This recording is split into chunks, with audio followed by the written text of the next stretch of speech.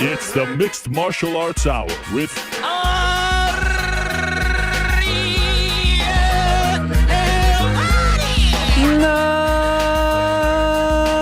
Mixed Martial Arts Hour is back in your life. On this Wednesday, October 24th. No, it's not the 24th. It's October 4th. Wow, I screwed that up. Can we do that again? Yeah, let's re-rack it. October 4th, 2023. And you know what's so interesting about this? We've been talking about this date in the pre-show for like an hour, and I screwed it up off the bat. It's been a while since I screwed it up like that. Anyway, welcome to the program. I hope you're doing well. I'm all messed up here, but it is great to be back on a beautiful Wednesday afternoon in New York City. It's a beautiful Wednesday afternoon in New York City. Lovely to be here, and we have a very fun show planned for all of you. If I'm being honest, it was a little loud in my ears, and that kind of threw me off, but that's on me, because I complained. I complained pre-show, and I screwed it up. Do you need me to make a fix? No, we're good. We're all good. I fixed it here. We're all good. We're revved and ready to go. As always, we are presented by our good friends over at DraftKings Sportsbook. They are the official sports betting partner of not only this program, but the UFC as well. If you can download the DraftKings Sportsbook app today and use the code THEMMAHOUR, if you're a first-time user, you get a special gift, and Lord knows there's a lot to like. As we said on Monday, in the world of combat sports, a lot to look into outside of the regular sports world. Of course, baseball playoffs in full swing. You got Champions League today. The Bills are in London on Sunday, playing the Jaguars, and the Jaguars get to stay for a full week back-to-back. Feels like a bit of a screw job, if I'm being honest, but there's that. There's Lee Wood, Josh Warrington. There's Bellator 300. There's UFC back at the Apex. So go to DraftKings. They're good people. Now, back into the show. Picks for the weekend. GC's picks. Stay tuned for that. On the Nose's back end of the show today, and I had a little sneak peek at Frank's questions. What? I had a little sneak peek, and I have to say, you've done a fantastic job, Frank. I don't know how I feel about you. You've done work. No, you've done a fantastic job. You really have. Well done. I appreciate that. I'm very excited about today's questions. We'll get into all of that back into the show. Prior to that, we'll be joined by Angela Lee, who, as of late last week, was the one championship atomweight champion of the world. She relinquished the belt before the Stam Fairtex fight, and it's been a very emotional time for her and her family. We're going to talk to Angela Lee about that decision, about where she goes from here, about retiring from MMA, her recent Players Tribune article, all that and more. We'll get into with the great Angela Lee at about 3 o'clock Eastern time. Prior to that, we'll be joined at 2:15 by Iron Mike Chandler. Mr. Mike Chandler, Michael Chandler himself will join us to talk about, well, you know what we're going to talk about. There's a lot. Renato Moicano had a lot to say about Mike Chandler on Monday. Money Moicano with his graphics. So I'm looking forward to that. Also looking forward to talking to Merab Dvalishvili. In some people's eyes, the number one contender at 135 in the UFC, but I don't know if he's getting a title shot next. We'll get his take on the state of the division. Prior to that, we're going to be joined by Alexandre Pantoja at 115, the brand new-ish, won the belt in July. UFC flyweight champion, we found out last week he is defending, or maybe it was 2 weeks ago now. Yeah, it was 2 weeks ago. Or maybe it was last week. Time is flying, my friends. Defending his title December 16th, first time against Brandon Royval rematch. So I'm looking forward to that conversation. Remember the last time he was on, we talked about his backstory and his recent work as a Uber Eats driver, and now he's the champion of the world. So people like that conversation, and I think they'll like this one as well. Speaking of which, thanks for all the great feedback from Monday's show. I'm still unclear as to why the Dylan Dennis video is age restricted. Dylan seems to think it's because of the T-shirt. There's no chance in hell it's because of the T-shirt, but he can proudly, put that feather in his cap. I don't know why. There's some debate as to perhaps it's the cussing, but there's been cussing on this show for a very long time. Maybe not just me. Maybe they don't like when I do it. So perhaps I need to clean up my act, Frank. What do you think? I like it the way you are. I don't like this age-restricted nonsense. I don't know. I feel like we're what being the rhyme or targeted. reason is. We're being targeted here, I feel like. This is an attack, and I don't like it. So I don't know. The other thing I don't like, when I went away on vacation and GC and Rick did their first show here, they did a fantastic job, and I came back, It was a great show. I came back and I was like, holy smokes, look at my cup. There's all kinds of pencils in here. I used to have one pencil. Then I had a plethora of pencils, and I also brought my own black pencils, which are super duper sharp. Look at these. I don't know if you could tell. From a hotel that I stayed at. I mean, a black number 2 pencil. But then I was like, man, someone did a really nice thing by putting a bunch of pencils in here. And I suspect it was GC. GC, was it you? Yeah, feels like you could use those. Yeah, but Does it really even matter how sharp they are? I've never seen you write with one of them. I never write, but I play with it all the time throughout the show. Yeah. I point. Oh, you like it being sharp. I like it being sharp, nice and like crisp sharp. Look at that. Freaking. And it's a great pencil, yeah. You can go through someone's What's the heart. complaint here? Well, the complaint is I actually thought, you know what? I've been using the black for a while. Let me use one of the yellows today. This.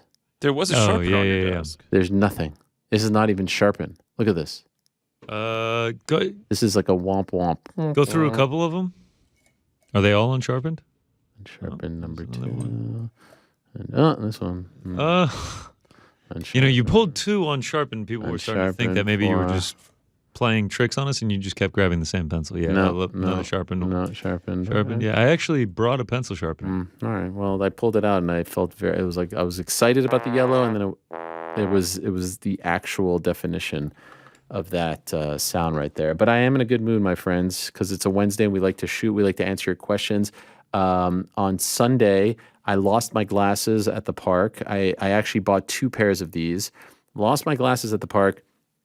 Dropped them on the floor as I had them here. I was having a headache watching soccer, my kids' soccer. Put them on my shirt. I guess they fell. Went back to the park later that evening to look for them, but it's needle in a haystack. No chance I find them. And then I was lamenting to my wife that I had lost my wallet recently. I lost my glasses. I lost my AirPods. I felt like I was really getting old, all in the span of a month. Then I put on my jeans this morning, and guess what's in my pocket? The glasses? My AirPods. Oh. That was a good feeling, I must admit. How come you don't have the Find My AirPods on your phone? You can even make it ring a bell for you. No, it doesn't do it because it was like the first generation ones. It doesn't Where's ring that damn womp womp? Yeah. So that was a nice surprise. I was very happy to see that. So we're back on the up and up. I do want to let everyone know that tickets are sold out for our live event on the 10th of November. Working on the guest list as we speak. I've seen a lot of your screen grabs. Thank you very much. We are all sold out, my friends. Frank, I feel like I'm peaking too much as far as my audio is concerned, and it's throwing me off a little bit. Is that better? Yeah, I think so. So we're all sold out, my friends. We're looking good. Can't wait for the show. Thank you to everyone who has purchased a ticket, who's going to be in New York. And we do have an announcement about a fun show that we're doing next Wednesday to come on Monday. So stay tuned for Monday. We're going to have an announcement regarding a very fun show that we'll be doing next Wednesday. Stay tuned for that, all right? Now, said at the top of the show, I'm pissed off that I screwed up the date. How did I do this? October 4th, every time we hit October 4th, it's like ingrained, it's etched in my brain because it's one of the most important dates of my career. October 4th, 2008, I was in Sunrise, Florida, covering Elite XC Heat. That morning, I get word, 15 years ago today, Ken Shamrock might be out of the CBS main event fight against Kimbo Slice. How could this be? It's a massive fight. This is very important for them. It's on national TV, CBS. This is before this was like a thing and like prelims were on ABC. This was CBS main event. This can't be. This would be a disaster. Get to the arena where the Panthers play, confirm that he is in fact out, and that Seth Petrozelli, the former UFC fighter, tough fighter, on the prelims, moving all the way up to the main event, is going to be replacing Ken Shamrock against Kimbo Slice. I'm sitting there working for MMArated.com, and I'm like, holy smokes, I can't believe this is actually happening. I write it up on the website. This is pre-Twitter, pre-social media. I then had like a mailing list of all the top websites, you know, like the Junkies and the Sherdogs, and I emailed them all the link to this breaking news story. No one knew. And I remember I was sitting on press row next to all the big dogs. And I remember when I pressed send, a couple seconds later, they all started looking at me because I was sitting right next to them. And I broke this story. And at the time, I would say the biggest story that I've ever broken in my career. I did break that Chuck Liddell was out of UFC 85 in London. They ended up replaying that fight, UFC 88, Chuck Liddell, Rashad Evans. At the time, that was a big scoop. UFC got really mad. This is even before I was credentialed to UFC. 2008, June of 2008. I broke in like April of 2008. But this was a big one because the whole main event changed, and all of a sudden it's Seth Petrozelli in the main event. So a massive deal for me in my career. And then we all remember what happened, or at least I'd like to think that we remember what happened. I suspect a lot of people watching the show have no idea what I'm talking about. This is one of the craziest moments in the history of the sport. Kimbo Slice, who was the face of Elite XC, run by the Shaw family on CBS, on Showtime, trying to wedge their way in what was a good card.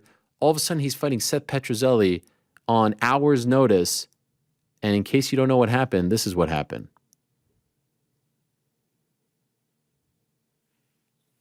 All right, so here it is. Kimbo Petrozelli, the place was buzzing. Hulk Hogan was in attendance. You'll see him cage side. No one knew what to expect. This was by far the most, well-rounded fighter that Kimbo ever fought. Push kick to the chest, a couple of right hands, and it was all she wrote. A knockout in about 14, not even 14 seconds. I think it was 11, it was 12. Seth Petrozelli shocked the world. And in that moment, you couldn't actually hear it, but you could feel it. Elite XC went down the tubes. They never put on another event. They had one scheduled for November 8th, the following month. But that was it. They invested so much in Kimbo. Him losing in a little over 10 seconds ended them. It was crazy. It was surreal stuff. Remember my interview with Jared Shaw? Who remembers this interview? MMArated.com, in the back, in the media room with Jared Shaw. Loved Jared, loved Scala. He tried to hide it. He tried to mask it. Looked like he had seen a ghost.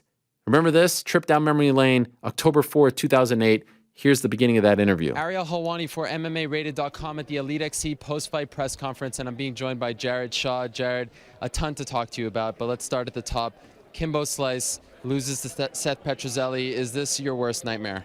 No, not at all. I think it's some people's dreams come true, maybe some Kimbo fans' nightmares. For me, it's just another day in the organization. Seth Petrozelli, he had the opportunity of a lifetime. It knocked, he answered it. Modern day Rocky Balboa, he's a very promotable guy. Everybody in this sport is promotable. Just because Kimbo Slice may have been at the top for us doesn't mean the whole time we weren't gathering all our other nuts. So now we have fantastic fighters, and we have plenty of stars up here, as you saw. Guys like Benji Radek had a tremendous knockout today. We have an incredibly deep 185-pound division, so obviously he'll be there. I'm not going to run down the thing yet. We'll talk about it, but on Petrozelli, he's a name now in the heavyweight division or in the light heavyweight division. He can fight in both, which is great for us because Rafael Fejao Calcante. So there's a part of that conversation. It's still up on the MMA Rated YouTube channel. Scala got a lot of shit. I always liked him. I always enjoyed talking to him and hope he's doing well wherever he may be. Sometimes I hear from him a little bit on Instagram. He was thrust into a position. Casey on MMA Fighting of our crew has some tremendous footage for a pilot. I've always told him that he should do something with this for a pilot he shot about the Shaw family. But that was just a surreal night, and it was very dark in there, and we had a bright light on him. And some people gave him crap for the way he was like moving around. I don't know, but it had to have been nerve-wracking. And to listen to him now, all these years later, talk about like what this means for the future, and they never put on another event. Crazy times. 15 years ago today. And you know what's crazy about that? Chris Cyborg was on that card. She fought Yoko Takahashi on that card, on the prelims, on the absolute prelims. Isn't that amazing? Not even on the main card. And now here she is, 15 years later, still kicking it. She's the main event of Bellator 300. She should be the main event. I don't know if she actually is going on last. But she's defending her title against Kat Zingano, still relevant, still thriving. New York Rick calls her his GOAT. 15 years later, it's Bellator 300 in what could be Bellator's penultimate event, their second to last show, potentially, at least under this regime. There's a chance that they may continue under new ownership, under perhaps PFL ownership or someone else. But under this regime, the Viacom regime, this could be the second to last one. We already know about 301. And so shout out to Chris Cyborg for still being a force 15 years later. And shout out to Bellator. Big event for them this weekend, San Diego.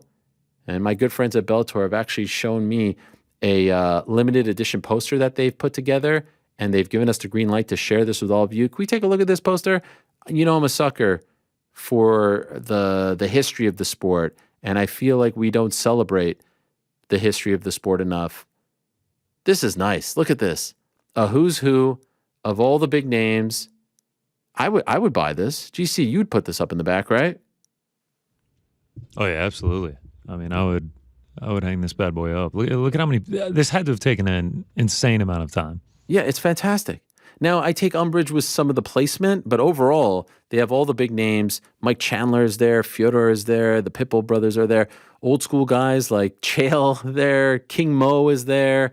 Michael Chandler? Yeah, Chandler on the left. Eddie Alvarez, Roger Huerta, Hoist Gracie, Kimbo Slice. Some of their early champions are there as well. Lima, Ben Askren. This is nice. I love this. I thought this was a great idea. Well done, Bellator.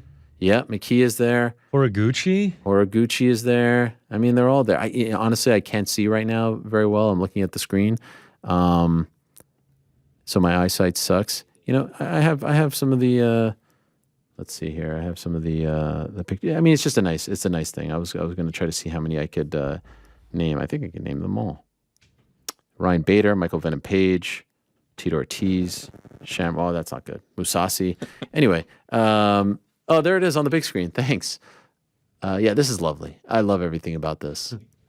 This is great. So that's Bellator 300. I also have to say, I have to give a shout out. They switched up the poster this time too. We got a custom logo with the gold. Yeah. It's a nice touch by Bellator there. It's good stuff. Down to 3 title fights. Yeah, I had to change it from the quadruple. Have they announced what the main event is? To me, it should be Chris. No, it's Usman last. Really? Yeah. Chris and Kat is the bigger fight. By the way, they're both somewhat local. In the San Diego area, they both kind of live nearby. That's the bigger fight in my opinion. Now, Usman is like a potential pound for pound great, and I'm interested in that fight. I'm interested in all three. I mean, the Alimale Liz Carmouche storyline is fantastic, but I would have ended with Chris Cyborg, especially her being the OG. 15 years later, it's just, and she hasn't. I mean, she's been around for even more than 15 years, to be honest. What is it now? What are we talking? We're talking almost 20 years. Her debut came in 2005. We are approaching 20 years. May of 2005. So we're like a year and a half away from her 20th anniversary in the sport. I mean, that's absurd. So great memories there. I would love to know how many people watching this show right now remember what happened on October 4th, 2008. We're even watching the sport. We're even following the sport. We're watching the event. We're aware of who, Kimbo and Seth Petrozelli were, Ken Shamrock was, Elite XC was. And this is not me being like a hipster, like, oh, yeah, you're not cool because you didn't watch back in 2008. It's not that at all. It's just actually a sign of how far the sport has come and how much we have evolved and how much we have matured as a sport and how much it's changed and how much has happened and why there needs to be an actual MMA Hall of Fame. Kimbo Slice should be in the MMA Hall of Fame for the doors that he opened. Ken Shamrock, obviously, in the UFC, but he should be in the MMA Hall of Fame. Elite XC should be in the MMA Hall of Fame. They were the first ones to be on network television, believe it or not. The CBS event in May of 2008 at the Prudential Center in Newark, New Jersey. Kimbo Slice versus James Thompson. That was historic. Gina Carano should be in the MMA Hall of Fame. There needs to be. I have decided that before it's all said and done, if it ain't going to happen via someone else, it's got to happen. I need to help make this happen. I have to make this happen. No ifs, ands, or buts. This needs to be part of my legacy. I've decided that I need to figure this out. Do you need me to text someone here? Okay. So that's something that I'm very passionate about, that I think one day will come to fruition. Do I need to be a part of it? No. But if no one's going to do it, I might have to, pull up my big boy pants all the way to the top and make it happen. Now, our first guest of the day, and a reminder, OTN at the end of the interviews today, is en route to a Hall of Fame spot because he's now the UFC flyweight champion, and I'm very curious to see what happens when he defends his title for the very first time in a rematch of a fight that happened back in August of 2021. You'll recall he won the belt in July of this year at International Fight Week when he beat Brandon Moreno, and then we fell in love with the story, and we were kind of really first introduced to his backstory. And shame on us for being so late, but sometimes that's how it goes. I wanted to check in with Alexandre Pantoja since he won the belt, how life has changed, and obviously to talk about the fight, the rematch against Brandon Royval. He's kind enough to join us right now on the program. Hello, my friend. How are you? Thank you for joining us again.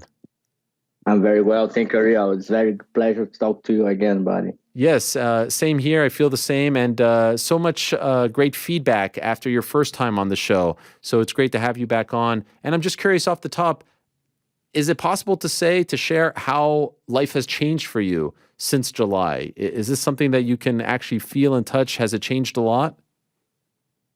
Changed a lot.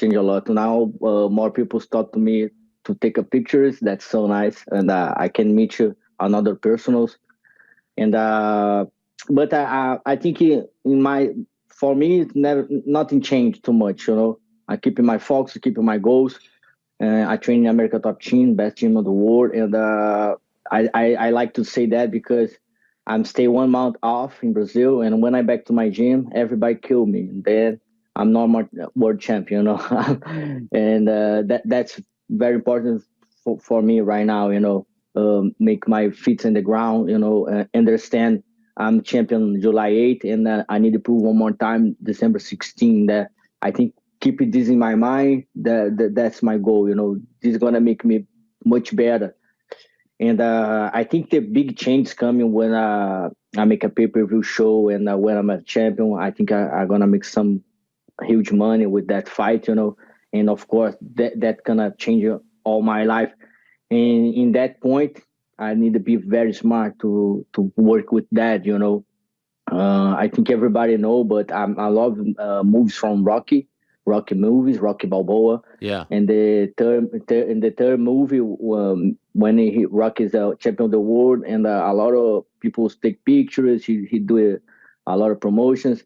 And Mick, his coach, say, you can be civilization, something. My word's not good, but he say something like that for Rocky, because he's don't train like he trained before, And then came Kleber Land with so, patient and hungry, and he wants to destroy, And I think that's a good point to learn, keep doing everything I do before be a champion, I think my plan is like that, I love that. By the way, when did you fall in love with the Rocky movies? When I watch the Rocky movies? Yeah, when did you first get introduced to them? All the time, man. All the time. I watch Rocky a lot of times, and that's so crazy because Rocky Balboa is never a fight. It's never. Sylvester Stallone, he never fight, but he can talk with us. That's so crazy. How he can speak. All the movies, I see something like one coach for me, and all the moves I get something, And when I fight with Brandon Moreno, before the fight, 2 hours before I fighting, I'm watching Rocky 4, wow. And the fight he go to Russia and fight with Drago, and all crowd I screen for Drago 1, and that's very similar for me in that night, I go all Mexicans supporting Brandon Moreno, and in one point of the fight, this make me more fighter, And in the last round, I think it's 3-1, but when I see the judges scored 2-2, in that point, the last round, Moreno hit me hard, and all arena scream, And then Moreno hit me again, and the arena scream more loud, And I think I need to do something, And this atmosphere make me put him further down, put in the ground, make me shooty, and try to take the back, and make me work, make me work more. And I think that's a good connections. Ariel, I'm very glad for everything happened in my life. I'm a very humble guy, and I think God gave me all the points. It's like I like to watch movies, and I learn a lot with that. Who Want to Be a Millionaire? Yeah, of course. That movie. Yeah. And Jamal know all the answers, because God gave to him before, something happened in his life before. and I feel the same. I know all the answers right now because I passed for a long journey. And now I can share it with everybody that. I love that. By the way, best Rocky movie, which one? The 3. Number 3 is your favorite. No. My number. Yeah. I like 3. Of course, I like 3 because he needed after the champion, and I like the Rocky 4 too when he go to Russia and do it. I love 1, 2, 3, and 4. That's my best one. And when you first watched all you need to watch. I agree. When you first watched it, was it in Portuguese? Of course. Wow, that's amazing. I love that. By the way, it's amazing. People from Brazil love this movie. You talked about going back home. I saw footage from our friend Guilherme Cruz of MMA Fighting the Brazilian Beast of you back home. There was like a parade for you. Could you tell me what that was like? How crazy was it to come back home and get this type of reception? It's like a celebration the belt 100 times, like 1,000 times, because I go to fight for bombeiros. In Brazil, it's bombeiros. Aquí is firefighters. Yeah. And I'm in the top, and I cross my city, and I can see a lot of people's part of my life, and the people's very happy with that, and I can see celebration over and over times, I celebration the belt. I be a champion 100 times, and my belt to keep you out of the case. I can celebration with everybody, I love people take a picture with this belt, it's very important for me. And I can see my first master, the guy do everything for me in the beginning, giving me food, supplements, everything. And that's very special. I can give him his t-shirt, the champion t-shirt. I give it to him, and I see my mom. That's very important for me and for everybody in my city. People say you're gonna make a statue, a Rocky I don't know what statue. Say in English, statue. Yeah, I say no, I don't want that. I want something can give it to people's the people's something different. Maybe put one room with a class for kids. That'd be something great. Like that. That's more my No, just something stay in the court, but something people can enjoy, Was it ever overwhelming for you, all this attention that you were getting? You come home, you're on the fire truck and all that stuff. Did it ever get man, this is a lot to handle, or it was all great? The guys talked to me before when I win my first fight in UFC. I say, no, I don't want that now. But when I get the belt, of course. Now it's my time. Now it's time to give the back for all people. And I think I do that not just for me, but for all the people from my city, from Ohio do Cabo, that city. And I have support from a lot of time before I go to UFC. I have a lot of support of everybody in the city, And I never drive. I'm start to drive when I come to America, Florida. And I just walk for the city, and everybody stop me and say, hey, bro, you go to UFC. Hey, bro, you're going to get the belt. And sometimes I don't believe that because I'm a little guy, small. Sometimes I need to work. And but I say people believe more, And then, but all makes, I realize I can take the belt when I come to America Top Team, Mm-hmm. I can say that for Don Lambert last week when he do a dinner for me. And I can say for him, he changed my life. What he do for me is for my family. Now I have the belt. I'm going to fight for a lot of money. And I really appreciate all Dan Lambert can do it for me and for all the guys from my gym, That is great. Dan Lambert, one of the true good guys in this sport. So nice that he put on that dinner for you as well. And just curious, speaking of driving, the last time we had you on after the win, that story about you being an Uber Eats driver got a lot of attention afterwards. Wow, that thing spread everywhere. Were you comfortable with the aftermath, with the reaction to it? Were you okay with it? Of course, man.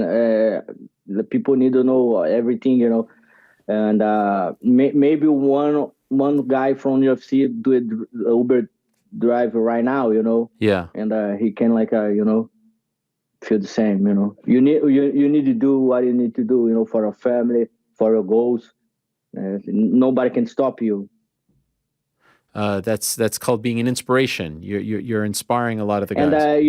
and right now, everything is very easy for me. I have only one opponent. It's myself. I go to the gym with my Mustang. I eat everything I want, and my gym have AC. Everything is very good. But I need to work with myself. I need to put me in the line all the time. And I think I'm never gonna lose that. That is great. So you get this opportunity to defend your title for the first time on December 16th. Were you happy with the proposition of fighting Brandon again, a rematch of a fight that you won, or were you thinking that they would go back to Brandon because there was some talk after the fight that they might give him the first crack at you as champion? Now, Royval definitely deserved the fight for the belt. It's a guy coming for 2 wins, big wins. He knocked out Matheus Nicolau, one phenomenal fight from Brazil. He finished match now, and he won with, I think, Sting Elliott, yeah? Mm-hmm. I don't remember. But, he deserved, he fight with everybody in the top 10. He deserved fight for the belt, of course. And very good match, in a very different moment for me too, because when I fight with Brandon Royval for the first time, that time I drive Uber, I have injury in my knee, and that fight is a lot of emotion, And one point, I think all emotion very heavy, but I can use that. My mind in that fight is 200%, like a very strong, and now it's very different moment right now. He wants something what I have, and I need to take care. Brandon Royval is a very, very real dude. He's the guy. I need to be prepared myself for that. And but something I have, like I said in the beginning, I'm gonna make a lot of money with that fight, and I'm gonna make deserve all the coins, because I'm gonna put a very good show for everybody to watch. And to be clear, it was actually Rogerio Bontorin and then Matt Schnell and Matheus Nicolau. Perfect. Just to be fair to Tim Elliott. Of course. That guy, you who beat Brandon Royval 2 years ago, could he have ever imagined 2 years later you'd be champion? Or did it feel like what you were driving the Uber, you were banged up, your knee, all that stuff? Like, did you think, oh yeah, if I stick with this a couple of years, I could be champion? Or did that seem a little far-fetched? Yeah, in that moment, after my injury in my knee, I go to the fight with that injury.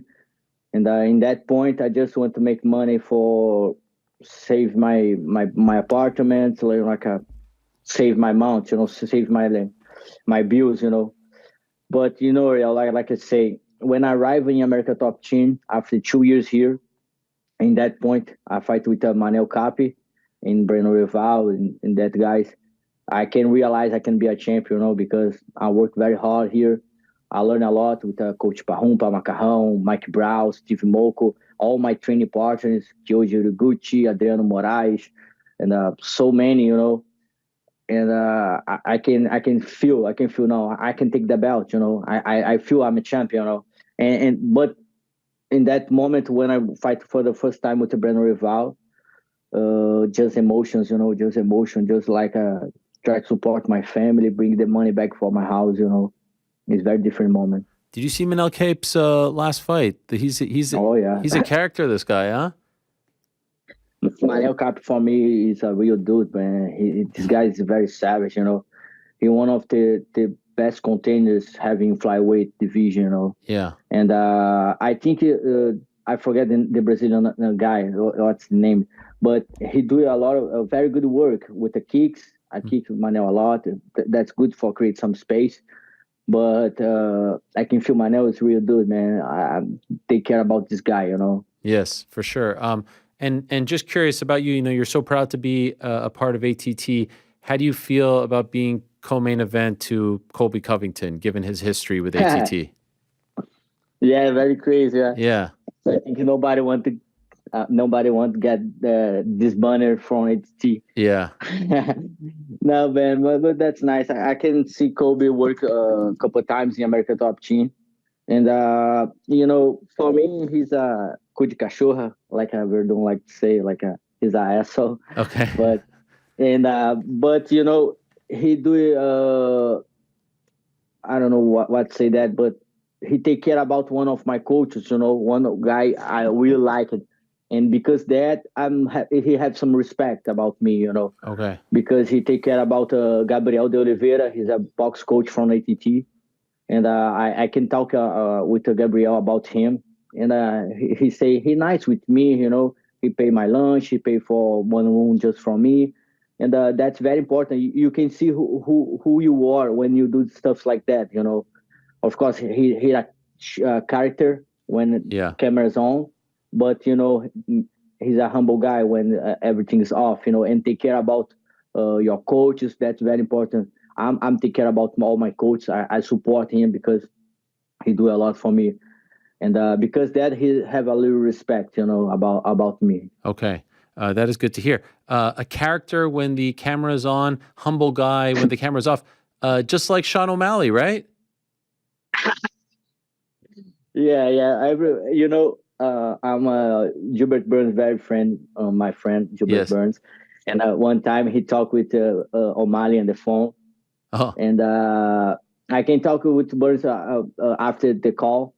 He's saying, hey, this guy is very smart. He talking about O'Malley, And I can comprehend that, He's very smart. Yeah, he do very good work, And that you can make the answer right now, I've trained with O'Malley 5-6 years ago, and this never passed from my head. This guy go to UFC and take the belt, and I take the belt too. That's crazy. Very, very crazy history, and that's why I call him to fight. But just because that, and he started to talk about my training with him like 2 years ago.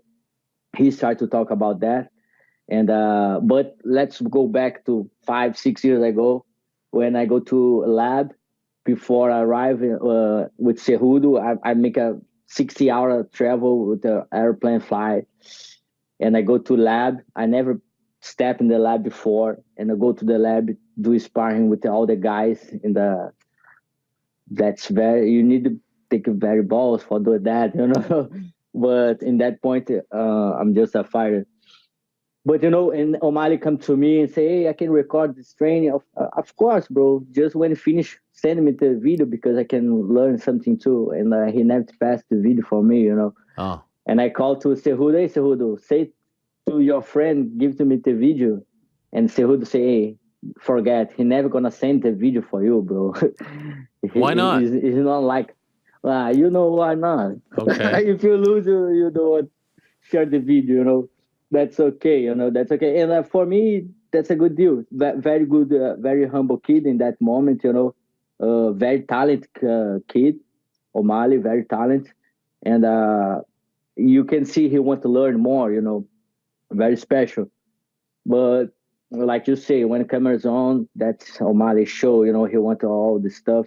And very smart, Yeah. But, Ariel, I'm from different world, I'm from very different world. My creation, my beginning in Brazil, Rio de Janeiro, very different lives, very different worlds, And but I'm here, after 33 years, I take this belt, prove everybody. Now everybody can know my name, and that's why I went to December 16 and take this victory, because I want to my name stay like I don't want to maybe half the family, but I want to put my name for everybody know who that guy. Of course, and you should be in the Hall of Fame if you hold on to the belt for many years. Just curious, how many times did you spar Sean O'Malley? Was it twice? I don't know, it's twice or one, because in the first training, I think I trained with John Moraga, O'Malley. I do some like a couple guys, and then I talk with Henry because I'm not good make a good training because like I say, I just arrive or go to the training, like I have a lot of jet lag, very tired, And I say to Henry, I want to back to this gym. I want to train with these guys again because today is not my best day, you know. And he do that. Next Saturday, I go again in the lab and make a different training with these guys, you know. I think in that time, I think I just trained with O'Malley, and he don't want to show the world this footage. A crazy thing that popped up recently. Yeah, and that's so nice. Both me and him champion right now. Yes. I'm happy. I'm very happy that's okay. And maybe I can defend my belt. He defend his belt, and then you have like something very special to do it. Yeah. A super fight, champion versus champion. Would it be you at 135 or him at 125? He don't can make 135, of course. Yeah, but I can for that guy. I'll go 135. Okay. If somebody take the belt again, I'm forget that. Okay, fair enough. By the way, you know, since you became champion, obviously your post-fight interview in the cage got a lot of attention. We spoke about it as well. You spoke about it with other people. In fact, I think there's even a T-shirt being sold now, referencing that post-fight interview. You talked about your family, your father. Was there anything that came from that? Did you hear from family members? Did you hear from anyone that said, "Oh, you know, I like that you talked about this. I didn't like that you talked about," like what has changed as far as your family is concerned since that?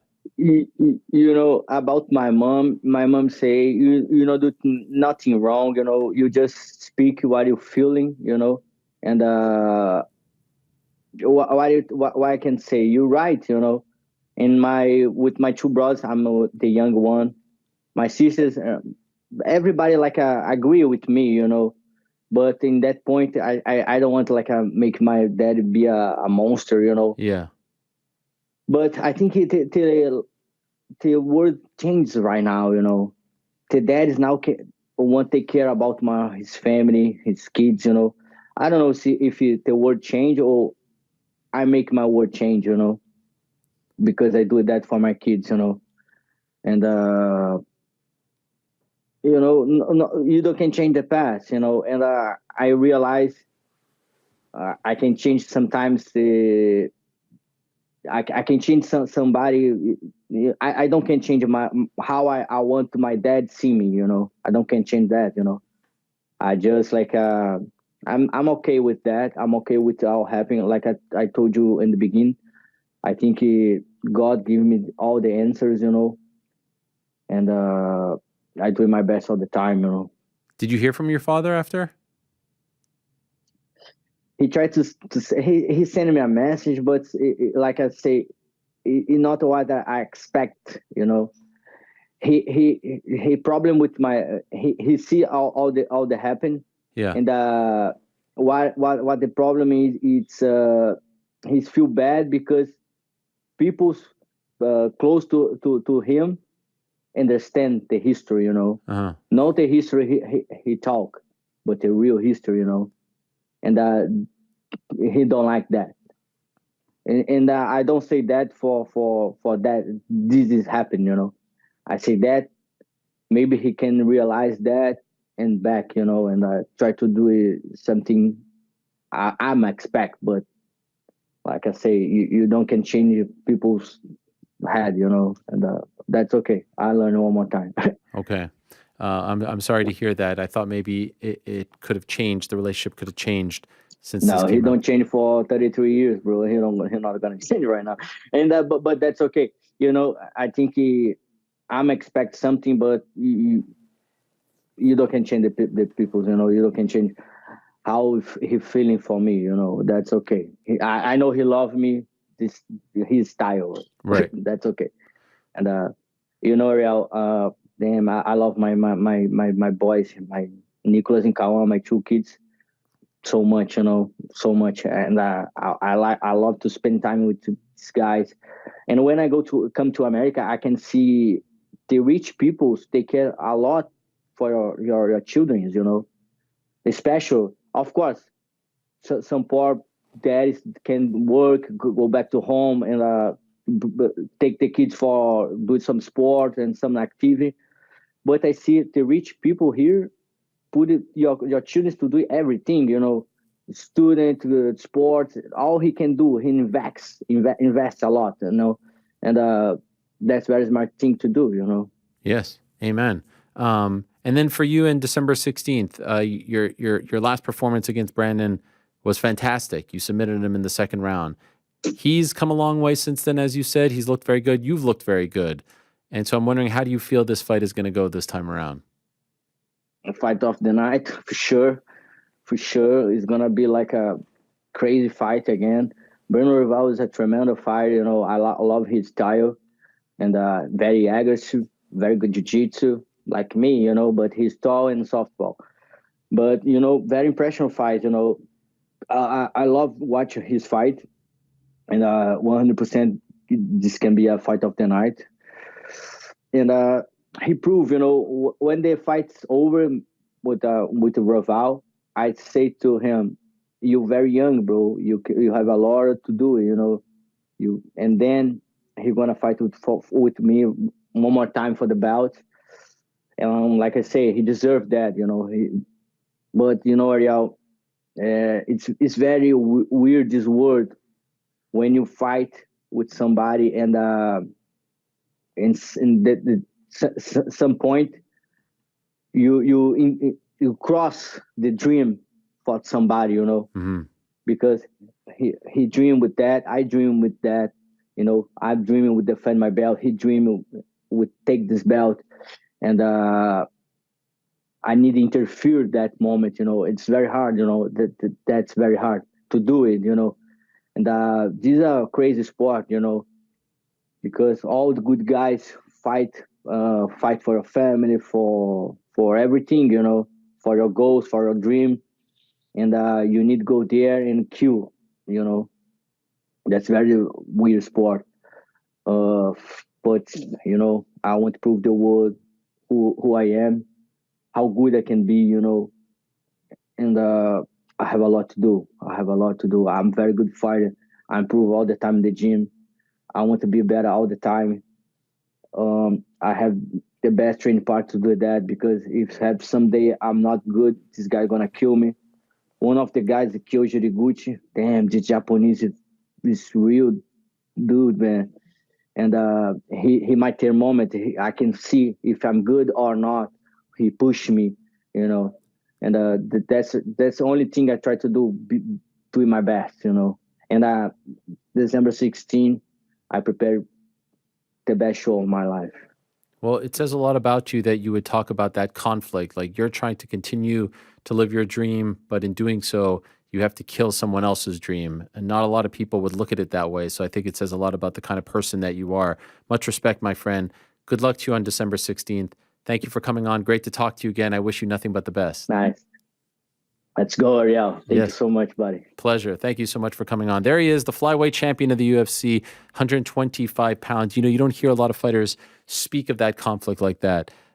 It's a very thoughtful and sympathetic way of speaking of the struggle. He's trying to continue to live his dream and provide for his family. And the more you defend, you know, the better things get financially for you and your family. But in doing so, you have to kill nice people's dreams. And Brandon Royval is a great guy, and he wants to do the same. So good on him for breaking it down like that. I'm looking forward to that fight, and that whole card, as we've said time and again, is fantastic. Now, I bet that our next guest feels the same. He wants to live a dream as well. He wants to become champion, just like Alexandre Pantoja has become champion. We haven't talked to Merab Dvalishvili in a bit. A lot has happened in the 135-pound division, and still some questions to be answered. So I thought it would be a good time to talk to the machine, the pride of Georgia. Here he is, the one and only Merab Dvalishvili. There he is, my old friend. Hello, Merab. How are you?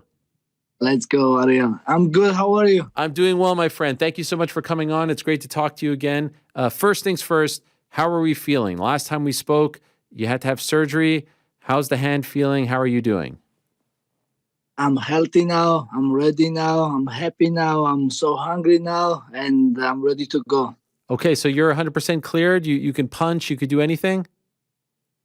I still have a pain on my right hand, but I'm able to training. So, and I'm ready for fight. You know, my hand still bother me, but no problem. You know, like I'm ready for fight. No problem. That's the hand that you had surgery on? Yes. So doctor finally told me I'm able to punch. I'm able to training.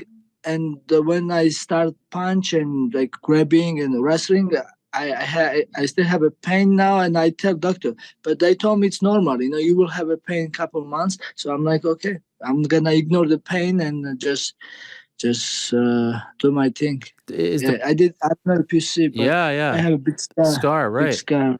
Yeah. Is the pain to the point where like it feels uncomfortable, like you're thinking about it when you're training? Yes, actually, all the time. I still have something like something on my hand when I training. It helps me. Okay. But like I said, we are fighters, and it's never really 100%. We always gonna bother something, but as long as I'm able to training, and it's not gonna go worse. It's gonna get only better, and this way, no problem. Okay. So then the next step is August 19th in Boston. In your wildest dreams, did you ever think that would happen to your friend Aljamain? Like, was any part of you worried that something like that could happen? Actually, no, because I was 1,000% sure Aljo was gonna win this fight. Because we all know like style makes fight, and I know Aljo style and I know O'Malley style. And Aljo was such a good sheriff, and if Aljo grab O'Malley good, and I know that Aljo will make him tired, and that's gonna be Aljo's game after. Even Aljo can beat him if like striking, like Aljo smart, if he's doing smart, like he wasn't. Aljo's last couple fights, he was fighting very, very smart. Like he wasn't taking any risk. For example, he beat Peter Yan first 3 rounds, and after no more risk. He in the same thing with Henry Cejudo. Last couple rounds, Aljo no risk, with O'Malley, Aljo win first round, but O'Malley was keep running back, and Aljo. The people started booing, and Aljo make decision to make excited fight, and Aljo chose to throw some punch and Aljo makes some mistake, and that's what O'Malley throw his right hand.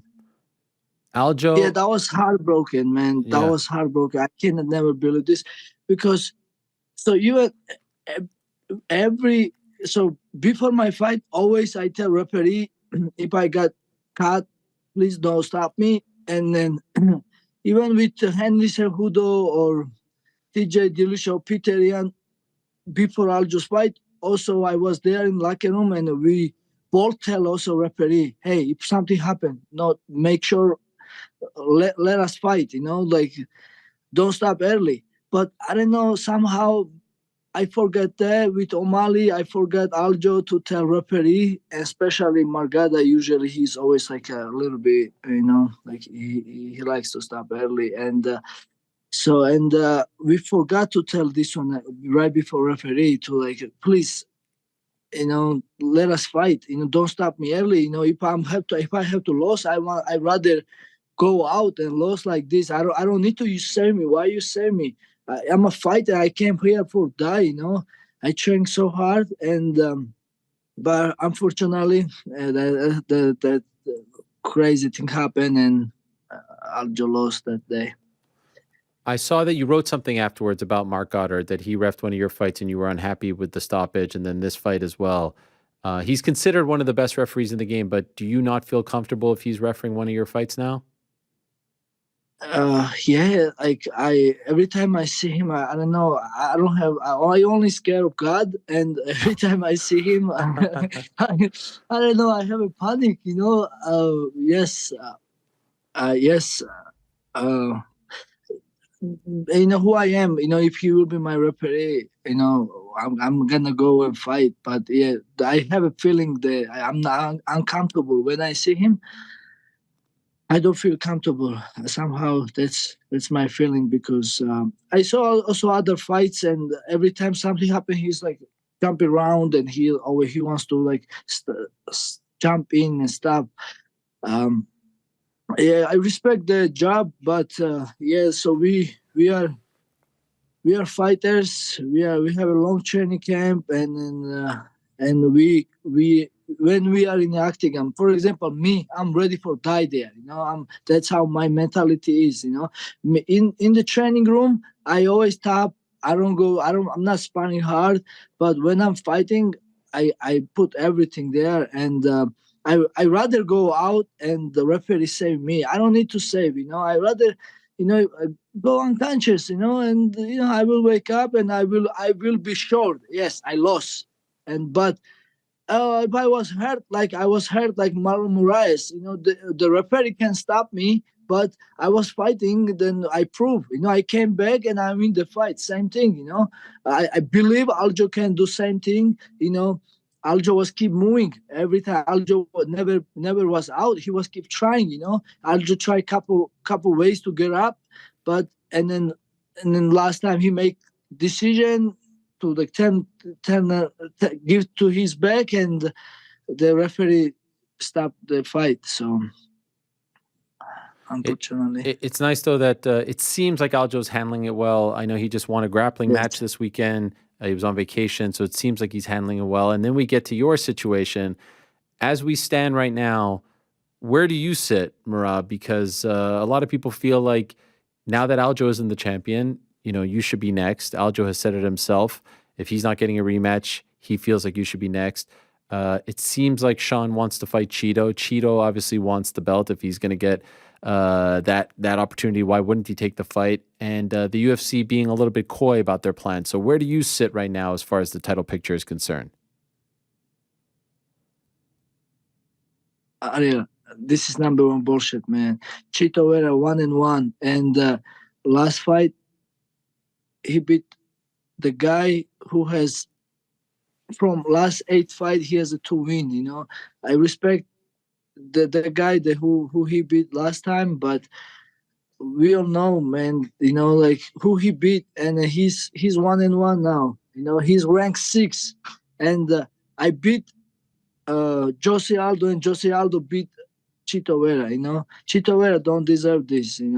And Islam Makhachev has lost before, and now he's a champion. And if Islam Makhachev calls his opponent the guy who beat him, it doesn't make sense, right? Now you are champion, you are top of the world, you are champion, and you call number 6 guy, especially when you have a guy like me. I have 9-fight win streak, and I beat 2 former champions. I beat the guy like 10-8 rounds, the guy who beat O'Malley, and Peter Yan. And if O'Malley wants real opponent, real contender, and if he wants respect, he has to fight me. I'm not gonna say it. I'm not saying I will beat him easy. O'Malley is a challenge for me, but I've been calling him since 2018, since my first fight. Why I should not want to fight with him? Because because he's a popular, he's a superstar. Now he's champion. I want to fight him. I always want to fight him. I always want to challenge myself.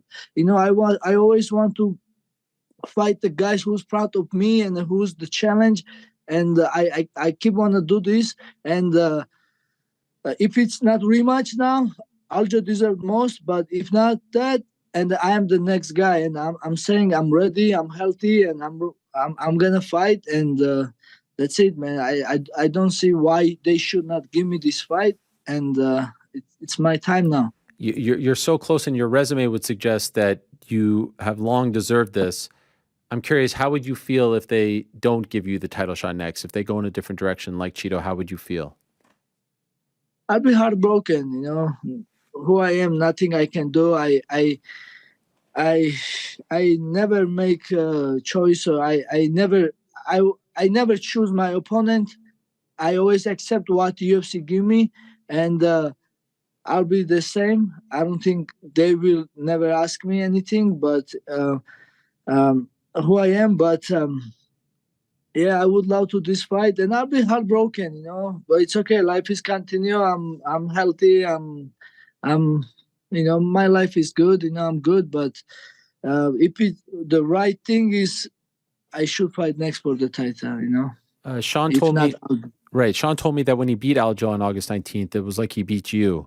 So there's no point. What do you? Doesn't make sense. Like me and Aljo, we are friends, we are teammates, but come on, my name is Merab Dvalishvili. I'm number 2, Aljo number 1. So I'm, like how he beat me, like doesn't make sense. Like it doesn't make sense. I'm a new challenge, and he should fight me. I don't understand why people always like playing on our friendship. Not only friendship, we are teammates. We were sparring to each other, and we push each other, and then I always help Aljamain Sterling his fights, like when he prepared his training camp, and he always helped me, and we are friends. That's all. And also one more thing, Ariel, like Aljo mentioned before, like he say he's one of his interview. Yeah, me and Merab not gonna fight this like small money. If UFC wants, they have to throw some big money. And UFC never offer Aljo or me to fight each other. I don't understand why they complain to us we're not fighting. Yes, of course I say I don't want to fight Aljo, and I don't want to fight Aljo. But if UFC offer fight, and if UFC send like maybe offer good money, or if we are situation there is no one else, then we can fight. Then maybe me and Aljo we sit like always, and maybe we can fight. But it's now they make big deal like friends. Like Aljo was always booked. Aljo first Peterian, and next TJ Dillashaw after Henry Cejudo, and then they push him back and make him come back quick, and they give O'Malley, and they never offer myself, or they never offer me Aljo. I don't understand why people or whoever they complain. I don't understand. Of course I don't want to fight Aljo, like I said, but like Aljo said in one of his interview, if UFC offer big money, yeah, maybe we fight, or if there is no one else. Understand? So even recently, Dana White at the press conference was like, "Oh, these guys are clogging it up," but I don't see. Honestly, maybe you understand what he's saying. Like, I don't see how you're clogging it up because Aljo isn't the champion anymore. So what's the issue? Why is this making any sense to you? Yeah, I don't understand. Yes, exactly. I don't understand. Maybe I don't know. I mean, I don't know. I'm a fighter, and what I know, I deserve to fight front of guys who was front of me, and I don't want to go backwards and fight somebody. And hey, man, my job is fight, and I'm ready for fight, and that's all I know. Can I ask you a two-part question? Number one, why do you think it appears as though Sean O'Malley doesn't want to fight you next?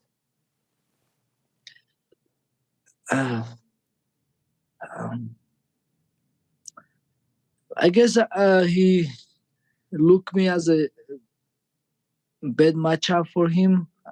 That's what I'm guessing, because if he's smart and if he's real champion, he should want to fight with me, because I'm a real contender. I'm number 1, and there is storyline there. I stole his jacket, and I'm Aljo's friend, and I have my story. I'm from country Georgia. I came here like 11 years ago, and I became professional fighter. Now I'm number 2 in UFC, and then my name is Merab, and I have 9 fight win streak, like I said, and if he's real champion, he should want to fight with me. That's how champion does. They fighting next contender, not like a choose like somebody from top 6. And on the flip side, why do you think it seems like the UFC doesn't want you to fight for the belt next? No, actually, I don't know what UFC wants, because UFC no tell me nothing yet, but I don't know what UFC wants. Okay. If you ask me, yeah, I don't know what UFC wants yet, so I don't know nothing yet. Nobody told me nothing, but I'm just ready. I'm just training hard, and I'm ready for a fight, man. That's it. So nothing to you, nothing to your management, no sort of clarification since August, since the fight?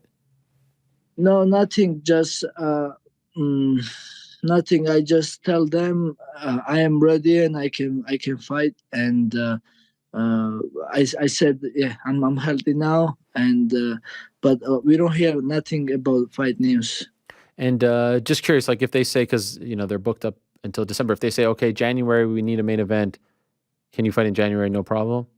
Absolutely, 100%. Yes, I would love to do that. I'm not offering you this, by the way. I just wanted to know, like, if the timeline. Yes, of course. Like, yeah, I'm ready. I'm very hungry now, and yeah, like I said, I still have a pain in my right hand, but this is nothing. Doctor put me to training punch, and they told me to ignore the pain, and that's what I'm doing. Who do you think wins, Sean O'Malley or Chito Vera, if they fight for the belt? I don't know. I will feel sleep if they fight, so I don't know what's gonna win. Really? You don't think? I mean, they're both kind of exciting. No, I mean, they're very exciting. I don't, man. Like this fight bullshit, man. Like like I'm not gonna watch this fight. Why I have to watch this? You fight? should go to the fight. You should sit in the front row and say, "I got next." That's what you should do. Oh, maybe. Man, I don't even want to think about they will make this stupid fight because it doesn't make sense. Imagine like Chito Vera wins, then now we have a new champion guy. He was like, oh my god, it's crazy. Like, yeah, he got dominated, he got smashed. He's like Sanhagan beat the shit out of him, like, and how this guy had, and then now last fight he was bowling fight win, and then and imagine if he throw a cup kick again and O'Malley break his leg, and then now we have a new champion, Chito Vera. It's crazy. I don't even want to imagine this everything happen, man. Because like yeah, usually when champion lost like this, they should give champion a rematch, and if champion not ready or not coming back quick, and maybe the next contender is me. I know this is a tough spot, but if it's not O'Malley next and you have to fight someone else, is there anyone who isn't the champion right now that really interests you, excites you at 135? Not really. I wanna, like, everybody else, if you look, everybody else has lost or something, because like I'm number 2. Number 3 is Henry Cejudo. He's coming from the loss against Aljamain Sterling. Number 4 is Sanhagan. He's good opponent, but he's injured now, I think 9 months or something. Number 5 is Peterian, which is already beat. Number 6 is Chito Vera. He's 1-1, and now I don't know who's number 7 is, and something like that. Yeah, wow. I can't even believe you knew the whole thing right off the top of your head like that. That was impressive. I mean, number 7, by the way, is Rob Font. Okay, so yeah. I mean, I can fight. You versus Henry would be fun. Yes, but it will be fun. But what this fight will get me, I have 9 fight win. Yeah, like I know. That, no, it's crazy. It's great. Yeah, Your situation reminds me a lot of Leon Edwards when Leon was trying to get a title shot, and for whatever reason, they weren't giving him the title shot, and then he finally gets it, and then you know what happened next. It just seems like some people, for whatever reason, you just have to win 1, 2, 3 in a row to get the title shot, and then other guys like you, and there have been others over the years, have to take a very long route to get to the belt. Yes, I agree with you, but yeah, yes. Are you getting frustrated? Are you getting impatient? Yes. Sometimes I feel very stressed. I never been this. Yeah, it's hard, Like I'm so close, and I've been training hard, and everything. I always was focused on like my next fight, and I was going step by step. But now I know, like, next should be for the title, and I don't want to go backward and fight somebody, because every fight is risky, like, and why I have to risk challenge myself, cut weight, and sure. Everything can happen. I can broke my leg, and if this happened in the fight, and I lost fight because of my injury or something, and I'm gonna lose my opportunity for the fight title. But this is big for my country, Georgia. Um, uh, I know Ilya is next for the title, but like the Georgians, we never know Georgians the fourth title yet, so that would be so big for my country and for my career. I don't want to miss this opportunity. I don't want to miss this chance, and I know I want to what I deserved. I think I deserve for the fight title, and yeah, so I think I earned it to this that and. Yeah, like I said, I don't want another challenge fight, because if we are talking about sport, we are talking about ranking and who deserve next title shot. I believe and I know I deserve that. Yeah, your situation actually a lot like Bilal Muhammad too, who's on a winning streak and so close and not getting. Just curious, if they say to you, "Hey, we're going to do O'Malley and Cheeto in the beginning of the year, but you'll get the winner," but that means you have to wait, to maybe spring, summer, and that will be over a year since your last fight, right? Because your last fight was in March. Is that comfortable for you, or would you, at the end of the, you're okay with that? Yes. Okay. All yes. right. All right. That could be something. That could be something. Yeah. Right? Yeah. Yes. Yeah, that would be good for me. I have no problem to wait. Okay. Yes. Yeah, And if they really make this fight, at least they should put me as a backup fighter. Oh, okay. You're interested in that? Oh yeah. Okay. Oh, yeah. All right. Cut some weight, make some But money. man, I will be free. I don't care even money. Like I will. Don't I say will that. Be, I will... Never say that. Don't do it for free. What are you, crazy, Merab? What's wrong with you? I am crazy. What are you talking crazy, about? Man. No, you need to get paid, man. What are you talking about? Free, never say that, especially not in this sport, because they're actually going to take you up on it and say, all right, you said it, put it in the contract, $0. You don't want to do that. Yeah. By the way, can I ask you about this video that Sean took? I think you were shadowboxing in the rain. What was going on over there? Was that really you? That was me, yeah. We was in UFC PI and backyard there is cafeteria and then I was there and rain starts and usually Vegas it's never rained and I'm like I tell my friend like, hey, I'm gonna do shadow boxing in the rain and you wanna do video for me and then and then I was doing my thing, I feel like I feel like a little animal and I go outside and I was doing my shadow boxing and just enjoy nature and then when I finish my shadow boxing in the rain and I turn around and I saw O'Malley was looking at me and then he has his phone on and that was it. But then I saw, I guess he posted on his Snapchat and that's how the video came to in social media. When you were in Vegas, did you see him? Did you speak to him at all? Like, did you actually have a conversation with him? A little bit, yeah. I saw him in Performance Institute, and I shake his hand and I said, congratulations and respect, man. So everybody remembers when Aljo beat Henry Cejudo and O'Malley came in the arena and then make face off with Aljo. We don't know. Aljo don't know about this, and that was very weird. And that's why I jumped there and make sure O'Malley don't do stupid thing. Even it was stupid already. He face off the guy who has his moment, and he came champion, and he was talking his people and everybody, and O'Malley jumped in. That was such a disrespectful, and that's why I took his jacket and everything. But when O'Malley came champion, and I was there, but I don't did same thing. I don't disrespect O'Malley. I don't jump him, or I don't push him. I don't pace up him, and I let him enjoy his moment. He was champion, and he came champion. He's new champion now, and I respect, man. This is this is not easy sport, and I respect everybody who fights, and especially this level. And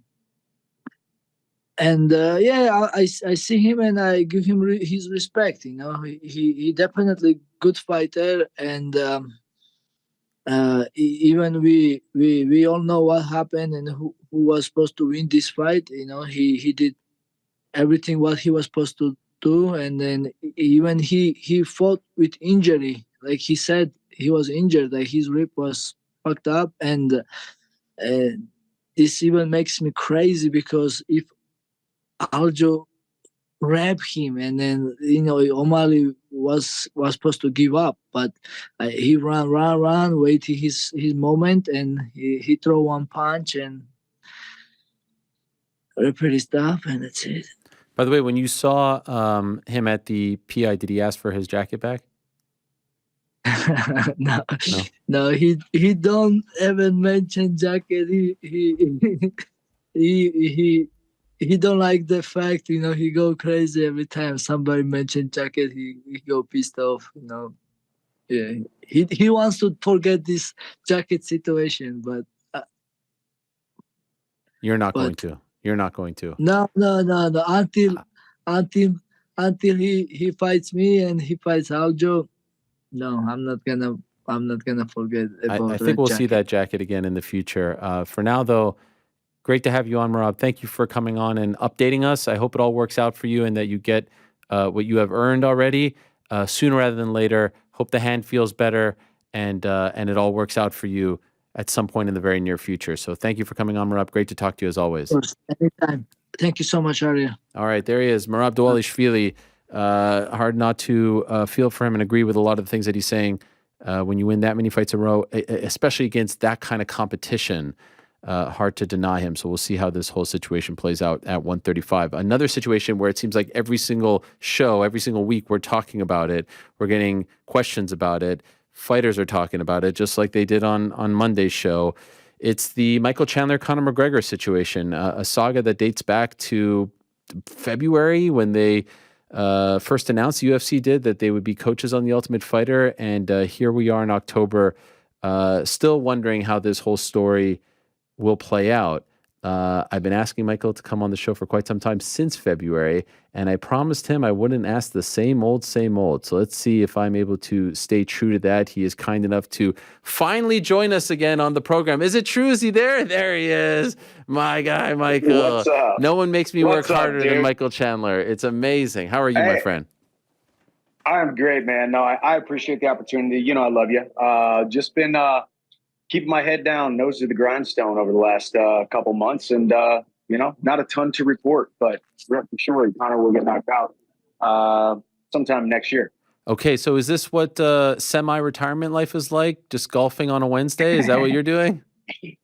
This is it, man. It's not bad. I actually, I'm getting a practice round, and I actually have a 3-day tournament coming up this weekend at Troubadour. So it's gonna be a lot of fun. So I'm probably gonna buy a lot down there and live the golf life. But we'll see. Right now, we're just dialing in the game, trying to take a couple strokes off. Oh, you know what this is? There was a video that went viral yesterday that at 2:20 p.m. Eastern, everyone's phone in America is going to go off because this is them testing. I was going to say, dude. This is it. I was going to say, did you know what just happened? I was like right in the middle of the interview. No. Yeah, so I just got a notification and in my phone. Okay. This is a test of the National Wireless Emergency Alert System. The purpose is to maintain and improve alert and warning capabilities at the federal, state, local, tribal, and territorial levels, and to evaluate the nation's public alert and warning capabilities. No action is required by the public. A guy posted a video yesterday that went viral and let everyone know that this was going to happen. And then I was talking with the crew here. I was like, this is literally right at the beginning of the Michael Chandler interview. Great timing. Thank you. Yeah. Well, I appreciate you trusting me enough to interview me during the national. That's how big. That's how big of a deal you are to me, Michael. I would bypass the national alert. I appreciate that, man. Thank you. I'm just it's I haven't done a ton of interviews these days. Just really been focusing on me and the family, and I am happy, healthy, wealthy, and wise, man. Life is good. Okay, so I'm going to stay true to that promise to a degree here. Let me ask you this. Bellator 300 this weekend. we just revealed a poster. I don't know if you saw this. Bellator is coming out with a limited edition poster. I don't know if we could show this poster to Michael because I think he would appreciate it. If we can put it up for him, I think that would be very cool. Where they're making a Bellator 300 poster, and on the poster are the biggest names in the history of the promotion, and you are included there. How could you not be? We're showing it on the screen here. I don't know if you can see it as well. Let me know when you can. But you're on the left side of the screen, and so Oh yeah. Do you see it? Yeah, that's cool, man. Yeah, I like that they're doing that, honoring the history. I would have placed things a little bit differently if I'm nitpicking. I think you would have been more front and center. You were the face of the promotion for a long time. I'm just wondering. It seems like, Bellator is coming to an end here, and I was wondering if you could share with me your feelings as you're hearing these stories. Is there any sort of emotional attachment, or are you so far past that? No, there definitely is. Obviously, I'm a very much forward-thinking. Don't really care about yesterday. I'm ready to trot forward and create a life for me and my family in the future. But yeah, I wouldn't be where I am if it was not for me having all those fights in Bellator. And I have to say, Scott Coker personally invited me this weekend to be at UFC 300. Unfortunately, like I said, Bellator 300. Sorry, did I say? Yeah, I said UFC 300. Maybe that's some foreshadowing. Right. We don't know. But Bellator 300 this weekend, and Scott and Mike Kogan, Rich Chu when he was a part of it. I mean, living back to the Bjorn Rebbe days. I mean, it was a part of my life for a very long time. There was definitely some ups and some downs. It taught me a lot about myself. Taught me a lot about the industry. Myself and my management, Dave Martin and Randall Alleman, kind of navigating all of those waters all the way into, coming into the UFC now the last couple of years. But it's, if it does come to an end, which you probably obviously know a lot more than I do. Like I said, I've had my head somewhat in the sand and out on the golf course. But, I think it's definitely would be bittersweet to see them go, because I definitely was in large part, I was a big reason why Bellator became Bellator. And also, like I said, I give them their props that I wouldn't be here today if it wasn't for my time in Bellator. I saw that you did some cool stuff with the Tennessee Titans. You and your family were there. When you see those guys, do they all come up to you and start asking you a million questions as well? And does it get annoying ever? People like myself, but even like now you have athletes, or do they come to you from a different perspective? Like, are they asking you business questions? Like, what is the relationship there like? What are the conversations there like? Yeah, a little bit of both. It is very cool, man. I love Nashville and I love the Titans. Friends with a lot of the guys, some of the coaching staff on the team, train with a lot of the guys here. A lot of guys who aren't on the Titans team, who are in the NFL, train here, live here in the off season. So there's a very great group of dudes that I can train with, hang out with, outside of just your normal, fight crew, if you will. So, yeah, I mean, I'm definitely a little bit long in the tooth when it comes to being an athlete, navigating the waters of contracts and what do you do with your money? How do you set yourself and your family up? And that's what I've really been focused on a lot these days, realizing that what is out of my control is when Conor decides to figure out what he needs to figure out when he's coming back. But what isn't in my control is I have 24 hours every single day to create a life for me and my family. And we're doing some very big things, some things that we could talk about, some things that have not yet been announced. But it's been a lot of fun. Like you said, you mentioned, I got the call from Hunter Campbell back in February of this year. Yeah. It's now been however many months. And, the fight could have been as early as September right after the show. And then we were talking about December, and now it looks like December's not going to happen. So all I can do is focus on me and my two boys and my wife, Bree, and enjoy my life. What are the big things that you can talk about that you just referenced? Well, so for me, I've invested in a couple different companies and come on board a couple different companies. Obviously, Cram Nutrition, which the PB&Js, I need to send you more. I will share a secret code with you and only you. I can't say it live on air because I don't want millions of orders coming in. But I mean, Cram, we're building Cram. We're nationwide in Sprouts. We're now in Myers. It is the PB&J reinvented, and it is, like we talked about, sprouted, fermented, organic bread, no sugar added to the jelly. We're doing very, very well with some big talks. I have a company right now that I just invested in that we are holding tight to our chest, that I'm very excited about, that I will be one of the people on the board and pushing it and building it. And then other than that, Speed Fitness. So I'm kind of on the board there as well as an investor there. So just try to do things outside of just fighting. Problem fighters have is they just rely on that paycheck, and they don't have multiple sources of income. I've been a guy who's tried to build a life outside of just that. I'd like for that to be a small percentage of my income, and we're doing a pretty good job of it. How would you characterize the last 10 months in your life? MSG fight, big time fight, perhaps didn't go your way, but everyone loved it. And then all of a sudden you go from that to, the fight that everyone wants, Ultimate Fighter, ESPN, you're all over the place. But now it kind of is in a spot of this uncertainty. So that like roller coaster, has this been a frustrating 10 months? Has it been how would you put it into words? How would you describe it? It's a good question because, it's not just another fight. This is the biggest fight that we have seen in a very long time, right? The comeback of Conor, the biggest comeback in combat sports history, he calls it. Obviously it's going to be targeted for a large card with large names at a large venue. And then obviously the 12 weeks on ESPN with all the viewership every single week, the people following the storyline. It's been a lot of ups, and I did a lot of stuff. I was working my tail off for about 14 weeks straight, every single week, doing my own show live on YouTube and talking about the fighting and every week and talking about each of my guys. So I threw myself into a deep frenzy of hard work and immersing myself in it. And then now over the last couple of months, I've kind of pulled myself away from it and kind of just buried my head in the sand a little bit because I wanted to make hay while the sun was shining, but it definitely needed to focus on me. So focusing on me and enjoying it. But every single day I have an opportunity to worry about the things that are not in my control. Worry about the things that are in my control. And by and large, if you do the right thing and focus on the good in my life, because I have a lot of really, really, really good things in my life, a lot of blessings. If I focus on those, good things are going to happen. And this fight will get booked. It'll get set up. More and more information will continue to come out.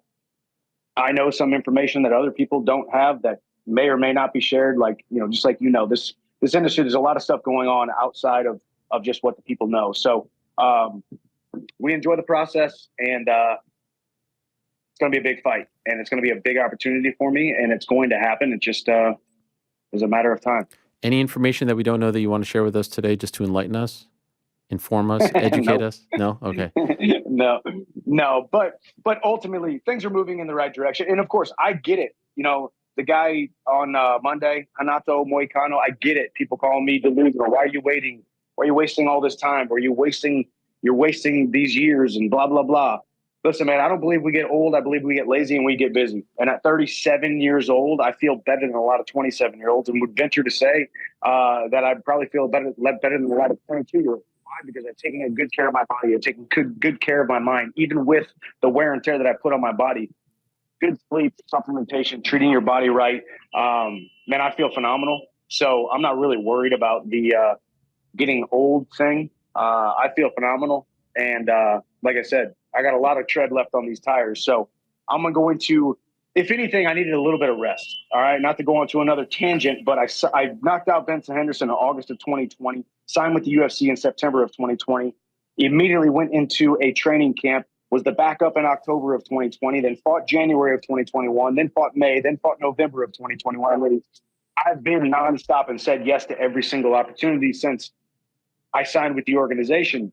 Been in a couple of wars, fight of the years, fight of the nights. So a little bit of time off isn't a bad thing. I'm building things outside of fighting, and the people will be able to see it, and then we'll be able to see the fruits of our labor when the time comes. Okay, so I've tried my best to beat around the bush for the last 15 or so minutes. Could you tell us, as we speak here today on October 4th at around 2:28 Eastern time, where does the fight stand? What is the status of the fight, you versus Conor McGregor? The status is unequivocally the fight is still happening. The fight is not booked for a date. The fight is not booked for a venue. The fight is booked between Chandler and Conor. There's no way that Conor comes back and doesn't fight me.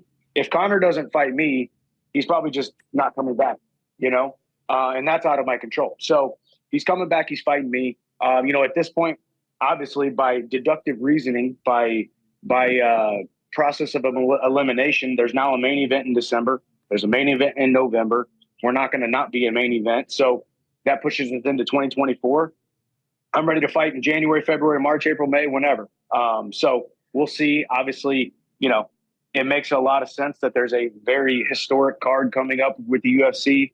I haven't been told that's when it's going to be, but I wouldn't be surprised if that is when it is. And if it is, I got more and more time to prepare. I've never had this much time to prepare for one certain guy, one certain opponent. So me and my team training here in Nashville, and also when I go down to Florida, we're going to put together a game plan, knock this dude out in the first round or two. When you signed up for the Ultimate Fighter, were you told this fight is happening on X date or X month? No, I was told, hey, the plan would be do this, and then the fight would be around, right after the show. Because It made a lot of sense, right? Yeah. We do the show till August. Maybe we fight right after the show. It would make a ton of sense from a TV perspective, from a building of the hype, building of a fight perspective, to fight right in, what was it, August, September, or maybe right now in October, right after the show ends. But ultimately, that's not happening. But no, I mean, that's one thing I will say. Listen, myself and the UFC have a very good relationship. It's a very honest relationship, whether they tell me what I don't want to hear or I tell them what they don't want to hear, or at least telling each other the truth or any information that we have. So we got a good relationship, and I know they're trying their best, and we knew this was going to be an interesting road no matter what. That was one thing that they said, hey, you're about to sign up for the Ultimate Fighter against Conor, and you're going to be booked to fight Conor. This is not going to be a traditional way that a fight gets booked. There will be some roadblocks, some ups, some downs, some uncertainty. And that's what a lot of people, in your shoes or the other fighters or whoever might say, what's going on here? You're wasting a bunch of time. Just because it's not a conventional way to get a fight booked or a conventional timeline doesn't mean the fight's not happening. So as we sit here today, it's Chandler versus McGregor at a date to be determined. Are you able to tell us, based on what you know or have been told, why hasn't the fight been booked yet or even happened yet? I have not been told. Obviously, there's a lot of speculation. The guy's coming off of a crazy injury. Is he not ready to fight yet? I also completely understand if Conor isn't in any hurry to come back. He's got more money than you, more money than me. He's got more money than he can probably spend. So that urgency for him to fight may not be there necessarily. So it's probably got to be right when it's right. He needs to feel 100% right. Obviously, people are posting stuff, tagging us in different things. He's training, looking like he's training. He's looking like he's doing what everybody accuses him of, is partying too much, but he's also out there training as well. So he's training. It would all be speculation at this point. But yeah, I mean, the guy's coming off of a gruesome injury. This is not an easy injury, and shame on anybody who says, hey, he should be back by now. The dude snapped his leg in half. So, we'll see. Either way, I'm looking forward to that fight, and I believe the fight is happening. I might be absolutely crushed if it doesn't. But I have no indication whatsoever that I'm not waiting in vain. Have you set a personal deadline? Hey, if this doesn't come to fruition by X month, I'm moving on? That's a good question because I've definitely thought about that a lot, and people have asked me that. Obviously, with the 6-month USADA deadline, you start looking at different dates, you start looking at different events. You can do the math at what point in time he would need to be entered the USADA testing pool, which will be, you'll know, I'll know, everybody will know, because that's a public, basically a public announcement. It will be put out there right when he does enter the USADA pool. Best I can say, UFC 300 could possibly be what everyone is probably looking at. So between, right around that 6-month mark from there would make a lot of sense. But I haven't set a date. But like I said, I'm just a foot soldier ready for that phone call. And when that phone call comes in, I go to work. Until then, I'm training every day, staying in shape. Like I said, you don't get old, you get lazy and busy. I'm not lazy, and I'm not too busy to get my workouts in. So I just focus on that. To that point, just curious, I mean, you're a proud guy, right? You've accomplished a lot. I'm wondering if at any point your ego pops through a little bit and you ever say to yourself, just for a moment, because you clearly don't believe that now or feel that way now, but like, you know what? F this guy. I'm Michael freaking Chandler. I'm not going to wait anymore. Do you ever have moments like that and then you come back down to this position that you're in here? Does that ever pop up? I'd be lying if I didn't say that there was a little bit of ego here and there that pops in. But honestly, ego is the enemy of us all, man. Ego will absolutely ruin your career, ruin relationships, ruin what could have been. Right now, I've been focused on me realizing that, hey, I also, like I said, I'm a man of my word. I've signed on the contract and said me and him are going to fight after the Ultimate Fighter. Just like I stepped up, put my work boots on, and showed up as a backup, knowing there was a 99% chance that I wasn't going to fight against Khabib or Justin Gaethje in Abu Dhabi. Okay, I'm kind of a man of principle where I say if I'm going to do it, I'm going to do it. So, yeah, there's definitely moments where I say, yeah, am I doing something here that might be a bad idea? And to the public, to the general people, to maybe even yourself or other people who have said things, made videos, made comments, they've said he's an idiot for waiting around, but I don't see myself as anything other than a guy who's letting the process take care of itself. But I have definitely had my moments. Let's be honest. I'm a competitor. I love to fight. I don't get paid unless I do fight, obviously. That's why my paycheck doesn't just come from the UFC. My paycheck comes from a lot of outside sources, and I'm working on those things as we speak. And by the way, for the record, what I've always said is I feel for you because it is the biggest fight by far. So anyone saying you should just move on doesn't recognize that. And as of last week, the last time I was asked about this, because it feels like every show we talk about it, I said, I think a personal deadline would be good just for you to say, hey, if it doesn't happen by, or, if there's no contract by May or something, I'm just picking a random time, but I said around 300, 301, then maybe you explore. But that's still 6 or so months away. So there's no rush. And as you just said, you've been busy, nice to heal up. It's the biggest fight times 5. Why would you go back and fight someone else when that's looming? And to Conor's credit, whatever people want to say, as recently as this Friday, I saw an interview with him and a young man named Donna Corby in Ireland where he said, Chandler's next. Now, when he says that, he also says, like, he'll do as I tell him to do and stuff like that. So, so I'm wondering, when you see those videos, what do you think? Typical Conor, right? Hey, listen, I'm fighting Chandler, but even if I want to make him wait 6 months, he'll do as he's told, and he'll wait around. And it's what we're dealing with. And he's earned the spot. Listen, I don't have, once again, going back to the ego, I fight with some ego. I do business with some ego every now and then. I operate with some ego, of course. We all have it, right? But when it comes to this kind of stuff, man, the dude's earned the place. You're a hater and a naysayer if you don't believe that he has. He and I now have some history. He put his hands on me. He and I have a ton of respect for each other. Even after that, ton of respect for each other. He's got a ton of respect for me. That's why you didn't see a lot of that stuff back and forth on the Ultimate Fighter. I have a ton of respect for him and what he's built, and he and I are excited to compete against each other. On the next fight, he has said it. Obviously, I have said it. The UFC has said it. We have no reason. And even like Dana said, it actually was funny. He called out Gaethje. He called out Volkanovski. He called out Adesanya. He called out everybody, right? He would beat everybody. He does that to get everybody going. And but this is the fight that's going to happen, and I'm really excited about it. And it's obviously, like you said, the biggest fight of my life times 5. The biggest fight of anybody out there who wants to talk, just like the guy did on Monday. This is the biggest fight times 1,000,000 that he'll ever have. So, we're gonna keep on focusing on the task at hand, and we'll knock him out in the first round. I'll ask you just a couple more, and then I'll let you get back to the golfing. I appreciate this very much, so won't keep you much longer. Just curious, do you regret doing the Ultimate Fighter? Oh gosh, no, man. And it wasn't even the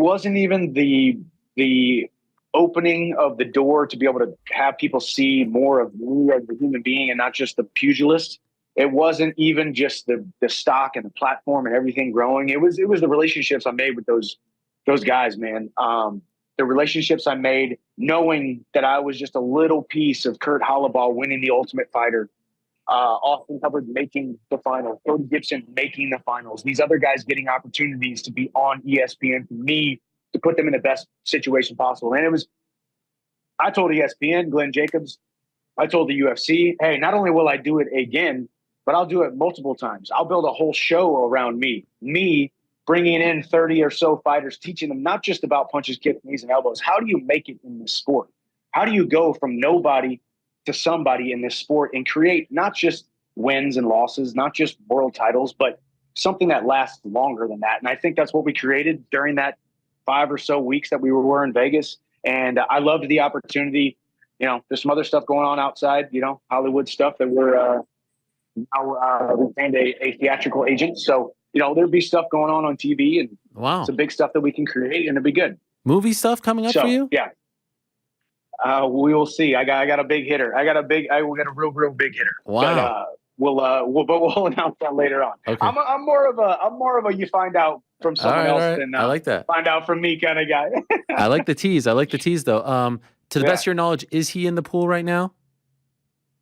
I think we would all know if he was. Okay. I don't think he is. Like I said, I could be wrong, but I'm pretty sure it's all public knowledge. You know, when I get tested, you know, when my results come out, right, you can check the list. So I would say 99.99% sure that he is not. And if there is a deadline up until the date, 6 months up until the date that he wants to fight, rest assured he will wait until 1 hour before that deadline goes away, right? To keep you and me and everybody else on their toes. So when you realize what you're dealing with, you just let it fly, baby. And if he says 85 or even 70, you're still in, right? Absolutely. No, 170 will be phenomenal. I've been cutting weight since I was 14 years old. And I cut a lot of weight to make 155. When I have said I'll fight at 185, it's not because I want to balloon up to 200 and look all slow and muscle bound or fat and sluggish. I weigh 190, 185 pounds right now. So I'm basically just going to go in and not cut any weight. So the weight doesn't matter. It's two opponents. I've always wondered why we have to be so strict about the weight when it comes to two guys not fighting for a title. If you're fighting a 155 pounder at 170, you're basically just not cutting those last 15 pounds of water. But I'm not here to make the rules, but I am here to enjoy fighting at 170 or 185, whatever he wants. We are focusing on Conor, and I understand why, but I didn't see in your replies on Twitter at one point, someone said, if it's not Conor, who is it? And you wrote Diaz. I saw that recently a couple of days ago, right? Yeah. Deep in the replies, Diaz, yes. I'm assuming you're talking about Nathan Diaz. He's not in the UFC right now. Why was he the choice? Why was he the guy that you wrote?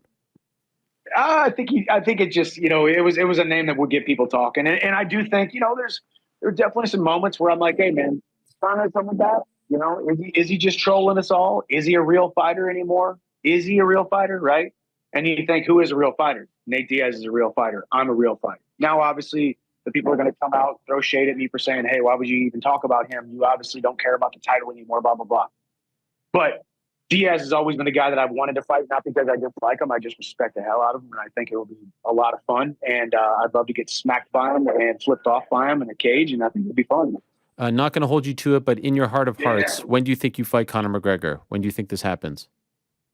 What's your gut say? My heart of hearts says the biggest fight we've seen in a very long time has to go down on the biggest card that the UFC is going to put together, and it's since UFC 200, since UFC 100. So if my heart of hearts, my gut says we might be waiting out till UFC 300. Good thing is I got a lot of things to keep me busy, and I get an opportunity to train for Conor for a very long time. Oliveira or Makhachev? My heart says Oliveira, but my mind says Makhachev. I think Makhachev is better than him. I have picked against Islam way too many times. I would love to compete against Islam. I got some work to do to make that happen. Obviously, I do think Islam is the best guy in the world at 155 pounds, hands down. But we'll see if Oliveira can do it. But I think Makhachev wins that fight. And last one, he loves the show. He watches all the time. He's probably watching right now. Any message to Conor McGregor? Man, get it figured out. Make sure you come back the happiest and healthiest you have ever been, man, because this is going to be a huge fight. I do wish him well. He was moving around really well on the Ultimate Fighter. Hope he's healed up. Hope he's ready. Hope he's focused. Because, like I said in that post-fight interview with Joe Rogan, I want the biggest, baddest Conor McGregor, most dangerous Conor we've ever seen. So I'm excited to compete. And like I said, I separated from consciousness within the first 2 rounds. You're the man, Mike. Really appreciate it. Thank you so much. By the way, what's the handicap? What are we working with? We're sitting at a 17. We got a lot of work to do. Okay. All right. Good luck. But that's why you just got to have more fun. Okay? Oh, I like that. You just got to have more fun. I like it. I like it. Good luck to you this weekend. Thank you for doing this. Really, really appreciate it. Good luck with everything, and props on how you're handling it all. Yes, sir. Thanks, Errol. Appreciate it, man. All right. There he is, Michael Chandler. Insightful stuff. I thought we learned a lot there. And I do give him a lot of props for how he's handling all of this, because it's not an easy position. Everyone has an opinion on how he should handle all of this. Everyone is saying, hey, like I said, shitter, get off the pot, move on. What are you doing? A lot of people share the opinion of one Renato Moicano. I get where Moicano is coming from, but man, if you were sitting on a lottery ticket like that, you would probably wait. 300 is the perfect place for a fight like this. There's a case to be made that you do it on a 299 or a 301, because then you get 2 bites at the million by apple, so to speak. But I don't know if there is a better option for 300 at this juncture, right? With Izzy no longer being champion, who knows who's going to be the star, and who knows how the schedule pans out, right? It ended up at 200 being perfect. Jones, DC, massive fight, didn't come to fruition, but that was the plan. You get Brock Lesnar. It ended up being Amanda Nunes versus Miesha Tate, and that was a tremendous card from top to bottom. Sometimes the stars just have to align, and I would be shocked. I saw someone recently ask Dana White about UFC 300. I would be shocked if they don't have like a preliminary idea or wish list. Injuries, results could all play a factor, but we're approaching the point now with 294 coming up, 295, 296, December 16th. We're approaching that period where this is the time where you can actually start putting the pieces in place. When people were asking me about UFC 300 back in like March or February, we've been talking about UFC 300. I bet there's a UFC 300 question on the nose. I don't remember if there was, but there might be. Is there a 300 question this week? I bet there was one in the mix, Frank, right? There's always one. Yeah, there's always one. Yeah. So it's impossible to predict. You could say, like, what's the wish list or who'd be the guy in February, but now is the time where you can actually say in April, this is what we're targeting. We know what's going down in October, rapidly approaching, 17 days away. We know what's going down in New York here in November, a little over a month away. We know what's going down in December. We're starting to hear more about January. All signs are pointing towards Toronto, Ontario, Canada, which would be tremendous. They've been to Toronto in December. It's cold in January, so I hope that everyone bundles up. Is it going to be Alex Volkanovski? I know there's been preliminary talks, but last I checked on Taporia, they haven't reached out to him. I would suspect that he would be the guy. There really isn't anyone else at 145 for Volkanovski. And then the rest of the 2024 calendars is very much up in the air. And so if everything works out, 297 would be January, 298 would be February, and now we're talking about 299 being March. Like I said last week, sometimes there's 2 pay-per-views in March, maybe 300 is in April. Would have been better if it would have worked out for International Fight Week again. Is it possible that they do like 299, 2.5, and then 0.5, and then 0.75, and then 300? I like that idea. I think that's good. Thanks for jumping in there. I appreciate that. Yeah, of course, man. I just wanted to back you up. Yeah. What do you think? What do you think about this whole thing? What do you think about what Chandler said, how he's handling this? Finally, great to finally... I joke about this a lot, but my text is like blue, blue, blue, blue, blue. And then out of nowhere, I shot my shot on Monday, and he responded. And I was like, holy shit. And so here he is. I was happy to get some answers. How do you feel about his stance and what he's saying? That's my voice. I mean, it was good to hear from him. It feels like he's handling this well, like you said. The more I think about it, after he just talked, like, it feels like UFC 300 would be perfect for it. Like, it's the biggest fight that you can make right now, obviously bringing McGregor back. And now we're within shouting distance of UFC 300. Like, we got 94 in just 2 weeks, 6 months. Obviously, the whole USADA thing, whatever goes on there. It feels like that would be the perfect fight to headline that card, because I'm with you. You can't give up on the dream just yet. No. Like, it's only been 8 months since they had the initial talks. McGregor is saying when he does come back, it will be against Michael Chandler. You can't get... Like, what would be the other fight? Like, say it's not Diaz either. Like, it would feel like anything that isn't McGregor at this point is just a massive letdown for him. Yeah, and plus he's fought all the top guys, right? Right, and he's probably not going to get a title shot right now. Like, I but can't like imagine he it's fought gonna Poirier, he fought Gaethje, he fought these dudes, he fought Oliveira, right? So it's like, who's that other guy that you're saying, hey, you have to fight this guy? You're ducking this guy. If you look at the champions right now, we'll start at heavyweight, right? John Jones could be a 300 potential. The timing is perfect, November to April. Is there that other guy? You know, I love Aspinall, I love Pavlovich. Does that get Jones excited, or do they need to figure something out before they fight? Yeah, there it is. Okay. And by the way, that's if John Jones wins on November the 12th. Or is it the 11th? The 11th. Light heavyweight belt, Yuri Alex.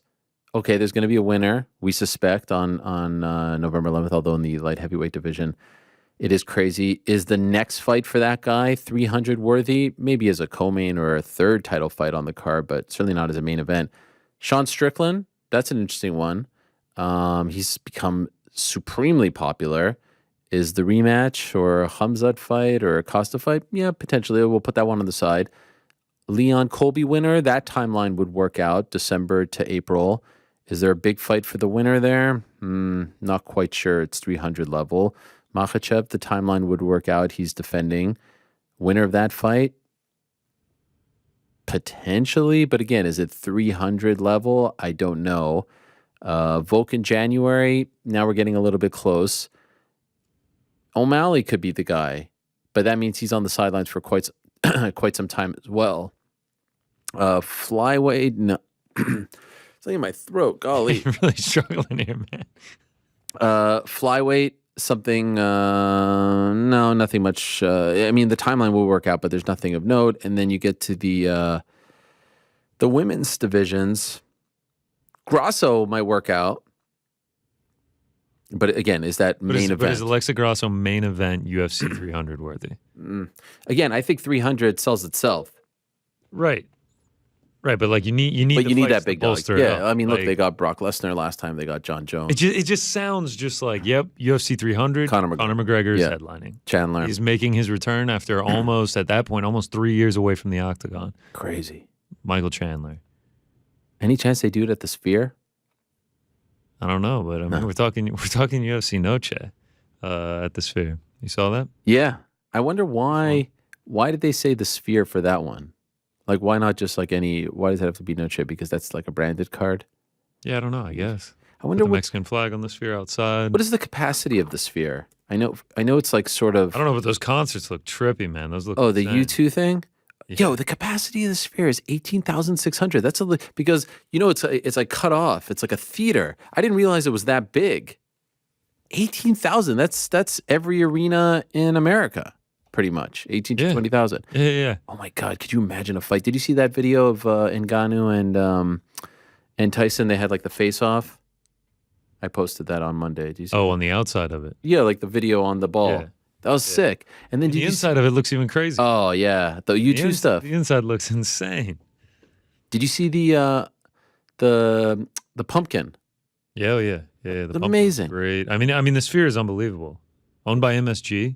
I know. It's like the best thing James Dolan has ever done. Dude, they could even, like, say they didn't have anything going on at the Sphere on a random Saturday night. They could just put the fights on inside, like on the screens inside, and I bet it would sell thousands of tickets. What do you think is better, the Sphere or the Apex?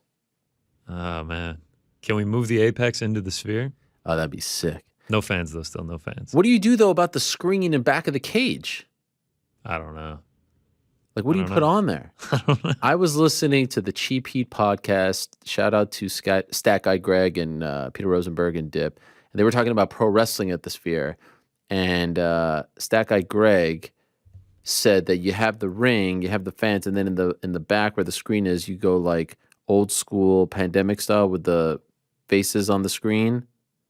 Like you blend the two. Because they used to have something in WWE called the Thunderdome, when fans weren't allowed in the arena, and they had. Do you like that? Like, would you like to have fans? No, you don't like that. No, okay. No.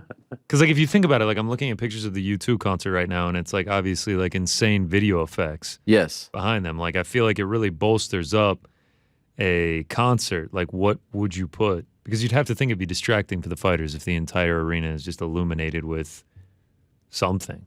Like, well, what would you put up? That's actually a good question. It'd be cool if it was like Coliseum. Like Yeah, you every could do fight had a different venue or a different setting. like a different theme. You're in the freaking fields in Scotland for one fight. A different theme based off of the fight. So let's say it's Izzy versus Strickland. So like it happens in a trailer park, like in a trailer. That would be good, right? Sure, yeah. That's what Strickland wanted. He is the champion. He can name. Or he gets to pick. Background. Or if let's see, Volk versus let's say it's Taporia. It happens like on the Sydney Harbor. Sydney Harbor, yeah. In the background. Could you imagine that? Conor versus Chandler. Background is the Black Forge Inn. Yeah. Right. You have the stake on the stone right over there. Come on, that would be incredible. That's what sells it. Yeah, that would be. Yeah, McGregor's fighting here. We got the stake on the stone in the corner on the video board. I don't know that I actually didn't think about what would go up on the video board if you did fights in the Sphere. Yes. I don't know if there's anything you could put, right? No, I think you can put some. Why? Because you think it would be Just distracting? replays. I mean, it feels like I'm looking at these pictures. Like it just looks. I want to know how big the floor is. Like, could you have basketball there? Could you have like, or is it because it's so high up? Right, and it's not wraparound seating. Exactly. That's the point. It's like theater style. So you have to have something on the other side unless they can reconfigure it. Would you go to a U2 concert? Yeah. At the fair? Are you a big U2 guy? No, I'm not a big U2 guy, but they're a pretty legiondary band. I would go Joshua to a Tree. concert. What's Joshua Tree? One of their albums. Oh, Thanks. yeah, cool. No, I love U2. I just didn't know you were. I thought you were talking about the place Joshua Tree, right? Isn't that a I mean, place? that's a cool place Yeah. too. And would the you Wouldn't go to a item is U2 concert Joshua at the Tree. Sphere? No, I would. It looks fantastic. Yeah, I'd go.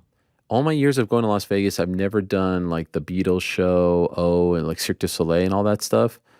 I feel like I probably should at some point, but I never go with my wife or anything like this. So like, what am I gonna do? Go by myself? Actually, when I went to see Seinfeld, when I was there for Spence Crawford, I think it was like the first time I ever did anything Vegas-y. Usually it's just like work, eat, go to bed, etc. Well, when we go for UFC 300, You think we should go to the Sphere? Is it just going to be hell yeah, U2 yeah. there, or do they have like a full lineup of things? no, I think they're gonna have a full lineup of things. Because I know U2 has a residency. That's incredible. Wow, that is. Frank, Talk about making it. Frank, would you go? Yeah. Are you a big U2 guy? Not again. Joshua Tree, War. Yeah, I like those albums, but Such a classic thing for Frank to say. Like he likes the I'm sorry to obscure, answer your like question. indie. We got okay. We've got a lineup of things. U2, Yeah. Postcard from Earth. What is that? Sounds like a band. U2, Postcard looking from at Earth. Man, it's just U2 and Postcard from Earth. Is For that now. for now? Does it change? I mean, I'm now going all the way to mid-October. It's every day. Holy smoke! What the hell's? Oh, Postcard from Earth. I feel like is like a 3D experience. Oh, Yeah, cool. a postcard from Earth. Yeah. I don't think. For now, up until mid-November, it's just Postcard from Earth and U2. Well, we'll figure some things out. UFC Noche. Something like that. You seen Kill Bill? Oh, tremendous. Love it. Which one? One or two? Well, Two both. for me. Which one's better, one or two? I liked two a lot, but I think the original. Why? You know what, Ariel? Nice. Okay. What's Just see It's two. a Two's big, great. big discussion point between me and Frank lately. Wow, that was just so random in the midst of me talking about the Sphere. I thought Well, you you were were going to say talking like, let's about, watch like- Kill Bill on the Sphere thingy. I mean, That would be do fun, but Yeah. like you were talking about Frank doing obscure things. I mean, he just like Oh, he likes number two he's better. so adamant with two being better that he's offended that I think one is better. The only sequel that is better than the original is Back to the Future 2. Wow. That's it. Oh, and you like the original, Frank? Don't give me this Home Alone 2 is better than Home Alone 1 nonsense, Godfather 2, Rocky 2. No, don't give me any of that. Hot take or not a hot take? I think you're all right. All right. Divulged from McGregor Chandler headlining 300 to Well, I mean, Home Alone 2 versus no, Back Home to the Alone Future 1. 2 is my strong stance. Better than the first one, though. By the way, the first one was fantastic. Earth Angel, Earth Angel. And you're just willing to throw that in the trash and take Will the second you- one. I love the second one. You It know, the got- more I think about it, I feel like Frank just plays the whatever's the opposite of Yeah, your you side. would think that. Exactly. I mean, you're just making my point over there, man. All right. Well, that's good stuff. And more of this discourse to come as we answer your questions in about 30 minutes time on the nose still to come. And of course, the Parlay pals, boys? Yeah, boys. And GC's picks for what is a very busy weekend in combat sports, MMA and boxing. But we found out on Friday night here in the United States that the great Angela Lee was going to retire from mixed martial arts, and in doing so vacated the one championship atomweight belt, which eventually was won by Stamp Fairtex on the same card. It has been quite the year for Angela and her family, and she's been very open about everything that she has been dealing with, which I appreciate tremendously. And she's kind enough to join us on the program now from all the way in Hawaii. It's been a while. Hello, Angela. How are you? Great to talk to you again. Great to see you again. Hi, Ariel. Thank you for having me. And yeah, it's great to be on here again. And I'm looking forward to talking with you this morning. Well, I really appreciate it. Could I ask, what have the last few days been like for you since you made the announcement, since you closed that chapter in your life? You gave up the belt, you retired from MMA. The aftermath of that, since we saw you in the cage, what has it been like for you? So the day after the event, first thing in the morning, I flew back home to Hawaii. And this past few days just been using to decompress and kind of just process everything and kind of find some back to normal way of living here in Hawaii. It's crazy because I feel like I almost live a double life when I go out to these events and in Singapore, and then I get to come back home. And yeah, it's been a lot. It's been a lot, but it was a really special event this weekend, and I'm really glad to have been a part of it. Does it feel like a weight has been lifted off your shoulders? Like, are you relieved that this is now out in the world and you can move on with that next chapter in your life? Yes, this has been something that I've been thinking about a lot for the past year. And, I'm just at peace with my decision and, the next steps moving forward for me. So I think that I have nothing but great memories and no regrets at all. I just know that this is the right thing to do right now at this moment, and just really excited to move forward with Fight Story, the nonprofit organization. And I'm going to ask you about that in just a moment, but could I ask you when you came to the decision that this is what you were going to do, that you were going to retire and give up the belt? When did that happen? It wasn't a single moment, I would say, because for me, after everything has changed, I tried to do some things that, I tried to do some things like how I used to before. Like I tried to go back in the gym, tried to do a training session, and just all of these memories and mixed emotions started coming up. And I just knew that I was not in a place to put myself back in the cage and the spotlight in that kind of way. And that I would be compromising my health if I were to do that. So I just knew that, my heart wasn't in it fully. And if that's not in alignment, then, why am I doing it? So there's no reason to. And I'd be remiss if I don't send my condolences to you and your family on what you've been going through, and still can't believe everything that you guys have been going through. And I just want to say that I wish you guys the best, and our heart goes out to you guys. And you've shown a lot of strength in having to deal with your sister's passing in such a public way. So obviously that is what you're referring to. So I just don't want to beat around the bush there, and recognize that as well. That's something that it's almost impossible to fully get over, right? To fully, heal from. Some 10 months later, how are you doing as far as handling that, dealing with that? Thank you. Thank you for your condolences. I'm doing my best. And, I kind of have to, I have no choice. I have a 2-year-old daughter who's depending on me. And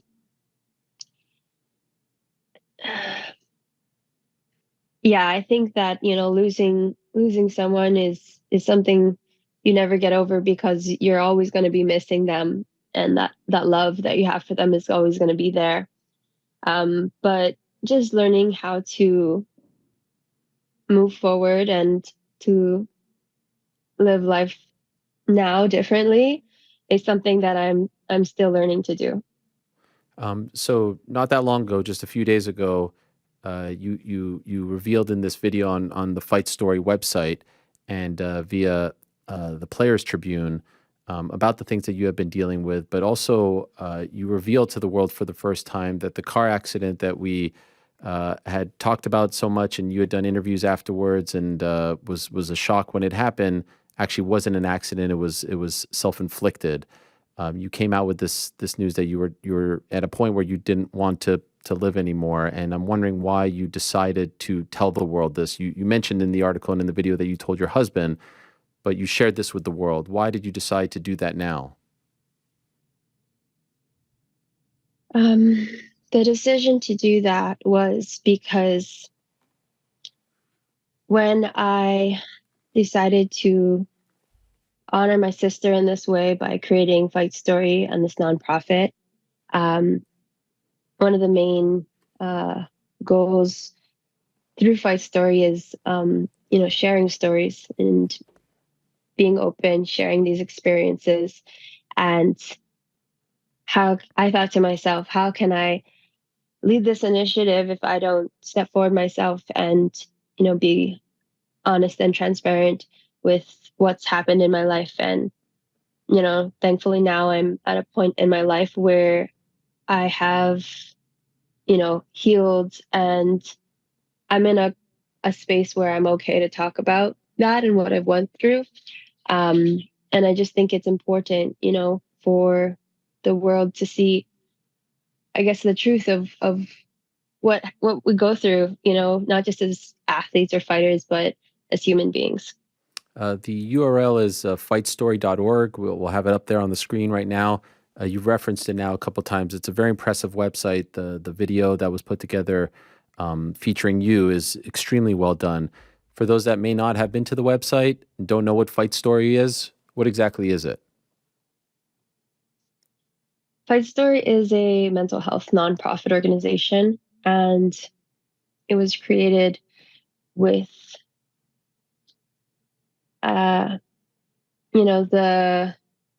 the main mission being that we are all fighters in some way, in our own unique way, and we all go through struggles and battles, and we all fight through them. This is what unites us. Even though much of the focus is on highlighting combat sports athletes, fighters' mental health, it's not just for fighters in the cage only. So it's something that, I wish, or I hope that everyone can relate to. And it's just about, starting the conversation, creating this awareness and advocacy for the importance of mental health and how it's so directly linked to physical health. And there's just, a really important need for balance, I think, in the fight world and sports, but also just in regular life. And keeping that balance, finding that balance is hard to do.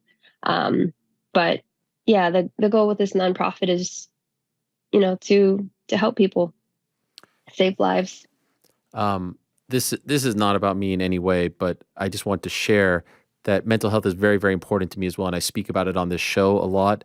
I've talked about going to a therapist and needing help a couple of years ago and feeling all kinds of things. And so I think what you are doing and the bravery that you're showing is extremely impressive. And organizations like the one that you have started are essential. One of our sponsors is a online therapy company, BetterHelp. These things are very, very important to me.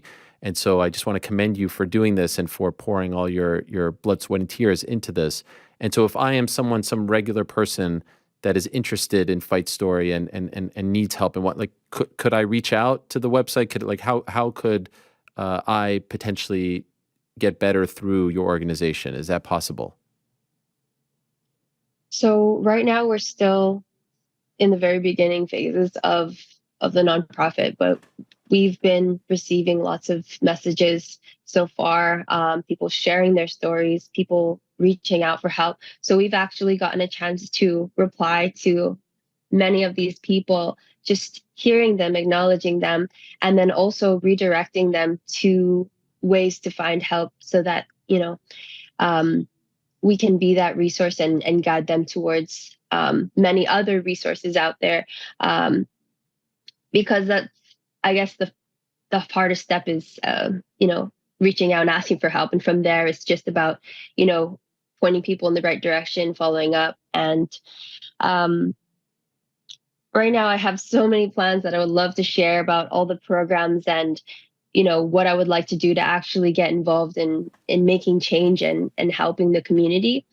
I'm not sure if we have time for all of that, but it will be updated on the website as we go along. And right now we're just, trying to raise funds to jumpstart these programs. And yeah, it's a big mission. It's a big goal that we're up against. It's going to take a lot of people, but it's a very important cause that we're fighting for. The people reaching out and the stories that you're seeing, like these are heavy stories. This is not like a fun topic to discuss, but it's an important topic. What has it been like for you to field all these stories and have people reach out and want to share this stuff? Has it felt overwhelming? Has it been, tough to deal with? How would you describe how you're handling this since you went public with all of this? It really blew me away just to see how many messages have come in, detailing not only their own personal struggles, but of a loved one or of a loved one who's not here. And just to see, just like that, we're definitely not alone in how we're feeling, and that this issue is something that affects everyone. Mental health is something that affects each and every one of us. And it's just, we don't say it. We don't talk about it. No one likes to bring up that kind of conversation. But it's important, that we do. And it has been difficult to try to keep my own mental health in check while doing this, while going through the messages and connecting with people. But, it's something that I'm learning that, you definitely can't pour from an empty cup. And if I want to do good, I want to make sure that I'm taking care of myself, first, so that I can go out there and continue this mission. Do you recall how old you were or where you were in life when you realized that this was something that you needed to address, that, your mental health wasn't, in a great spot?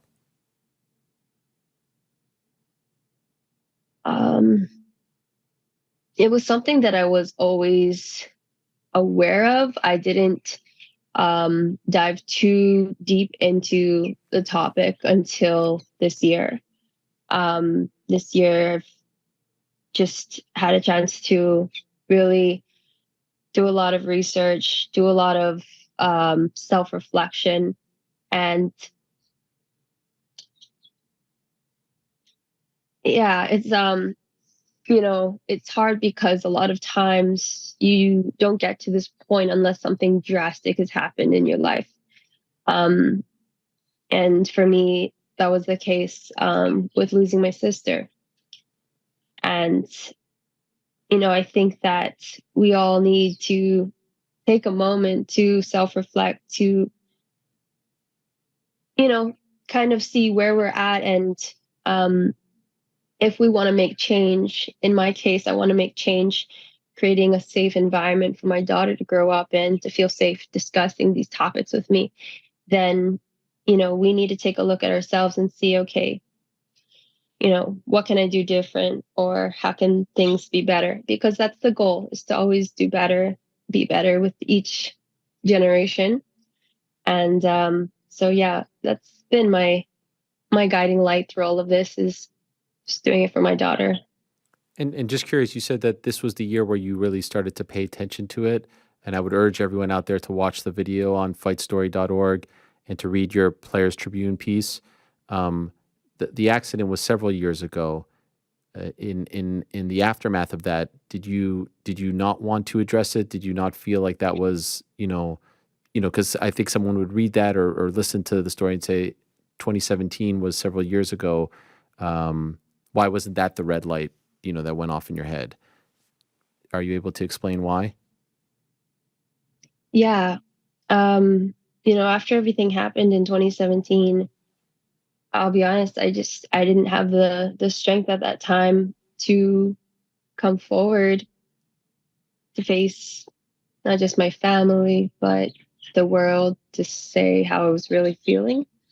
And it took a really long time to build up that strength.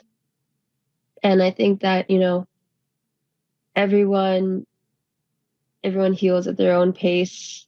And I'm not here to tell everyone you need to share your story, you need to share everything that you've been through, because that's not easy.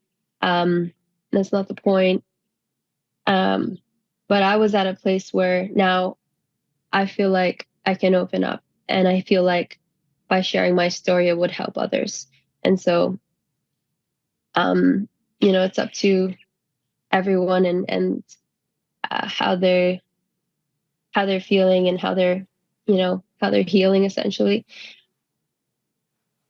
Could I ask, on a daily basis now, are there things that you would share with someone who may be feeling, everyone has different levels of feeling up and down, but things that help with your mental health, things that you do, any tips, any words of wisdom that you would share to someone who may be feeling down and isn't quite at the point where they feel comfortable reaching out for help, but is perhaps maybe listening to this and is looking for any sort of light guidance as to what they can do to just improve on a daily basis?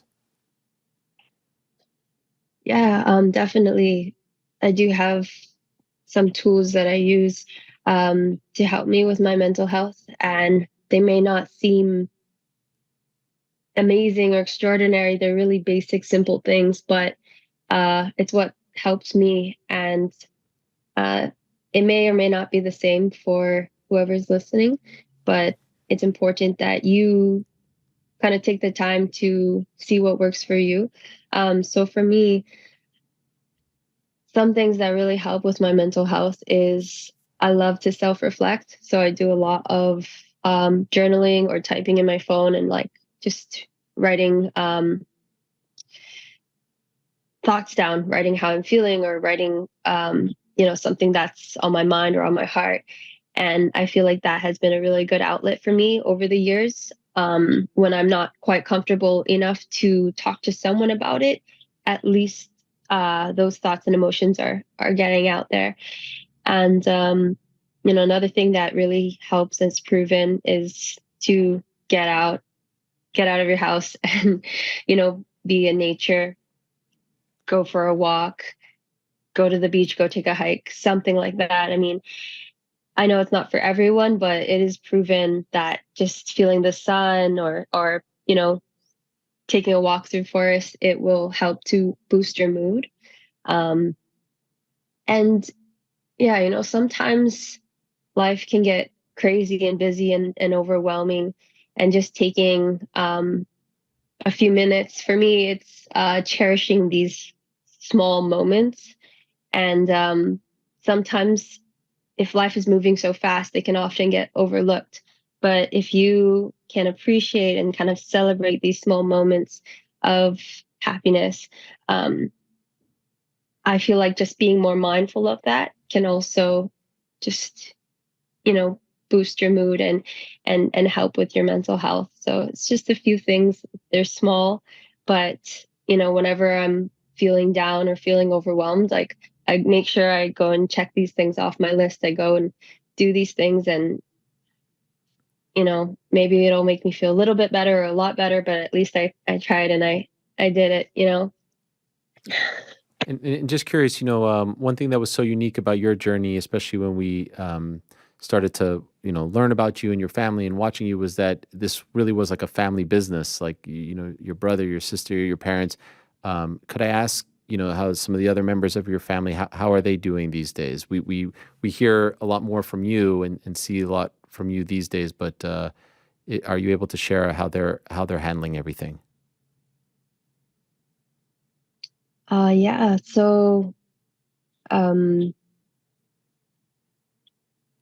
family, each of them are different in how they deal with things. And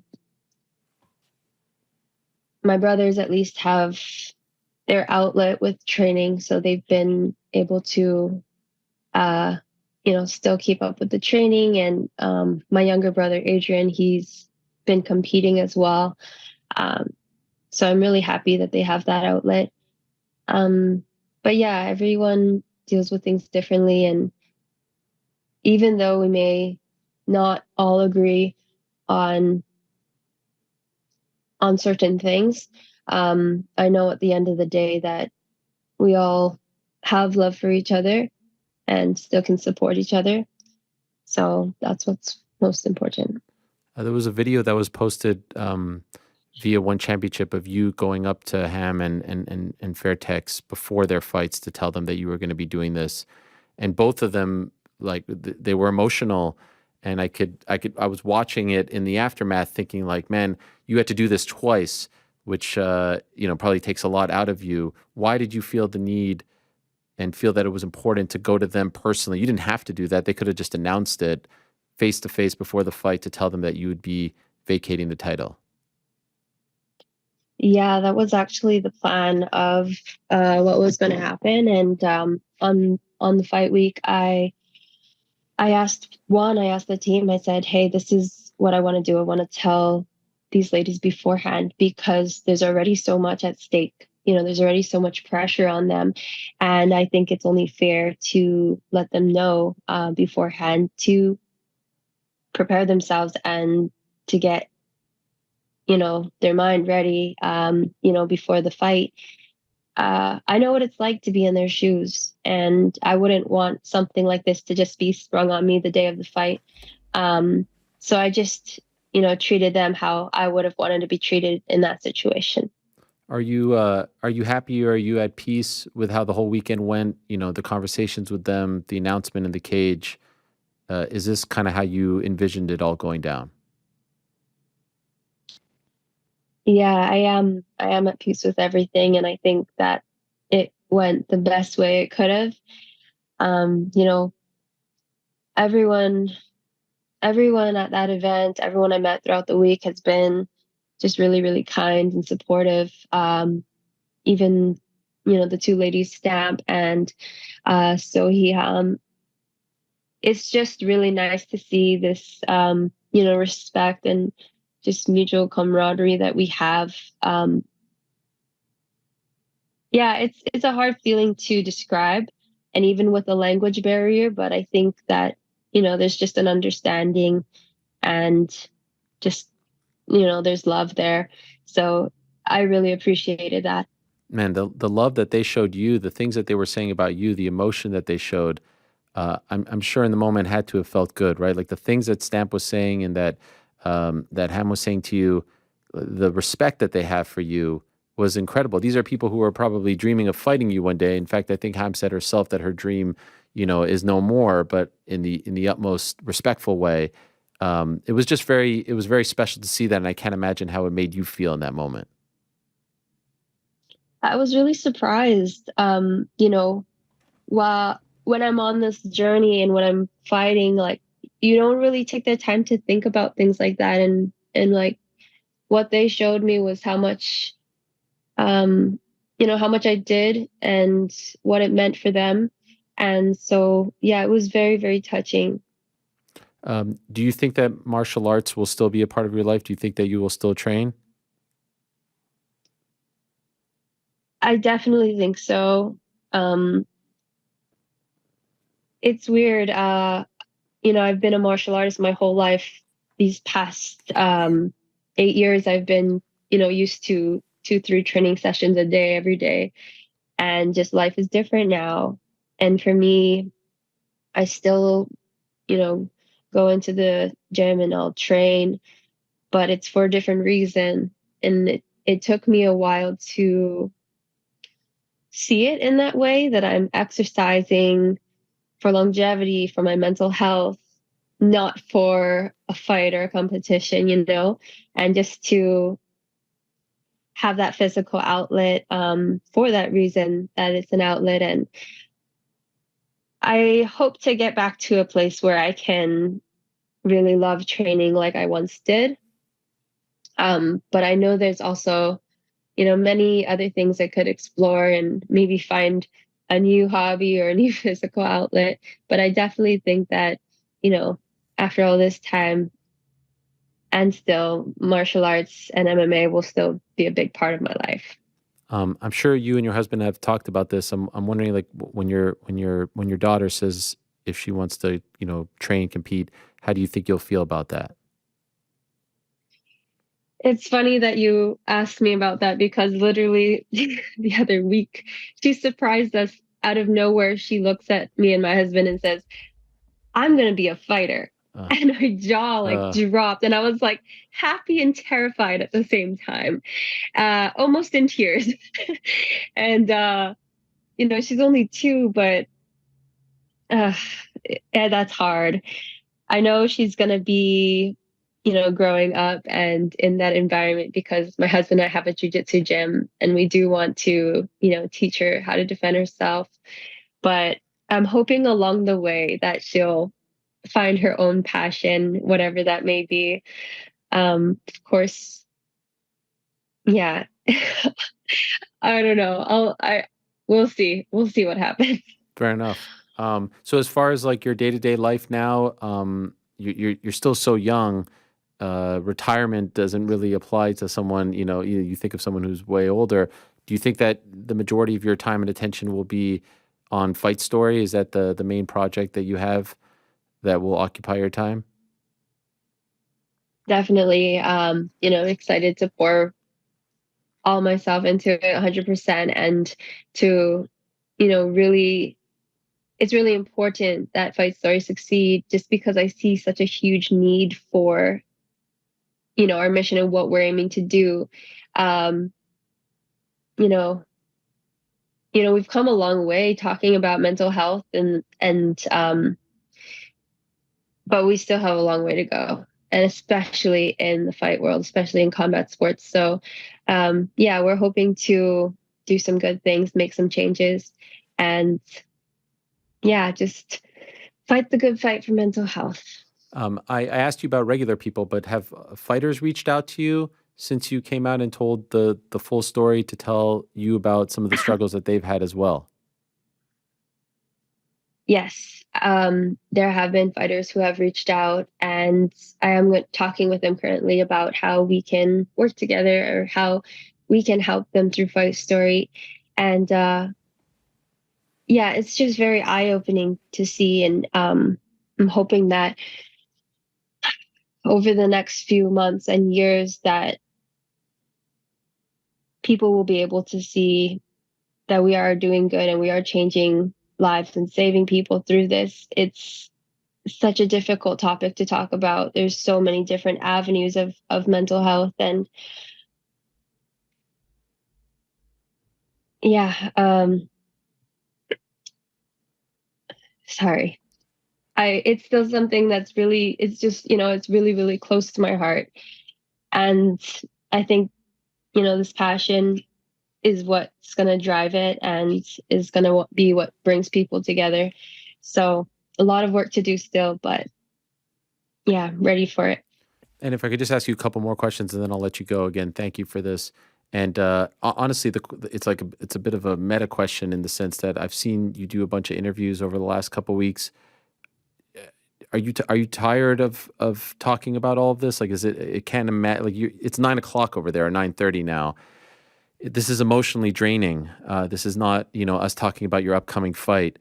And I know you'll never get tired talking about this topic or your family or things like that. But is there a part of you that just kind of wants to, not be bothered for a bit and not talk about this? Or are you relishing the opportunity of putting a spotlight on this? Do you understand what I'm saying? Yes. No, is emotionally draining, talking about this each time, because it is different. It's not the typical interview that I would do for a fight. There's so many more emotions involved.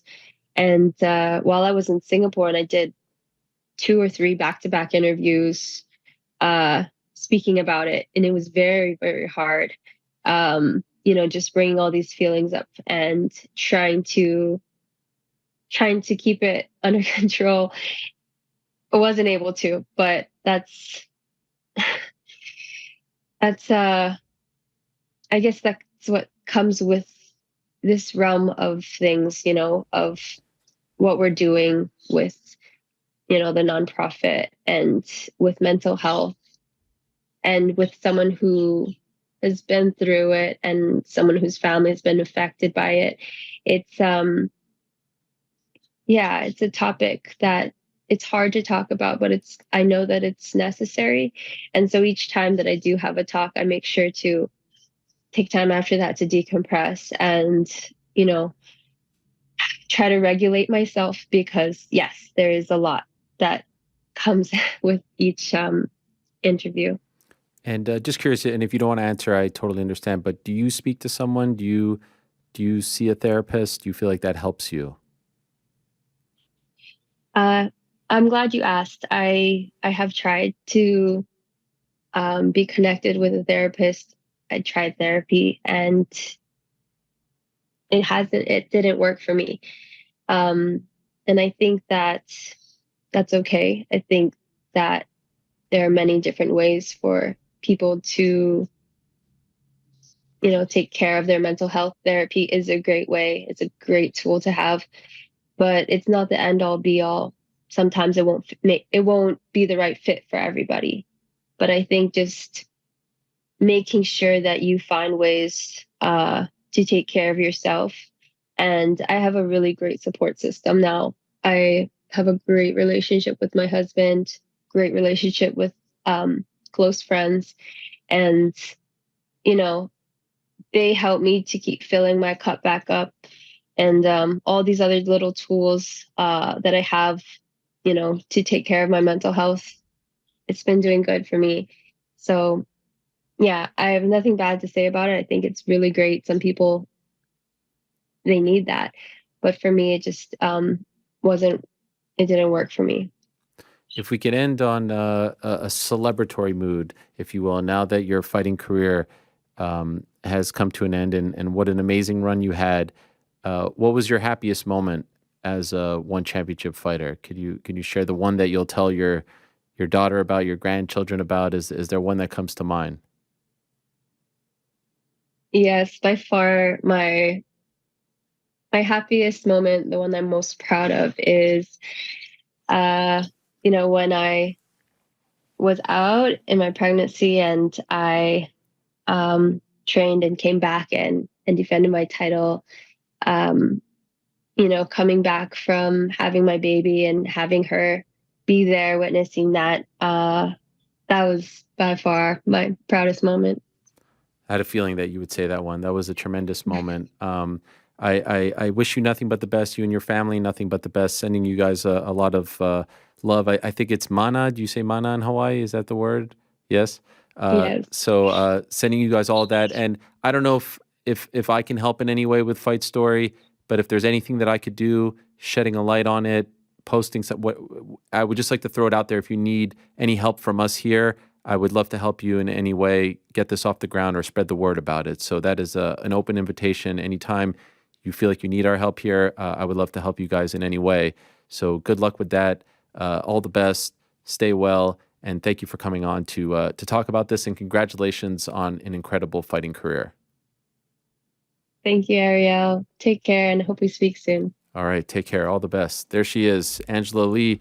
Again, the website is fightstory.org. You could check it out right now. It's a very impressive website, and it takes a lot of courage to talk about these things. And again, I would urge anyone to check out the video on the website, and I would urge everyone to read the Players Tribune article that she penned, because you may recall, it's hard to even verbalize and talk about what their family is going through.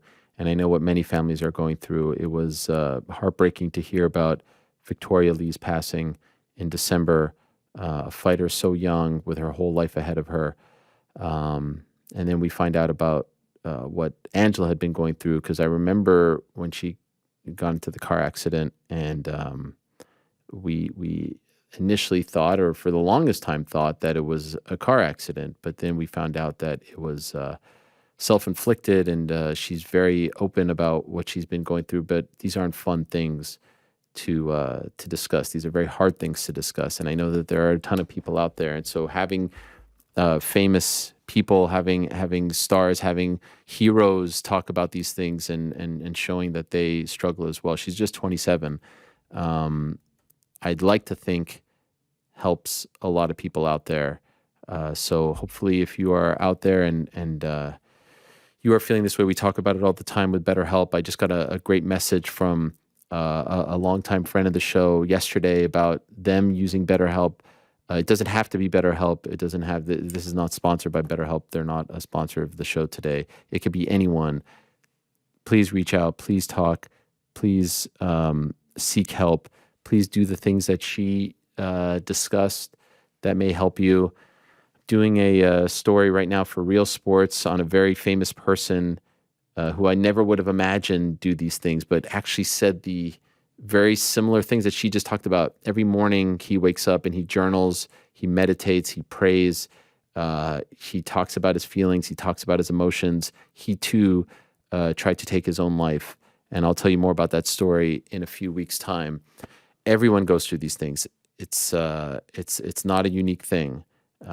So just very impressive that she's reached the point where she is comfortable enough to talk about these things. And I wish her nothing but the best. And if there's anything that I could do to help with Fight Story, I'd be more than happy to lend any kind of support possible.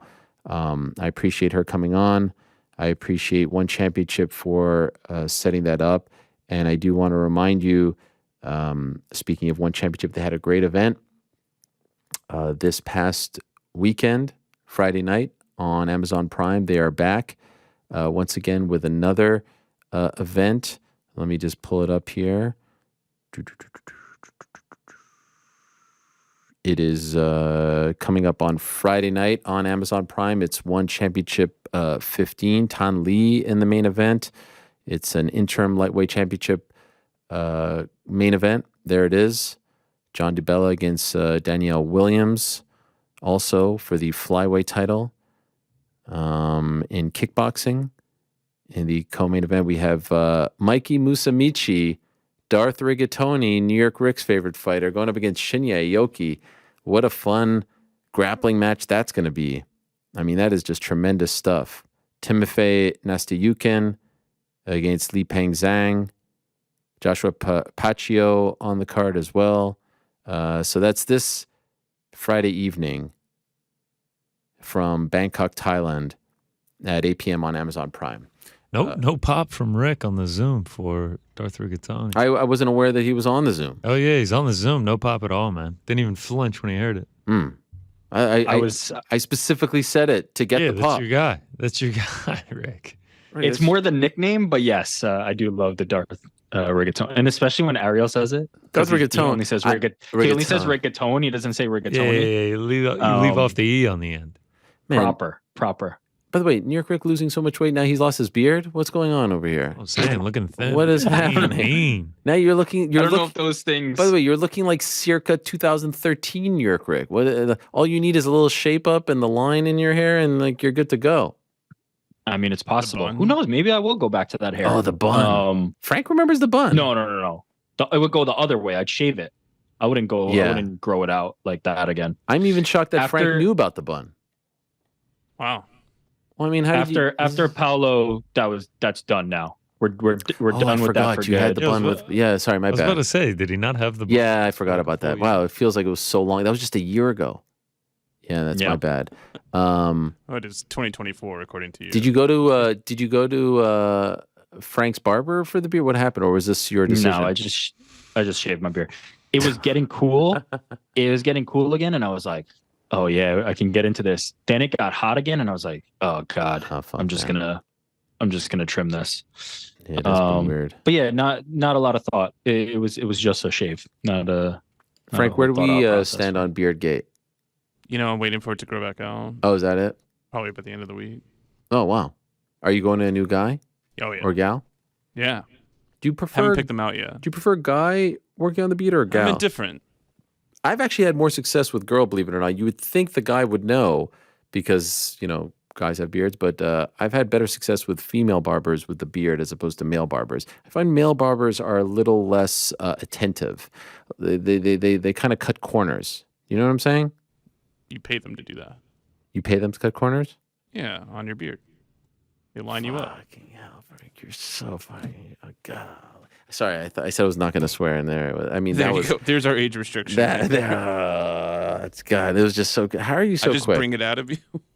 How are you so quick? Unbelievable. Speaking of which, let's get right to it. Time now for everyone's favorite segment of the week. It is time.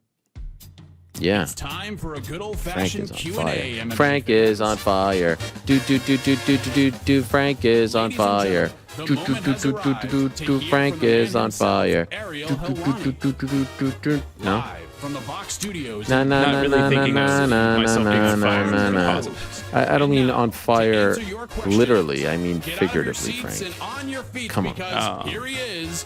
Okay, I can't wait to get into this. It's been a while since we did On the Nose on the back end, and now I'm actually starting to remember why I moved it to the front end, if you catch my drift. Christian Juarez leads us off. Hello, MMA Hour friends. Question: with Tyson signing a fight against Alexander Usyk, would you and the gang say that this takes away hype from the Tyson versus Ngannou fight? Seems like Tyson won't try anymore. Oh, what a hot tag. Let me just get the string out here and accept the hot tag. I'm so happy that you bring this up. And we kind of fumbled the ball on Monday by not talking about this, but in our defense, Monday was a crazy, crazy day. When I saw this news come out on a Friday afternoon, I was baffled. I was blown away. I couldn't believe it. And initially what I felt was, if I'm Francis Ngannou, am I extremely disrespected right now? Is that the way I'm feeling? Do I feel like this is a slight against me? Because that's how I was feeling on his behalf. So what I did was I reached out to Francis and his team and I was like, hey, am I off base here or is this the right sentiment? And they confirmed with me that I was feeling the right way. Now, it's up to them to channel that and use that as motivation to shock the world and all that stuff. But I can't believe that everyone involved did this. Number one, from the moment this Tyson Fury versus Francis Ngannou fight was announced, at least to the boxing public, because I think the MMA public was a lot more receptive to it. From the moment it was announced on the boxing and sporting side of things, and I know particularly on the boxing side of things and in the UK, because I listened to Talk Sport and all that stuff, and they can't shit on that fight enough, right? We as a public have had to warm up to the idea of the fight, right? We have had to say, okay, no, it is going to be a real fight. Remember initially Eddie Hearn told us, no, it's not going to be like a fully pro-sanctioned fight. It's going to be an exhibition with no knockdowns. No, there are knockdowns, there are knockouts, there are 3 judges, there is a referee, it is going to be scored, there is going to be a winner, and we've had to like almost warm up to it, and they've had to educate the world and educate the public and the sports fans out there that, no, this is a legit thing. This is for the baddest man on the planet crown. Yes, it's 10 rounds. No, there's not going to be a belt at stake, and definitely not now. But still, this is bigger. This is the lineal MMA champion against the boxing champion, the lineal boxing champion, right? And now all you've done is tell people that, no, this is just the tune-up. This is the tune-up that you thought it was. This is the exhibition that you thought it was. I don't feel that way. I know for a fact that Francis and his team are going to go in there and shock the world, and I know what you all are saying. Number one, you're saying he has no chance, so who cares? Again, disrespectful. Number two, you're saying there's no belts on the line, so who cares? So you're telling me if Francis Ngannou knocks out Tyson Fury on October 28th, he's fighting Usyk? That fight still has luster? No, it doesn't. They don't have a date. They have the venue, or at least they have the location. Why not wait until October 28th? Why not do what we've seen so many times, what is usually done? Fight ends, there's a winner, Tyson Fury, throw to the video package, and next, it's the one you've truly been waiting for. Why did it have to happen on September 30th or whatever that date was? What was the point? What was to gain? no tickets. Now, if it's some sort of PR thing or just to get people on board with, hey, Tyson is actually going to defend belts and he is going to fight and this is the one that you want, sure. But we've already crossed the Francis Bridge. We've already come to terms with that fight happening. Why did you have to take all the luster away? Because I feel like the luster has been taken away. I feel like the stakes have been diminished. I feel like Francis has been disrespected. I would love to have Tyson on the show and ask him these questions. I would love to have Frank Warren on the show and ask him these questions, although the last time we had him on the show, or at least invited him on the show, he canceled at the last minute, but I was told that he was dealing with some health things, so he is still invited on the show. I would love to have anyone involved on the show, but I know in speaking to Francis's team that they feel some sort of way about this. Are they showing up on the 28th of October? Absolutely. Are they going to use this as motivation? Are they going to try to shock the world? Absolutely. But I think what it says to the public is, hey, you wanted the Usyk fight, you're getting the Usyk fight. This is just the, this is just the one that gets us there. Or maybe we couldn't get it done in time and he was fighting Dubois and who knows what else. I feel like, no, when people are going to say, oh, yeah, when this guy was fighting that guy, Triple G had a fight coming up. We knew that he was supposed to fight Kovalev, this and that. It was never officially announced like that. It was sometimes rumored. It was sometimes discussed. It was sometimes bandied about, whatever. But there was never a poster and an official announcement where everyone involved, including the Saudi officials, say yeah, this is a done deal. It's signed. And now this is the one for the baddest man on the planet. Which one is it? So yeah, that I was bummed to see that. By the way, don't get me wrong. I am thrilled that fight is happening. I can't wait to see that fight. It's going to be great. It's what boxing needs. It's what the heavyweight division needs, and everything else is going to fall into place afterwards at heavyweight. This is the fight that had to have happened. This is the one. But I'm cool with waiting 24 more days for it to be officially announced. By the way, I was cool with it being reported that, hey, if Tyson Fury wins, it's happening. But I just think that the announcement and the way it was rolled out was deflating. Am I wrong, guys? New York Rick, what do you think about this? Am I off? Because people are going to come back and say, oh, he has no chance. There's no belts on the line. This has been done before. Oh, what, once? Twice? It's not common. Again, reported, rumored. That's a little bit more common. We know who's next. We knew that, I don't know, in when I don't know, when this guy fought this guy's next. It happens all the time. But announced like this for 24 days, well, now not 24 days, 28 or so days, 4 weeks before the fight that we've had to been sold on. We had to get warmed up to it. We had to actually have come around to it, and they have had to educate us on its legitimacy. And then you come back and then you ruin all that work. Now you've just told everyone, nah, the real one is coming up in either December 23rd, if that's even possible, or by the end of Riyadh season, which is March. What? What was the point? Am I wrong? Agree or disagree? No, you're right. And I think I said it in our group text, when it happened, that Tyson Fury is typically smarter than this. Tyson Fury is typically raising the stakes of his fights. And giving opponents who people might say, oh, he's already beaten them and it's a rematch. And he kind of elevates his opponents. He makes sure that what he's selling is a good fight. And he's typically very mindful of that. So this feels completely out of left field and astray from how he usually handles that. The only possible thing I can think of is if in his mind, he's kind of seeing the buzz and kind of seeing the attention and feeling like nobody cares about the fight and doesn't think it's going to be competitive, and thought to himself, if I line this up, maybe there's a way that Francis Ngannou will get interest or attention as playing spoiler. Now, I'm giving Tyson Fury a lot of credit here, but I will say there's a history of him kind of understanding the promotion of this and elevating the opponents. So that's the only thing I can think of. Otherwise, it does feel like a diminishment of the fight. And now, will that storyline matter? Will that storyline sell more pay-per-views? Maybe not, but I also could see a world where now all of a sudden people are saying, yeah, he is disrespecting Francis. Yeah, Francis is going to be the one who upsets it, and kind of tune in for that basis. So maybe there's a method to the madness, but it does feel odd. It does not feel in place with both Tyson Fury's history and how these fights are typically announced. And by the way, I can't overstate this enough. If this was announcing that Joshua Fury was going to happen after Fury Usyk, I actually would have, appreciated it more if they would have, framed it like this. If Tyson Fury wins on X day against Alexandre Usyk, the one that you've always wanted to see is going to happen. But it's a big if, but we have come to terms on a deal to do Fury Joshua.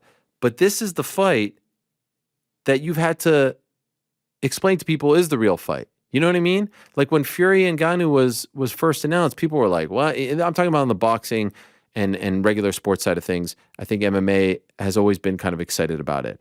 And now all that work that you've done since you officially announced this fight a couple of months ago is pretty much out the window because you just told people, "Oh, don't worry about it. The real fight, the one that you've all been complaining about and wanting is coming up in a few months' time. Just let us get over with this one, and then he's going to win, and then he's going to go on." Like there's the suspension of disbelief is gone, the intrigue is gone, the stakes are gone. Now I'm fine, I'm good, I'm down, I'm going to watch it, I'm excited about it, we're going to talk about it. I think we don't take ourselves as seriously as perhaps some other people when it comes to these things, but I just can't imagine that they would do this. I can't believe that they would do this. I was blown away, and I felt some sort of way about it, and that's why I reached out to Francis. Like maybe he knew all along. And maybe I'm overreacting. Maybe I'm being, a little bit, hyperbolic here. Maybe I'm being a little bit too dramatic. And no, the confirmation that I got was, no, you're on the right side of the argument here, at least from their perspective. Is there not a point to what I'm saying, though, that now this is a storyline? That now this is something to we've made that leverage? Storyline. They haven't made that storyline. We made this. We'll do their work for them and create that storyline. But the story maybe that works though. You think that was their intention? Listen, I'm willing to if it was, I'll give them credit for it. If it wasn't, now it becomes one. It becomes one for Francis. Yeah, and Francis needs one. Francis in this fight was being counted out, and this is another example of it happening. And I think he needs this. I think he needs to be disrespected. I think that is the most interesting part of this entire fight, is that he has no chance. Man, and we're gonna see. People are disrespecting old Francis. Yeah, they're really disrespecting. I think that is the best thing that could happen for him. So you like this move then, Rick? Look, I like the fallout from it. I like the outcome from it. It'd be hard. Like I'm not Tyson Fury, and I'm not in Tyson Fury's camp. I don't know what the objective was here other than to kind of announce a fight, but it makes it more compelling in my opinion. Like the idea that Tyson Fury is saying, I'm stepping over this guy. I don't give a shit. Like he's not going to upset me. I got plans. That's interesting to me. It'd be a lot more interesting than if it was just like, yeah, we're at the fight and Francis Ngannou has no chance and there's nothing more to it. Like, that's interesting. Tyson Fury potentially taking his eye off the ball. Interesting. I don't know. If that is truly what happened here, then it just feels like, okay, Tyson's calling all the shots. And I understand this was all like, but like he is calling all the shots. I know, but suspension of disbelief. He bequeathed Francis this fight. I wanted suspension of disbelief. How'd you feel about it, GC? Yeah, I felt like it was disrespectful off the bat. Just like imagining another fighter doing that. And this sort of being somewhat of a gimmick fight in terms of it's an MMA guy getting in there to box a world-class boxer. Obviously, the odds are not in Francis Ngannou's favor. Him being like, all right, then I'm going to have my real title fight in December or January. I mean, if it's December too, that's like what, a 6-week turnaround for him coming off of this one? So like that seems like a quick turn. Unless he maybe it'll be January, something like this. But like the fact that he's dropping promos for it or dropping the poster for it, it was just like, man, you still do have this fight on the books, man. Like we discussed this. Like I would have thought it would have been fantastic if he did what a lot of people expect him to do. If he just kind of made it look easy against Francis, then as soon as he gets the microphone after the fight, I'm coming for Usyk, undisputed. Yes. First time since what, 99? Well, why couldn't it have gone down like that? That was perfect. It's not like it's in 4 months to fight. It's in less than 4 weeks now. It just would have been great. And then he wins, and now all of a sudden, let's just say the fight doesn't live up to whatever expectations we may have. But you drop that bomb on everyone afterwards, everyone's buzzing afterwards. That becomes the story, right? It's sort of like the one that's freshest in my mind. It's not the greatest example because the fight didn't come to fruition, but it's when Amanda Serrano fought at the theater against Erica Cruz. You guys were there, right? They had the promo ready to go. Now, in the end, they were a little bit too ambitious, and Serrano got too banged up, and the fight didn't happen. But Katie was there, and they did the face-off, and they went to the promo package, and they've done this with Triple G in the past as well. Like, why can't you do it that way? In the end, what's done is done. The toothpaste is out of the tube. You know, it's going to be fine. But I'm curious to see how Francis channels this. And man, I was watching an Eddie Hearn interview this morning with our friend Charlie Parsons of Boxing Social, and they're like clowning on him. They're clowning on his mitt work. They're clowning on him. Like he's got to be trolling, right? Then I guess I don't mind the Rick Spin Zone for this. Like. He's being disrespectful. More interesting. This is our heavyweight he champion. Has a chance to play the biggest spoiler of all spoilers. I mean, imagine the egg on Tyson Fury's face. He knocks him out. If Francis Ngannou knocks this dude out. It sounds like you're both coming along with me. I'm not coming along because I never would have done it. We're actually doing them a favor by doing this. But don't get it twisted. That's not their intention. Their intention is, I mean, I saw the Frank Warren interviews afterwards. It was never like, hey, he has to get by Francis first. It's like, no, it's signed, sealed, and delivered. Give us our flowers. We're doing this. Happening. We're spinning this. It's happening whether he gets knocked out by Francis Ngannou or not, correct? Man, and then imagine the argument goes. And by the way, how does it happen? I mean, I guess it could happen. Alexander Gustafsson got a title shot getting off a knockout. But, I mean, how do you solve that? You get knocked out by Francis Ngannou and now you're fighting Usyk? If I'm Usyk, I say sign up Francis. I want that guy instead. Hell yeah. He's got some leverage now. But he doesn't have those belts. He's got to get the undisputed. Regardless of how we got here, this is more interesting. But I just want to acknowledge it's more interesting because you're a smart guy and you're a fan and you're making it more interesting. But let's just please acknowledge this wasn't the intention. Do you understand what I'm talking about? I would assume you're correct. I can't say for sure, but I would assume you're correct. That it just feels like they were casting Francis aside. Right. But again, this helps. This helps the fight. I care more now about Francis. I don't know. I don't know if for the general population. I don't know if it helps. I think they now skip it. I think they now say, "Oh, okay, he's fighting the real dude in December or March. Let me skip this one." Well, what fight do you want to see more, Usyk or Francis? Who, me? Yeah, Usyk, of course. Yeah. But that would have been true if this was if that would have been true at any point in history. That. I want to see Francis. I want to see Big Francis shock the world. I mean, yeah, if he shocks the world. I can't believe Tyson Fury did it again. Tyson Fury and team just did it again. Wow, here we go. Incredible. Rick is spinning this into he's a genius. Tyson Fury is a marketing genius. I will look. I'm gonna say that. I mean, he is, to be honest. And as I said before, this is very out of character. He think about like Chisora, Dillian White. Like, if you look back and think back on Tyson Fury talking about those fights, does he say, I'm going to go in there and smoke them and they're not up to snuff? Or does he say these guys are dangerous and here's what? Like, he's been very careful and very good about making sure that he promotes who his opponent is. Like, didn't he went off on True Geordie because he was saying like, this is not a suitable fight. Like, this is not a good fight for the fans. He takes it seriously. So this felt weird and felt out of character. Now, I'm not going to go so far as to say I know that this was premeditated, but no matter what, sitting here on October 4th, the fight has more interest to me. Francis Ngannou stopping Usyk versus Fury from happening is interesting. Boxing fans would be so pissed if he does that. Imagine if this is it. Yeah, so they'd be livid. There's another sort of ripple effect here. If they do in fact do it on December 23rd, that was the date that was rumored for Chris Eubank Jr. against Conor Benn. Oh yeah, can't imagine they would then do that, right? I mean, I know it's not going to happen in England. Ben Eubank would be in England, but like you wouldn't put both on the same day. So I don't know if that was the intention to throw that out there to like beat them to the punch. I don't know if the intention was to steal some shine from the Canelo fight. I don't know what the intention was, but I don't know. Again, just to be clear, love the fight, love the idea.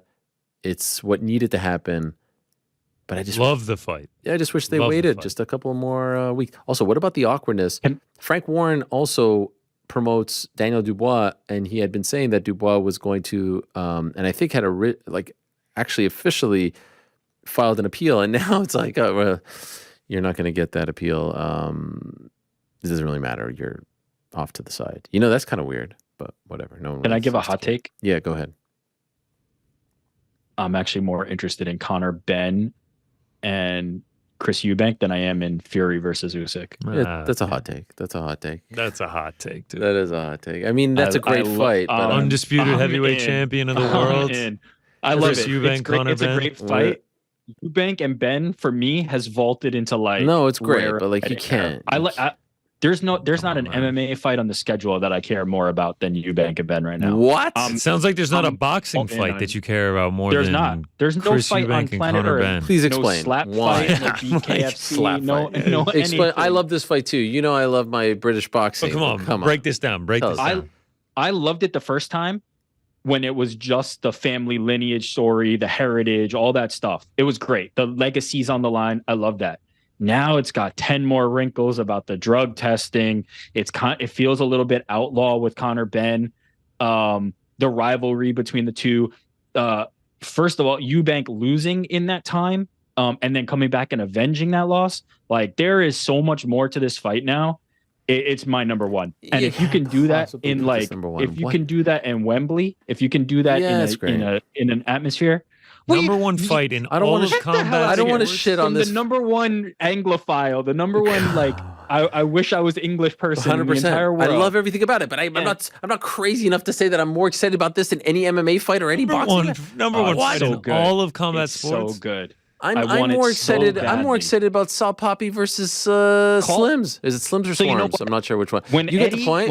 When I send this to Eddie Hearn, I go. You stay because I want to go to that. No, fight. I want to be at that fight. I want to be at that fight. I like that. I think that's the biggest thing in combat sports right now. That rivalry to me, massive. I love it. I love the drama of it. You can say this. Your opinion is that's the fight you're most excited for. You can't say that is the biggest fight you just said it's the biggest fight in all of combat sports. No. I said it's the one I'm looking forward to. No, but you just said it like 10 seconds. We can roll the clock back, roll the tape. Yeah, you did say that. Okay, well, the frame in combat sports. That maybe have yeah, of course not. Like nothing's bigger than Conor McGregor. I'm the one who always says that whenever we talk about this. But yeah, I mean, Usyk Fury is bigger than it too. We framed this conversation with what I'm most excited about. That was my. And by the way, there's a difference. Yeah. Let me play the semantic game as well. Don't twist it. I've made it very clear. No twisting. I'm just using your own words. We can always play the tape back. By the way, I actually want to defend Rick in this regard. There's a difference because this is something that I feel like Rick would say. There's a difference between biggest and most excited, right? Like that's what I'm saying. There's a difference, but I feel like that's what I just clarified. No, I know, but like they're both. No, but you're trying to go in the minutia and like. Yeah. That also is. I made my point very clear. It's a crazy statement. It's a crazy statement. That is a crazy thing. No. Love it. Were we not just talking about the potential of Canelo versus Crawford on Monday, and you were like, "That's like one of the." If that happens, it's up there with Usyk and Fury, but nothing's topping Eubank and Ben for me. That's the one. I mean, like love this it. is love it. You were like, it's just so good. You were amped, pens and needles, watching him in a co-main in Orlando, 10 rounds. You were like, this has to happen so we can get to the Eubank fight. Yes. Have to happen. Yes, I have to see it. I'm just so happy. Could you imagine? I wish we had a live cam on that. If I would have said this, people would have said, like, you're in Eddie Hearn's pocket, you're in DAZN's pocket. That's okay. I'm in Conor Benn, Chris Eubank, Eddie Hearn's pocket. Who wins love the this fight. It's who wins it? Oh boy. Yeah, do you have a dog? Do you have a horse in this race? No, not really. I'm just in for the competitive matchup. I think Eubank is going to be too big ultimately, but I sure as hell want to find out because Conor Benn is a mean MFer, and I really want to see it. Can we do a roadshow there? I mean, I just want to see. I mean, yes. Can Rick host it? Yes. He's going so hard on this that it seems like we're shitting on the fight, but we're not. Like I'm down for this fight. You guys are just not ready. You guys are just not on the level yet. That's all right. You'll get there. And then, by the way, the week of the fight, we're going to be like, this is great. And then he's going to say, oh, you guys weren't into it. You guys weren't into it. I was into it. No, it's just like. I will say that. You could say top 10. I'm starting it now. You could say top 10 most anticipated fight, but like number one. Honestly, if you had me guess the 10 fights in all of combat sports Rick was most excited for, I don't know if I would have John Jones? Like what? Hamza against... Izzy John Jones is not a real fight, though. I'm just saying. Hamza, yeah, like give me Hamza in a title Those are fight. all up there. Those are somewhere in that top 10, but it's not dethroning the number one. The drama of this fight is just next level. I'm all in. I'm all in. December. Well, Hopefully. yeah, you made it clear you are all in. By the way, Any questions down? One question down. Yeah. By the way, I just want to say congratulations to friend of the program, King Ryan Garcia, back on December 2nd. It was announced yesterday. So love these like near the holidays. yeah, this is fun. You love that. December 23rd. I mean, gather around with your eggnog. Yes, yes. Watch. By the way, there's a very good chance that neither fight happens on December 23rd, right? Like Eubank Ben, there's all kinds of hoops. And then like, what if Francis Knight, like, and we'll be left with nothing. We're going to be left with freaking Virna Jandiroba at the Apex in the main event, you know? Well, always Even that if Boxing Day in the Francis- Prem. Right. That's Even if Francis doesn't win, even if Tyson wins, I don't think it's like assured that December date is the one anyway. So yeah, there's a possibility neither of those fights happens in this calendar year. But when it does, send me. Eddie, send me. I won't go. Number two, by the way, I saw in that interview with Charlie Parsons, they actually referenced our show. It was just coincidental. I was watching it on my little run this morning. Do you know what they called Steve Cooper? They called him Steve Gibson. Now, to their credit, they corrected it after, but like Steve Gibson, come on, have some respect. Ben P. Hello, Ariel and gang. With all the speculation around John Jones retiring after the Stipe fight, win or lose, I don't believe that to be true. Anyway, it's obvious that it would take something exciting for John to keep fighting. I mean, he's never actually said that. Correct me if I'm wrong. Has he come out and said, I'm retiring? No. And I don't think he retires with a win. What do you think the chances are we finally get a stadium fight in the UK for Jones versus Aspinall? Does Jones do that? Man. Frank was so quick on the draw, you'd think he chose the questions. I found out today that Frank has a whole soundboard of things, right? But you never use them on this show. You use them for the other shows. Yeah. You have... It's the first time I heard it. Give us a Jasmine. Jazz Divizius. That is the best. Steve Cooper.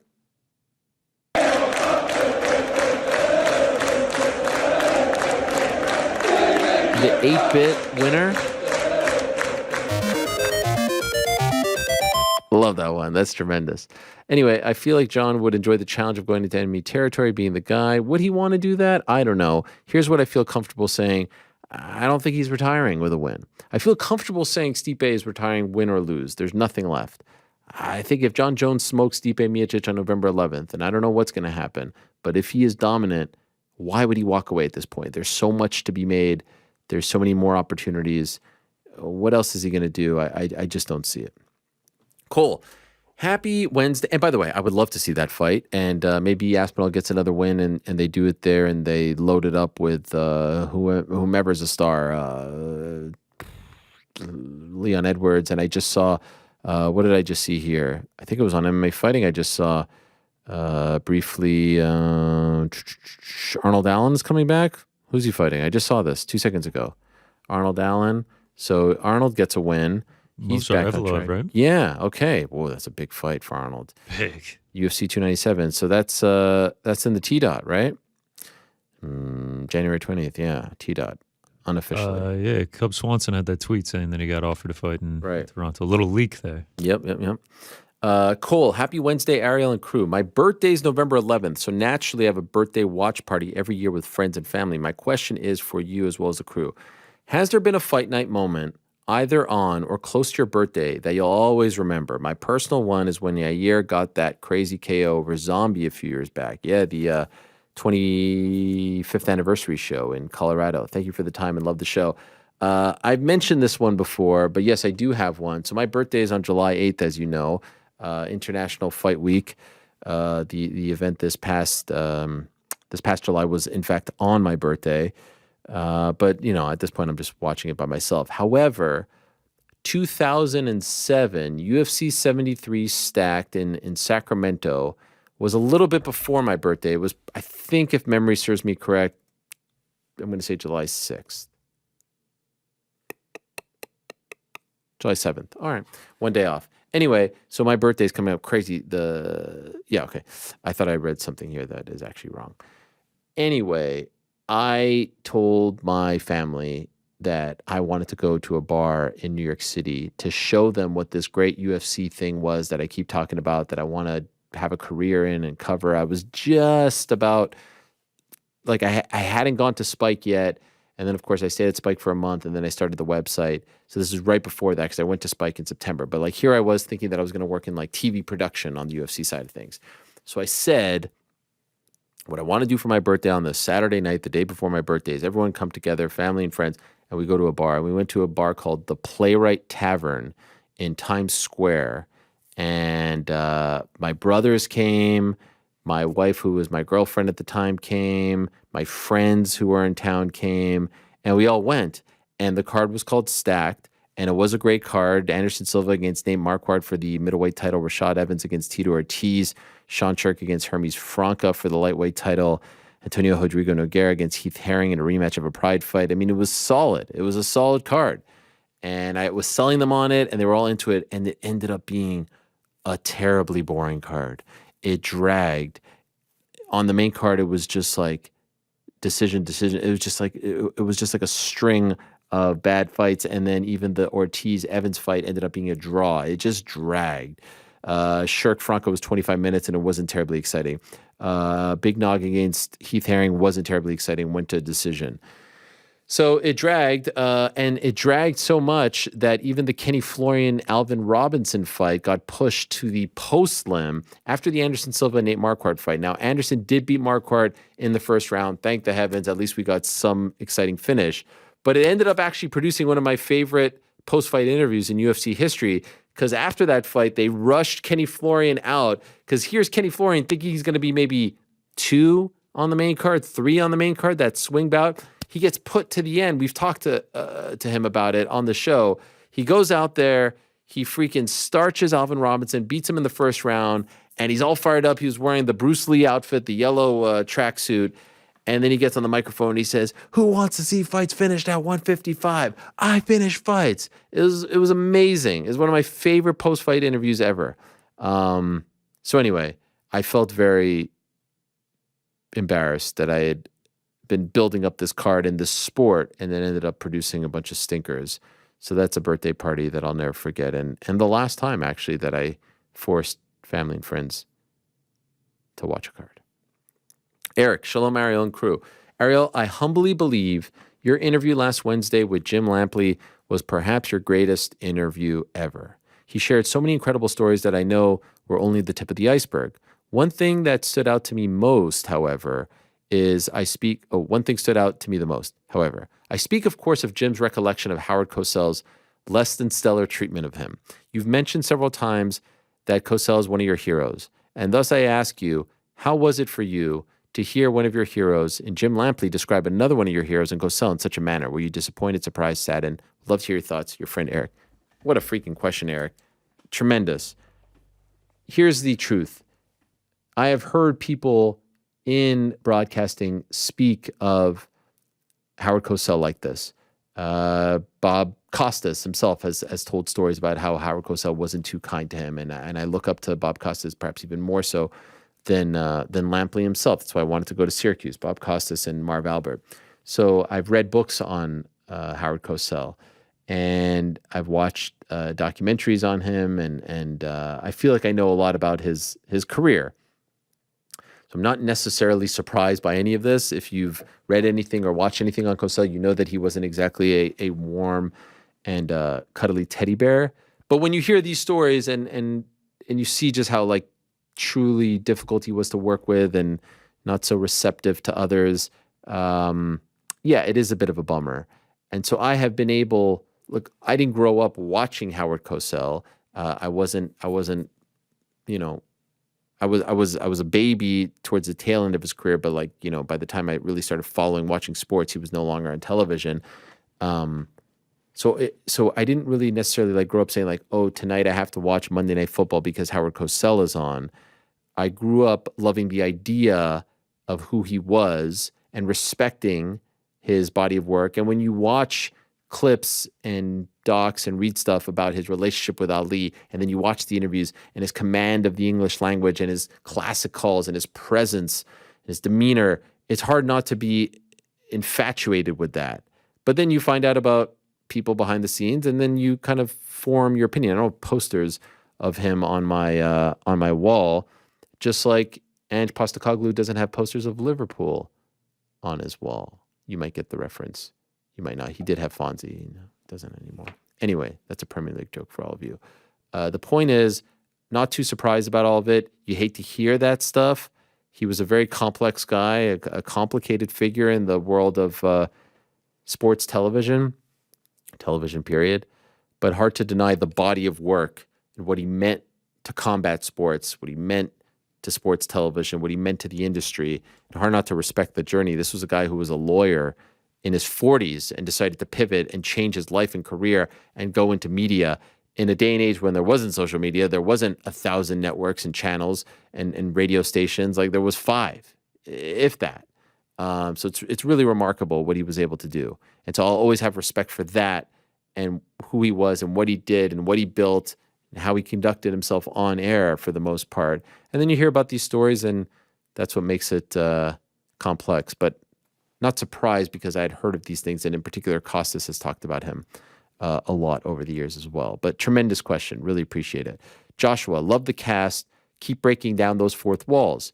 2 quick questions. Ariel, what's your favorite Montreal coffee shop? Any insight into why UFC stopped selling UFC or device? Okay, so that's the second question. Favorite coffee shop would have to be Pigeon, which coincidentally or not is owned by a longtime good friend of mine, Jonathan Dresner. But there's a couple of locations, one in NDG, Notre Dame de Grâce, Monkland, and there's another one downtown. There might be another one, but I do love Pigeon. Every time I'm in Montreal, I try to go there. So shout out to Pigeon. In fact, their slogan is the worst coffee, but it's actually great. They're just trying to be a little bit cheeky. So that would be my favorite. And then the second one is any insight into why UFC stopped selling using the device that allowed live event attendees. The ability to listen to the commentary team while watching live in person. Yeah, this was great back in the day. You'd get there and you could buy a little mini radio that you could actually listen to the broadcast. Tremendous. I feel like every sporting event should have this. Baseball would be great, or you could just bring your own radio, I guess, or listen on your phone. But this was a really cool thing. Now, by the way, you can listen to the prelims and the non-pay-per-views on SiriusXM. Shout out to that channel, but you can't pay-per-views. Do I know why? No, I don't. It used to be available to purchase at the merch stand stores. Yeah, I don't know. Attending UFC events is tremendous, but not having the audio commentary takes away from the overall experience. I couldn't agree more. I always say this to people. Someone asked me recently, should I go to the MSG card? And I said, have you ever been? No. I said, yes, you should go if you can afford it. Live event-wise, it's up there with the best. The adrenaline, the excitement, the buzz, the energy. But after 2-3 times, I feel like it's a better experience at home. And that's not me hating. That's saying the production is so great, the commentary is so great, the camera angles, the access, the in-between round stuff. Like, that's so great that I feel like you miss a lot of that. Now, is it great to go to a big Vegas event and feel that energy and see the celebrities and the buzz and the walkouts? It's tremendous. There's nothing like it in sports.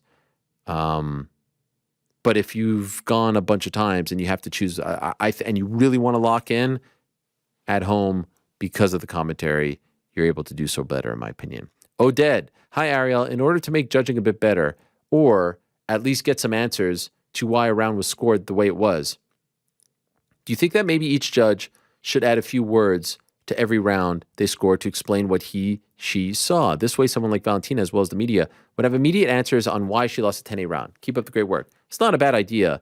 They only have a minute, but a couple of words, yeah, I don't hate it. I still don't understand why a judge can't explain to a Valentina. The referees can talk to the fighters beforehand, but the judges can't talk to the fighters afterwards. Why? I still don't understand that. That to me is very bizarre, but I don't hate the idea or the suggestion. By the way, yesterday we found out that Alexa Grasso had surgery on her hand. Wish her a speedy recovery.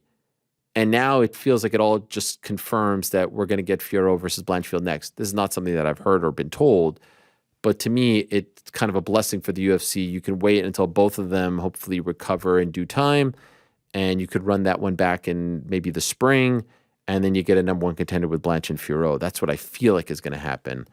And Dana White kind of alluded to that, but that was even before we knew about Grasso injuring her hand, which is crazy that she was able to also fight a 5-round fight like that as well.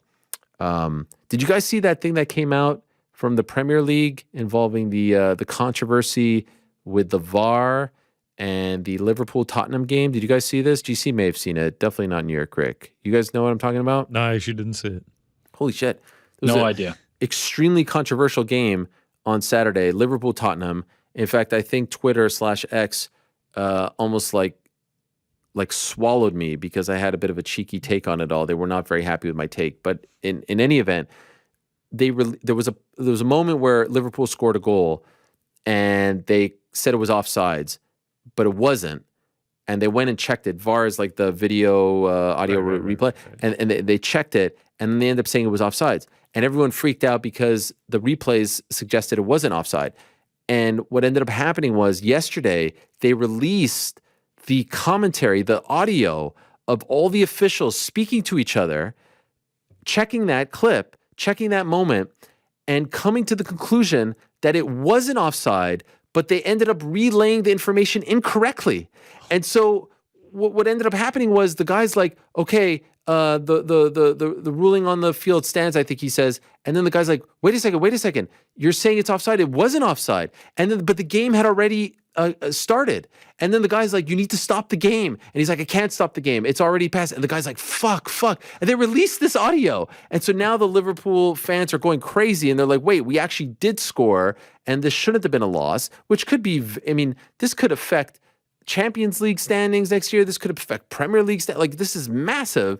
Jurgen Klopp saying today that they should just restart the whole game and replay it. And so the reason I bring this up is that's transparency. And I know that we can talk all day long about VAR, and I know it's a very hot topic in the world of soccer, but that is transparency. And these guys can't come out and talk about why they scored a 10-8. Really? We're talking about we have to protect the guys. And we're talking about soccer fans now and how I don't know if I think one of them is suspended now. I don't know if those guys can ever walk in Liverpool again after doing that. And we're worried about what's going to happen. Mike Bell can't go to Kyrgyzstan one day if he explains, what are we talking about? It's crazy the way we're coddling these guys. Like, you're in the hot seat, you're making the call, this is what you're doing. At least give some explanation, whether it's a written statement, whether it's an explanation to the fighters, someone, to the promoter. Explain it to the promoter if you want. But I couldn't believe that. You guys got to watch this. They're talking and they're like, no, that's not what we wanted. We wanted it to be onside. We wanted it, and they got it wrong. The communication, how that happened, I have no idea. But it's riveting to watch. And listen, I'm sorry, Liverpool fans. I was just messing about. I like Tottenham. They're not my team. Let's not get crazy. But we got Brandon on the squad, even though he's injured. And Postecoglou might be my favorite character in sports right now. This guy's amazing. You see this guy's press conferences, GC? This guy's the man. You're not as into it as I am, I feel like. Sorry, I'm also listening to the audio right now, trying to find the... Oh, it's amazing. Ange Postecoglou, the manager for Tottenham. This guy's incredible. His press conferences are the best. He's got a very sort of dry sense of humor. He refers to the media guys as mates. He's just tremendous. Former Celtic manager. Shout out to A.K. Lee. I know he's a big fan. And Angela, our friend, who visited the studio. Anyway, I could go on and on. There's been a big push to do a Premier League hour. What do you guys think of that? Or a footy hour? There's been a big push for this. Do you guys have any thoughts? I think we do that already, no? That was a zinger. Question for you. Yes. Go ahead. I'm assuming that kind of release is not normal, like where they release the audio of this type of conversation. No. But it's freaking fascinating. My other question is, so they're like, we want this thing. It gets called in incorrectly, and then what? They don't try to correct it. Like, what happens from there? I don't understand how the game ends. No, the game didn't end. It's mid-game. So there's a goal. Yeah. There's a goal. Yeah. They go check. And so now all these dudes are talking to each other and they have this recorder. Like when they go to Secaucus for the NBA. Yeah. And then they're like, okay, now you can resume the game. It was offside. but it wasn't offside. And then the guy is saying, wait, you need to stop. And then there's one guy who's like, no, you can't stop. The game has already resumed. Now, why? I mean, this goes back to So that's what happened is the one guy was like, no, we can't go back to this. which is in this, the subtext says VAR, and he's just like, can't do anything. Nope. Yeah, can't too late. Can't do anything. Nothing I can do all right, now. well, They're that like, guy- Ollie's saying to stop the game. And they're just like, nope. Yeah, can't do that it. guy's got to take the heat then. That's that's the unfortunate. dude. But But that's like me saying that they should like resume, like when the dude says that he tapped, just like resume the game, resume the fight. What are you so worried about? It's a little different. No, I know it's Can't a little do it. different. I know it's a little different. You isn't the clip riveting to listen to them? Yes. Yeah. Yeah, it's amazing. Could you imagine the feeling? And it just ends with the. Could you imagine? Like, I'd be crapping my pants, like thinking, like, holy shit, we just fucked up to the point where we just called it completely wrong, and we're all acknowledging on this audio system that it's wrong. We're screwed. Who released the audio? VAR. Again, transparency. Like the Premier League released it. It wasn't like this See, was that like I don't get because like no, they're trying to be transparent. They're trying to say it's like the NBA comes out with that 2-minute report. Yeah. This is I know, but this is you this have is all to I've been assume- preaching. You have to assume that there have been times that they have messed these up before. Yeah, and so I haven't read released something the that I audio? think Liverpool, like you have to officially request it. Again, See, that makes sense now. but Where okay, something pushed them to do it. I'm not saying that this is not good. I'm just saying that it would not have made sense if they just proactively decided to get this guy on everybody's hit list. but the Nevada State Athletic Commission can't come out with a statement and say, you know what, maybe we got this one wrong. No, hey, by the way, no harm, no foul. It's a draw, right? But come on. Release the audio of. Well, of there's them. a foul because I know she would be champion. Yeah. Yeah. Yeah. Fascinating. Great question, though. That is fascinating. Hey, this question is for GC and New York Rick. Since you guys interviewed Ben Davis on the show last week, did you catch Fight Circus 8 over the weekend? I'm a guess that GC did, but New York Rick didn't. Ben Davis was there on commentary and was in an event, leg wrestling, followed up by a nothing but kicks bout. If you did catch it, then what did you think? And which event was your favorite? I thought I'm going to screw this up, the Lethwy fight was nuts. Flying headbutts. Sheesh. Did you guys watch it? GC? So I watched some of it. I mean, you can't watch the entire thing. Like I don't know if I'm mistaken, but the stream for it was 12 hours long. You're kidding. I mean, that's on YouTube? Yeah. I mean, it's so ridiculous. I mean, the production level is pretty decent too. Like I'm a little bit jealous of Ben getting to work with him. I mean, straight out of his fight with Gabe Silva, now he's flying to Thailand and doing this. Yeah, he did like a leg wrestling thing. And then I saw another one where they were fighting on like a lubed up canvas that like made it seem like they were ice hockey boxing, and like they just kept eating shit the whole time. Yeah, I mean, it was good stuff. There was one I also saw with Bane when he was in the commentary booth, but one of the guys giving commentary was blindfolded and still trying to do it. Yeah, it was a ridiculous scene. It always is. I mean, Why does it feel like this got less attention than the Gabe Silva fight? I think this is a little less mainstream than Misfits boxing. Okay. I mean, there's just like some ridiculous stuff going on. I'm just clicking through to random things. I saw the leg wrestling thing. That was ridiculous. His reaction was hilarious. He cut a great promo beforehand. There's also, I saw one where it's two guys in one shirt having to box another two guys in one shirt. I'm just clicking another one. It looks like Ben did some sort of tag team here. Yeah, I mean, it's just a whole scene. It's wildly entertaining, and I mean, the production level is like it's pretty good. I'm not gonna lie. So yeah, shout out to Fight Circus. Now, can I just say something?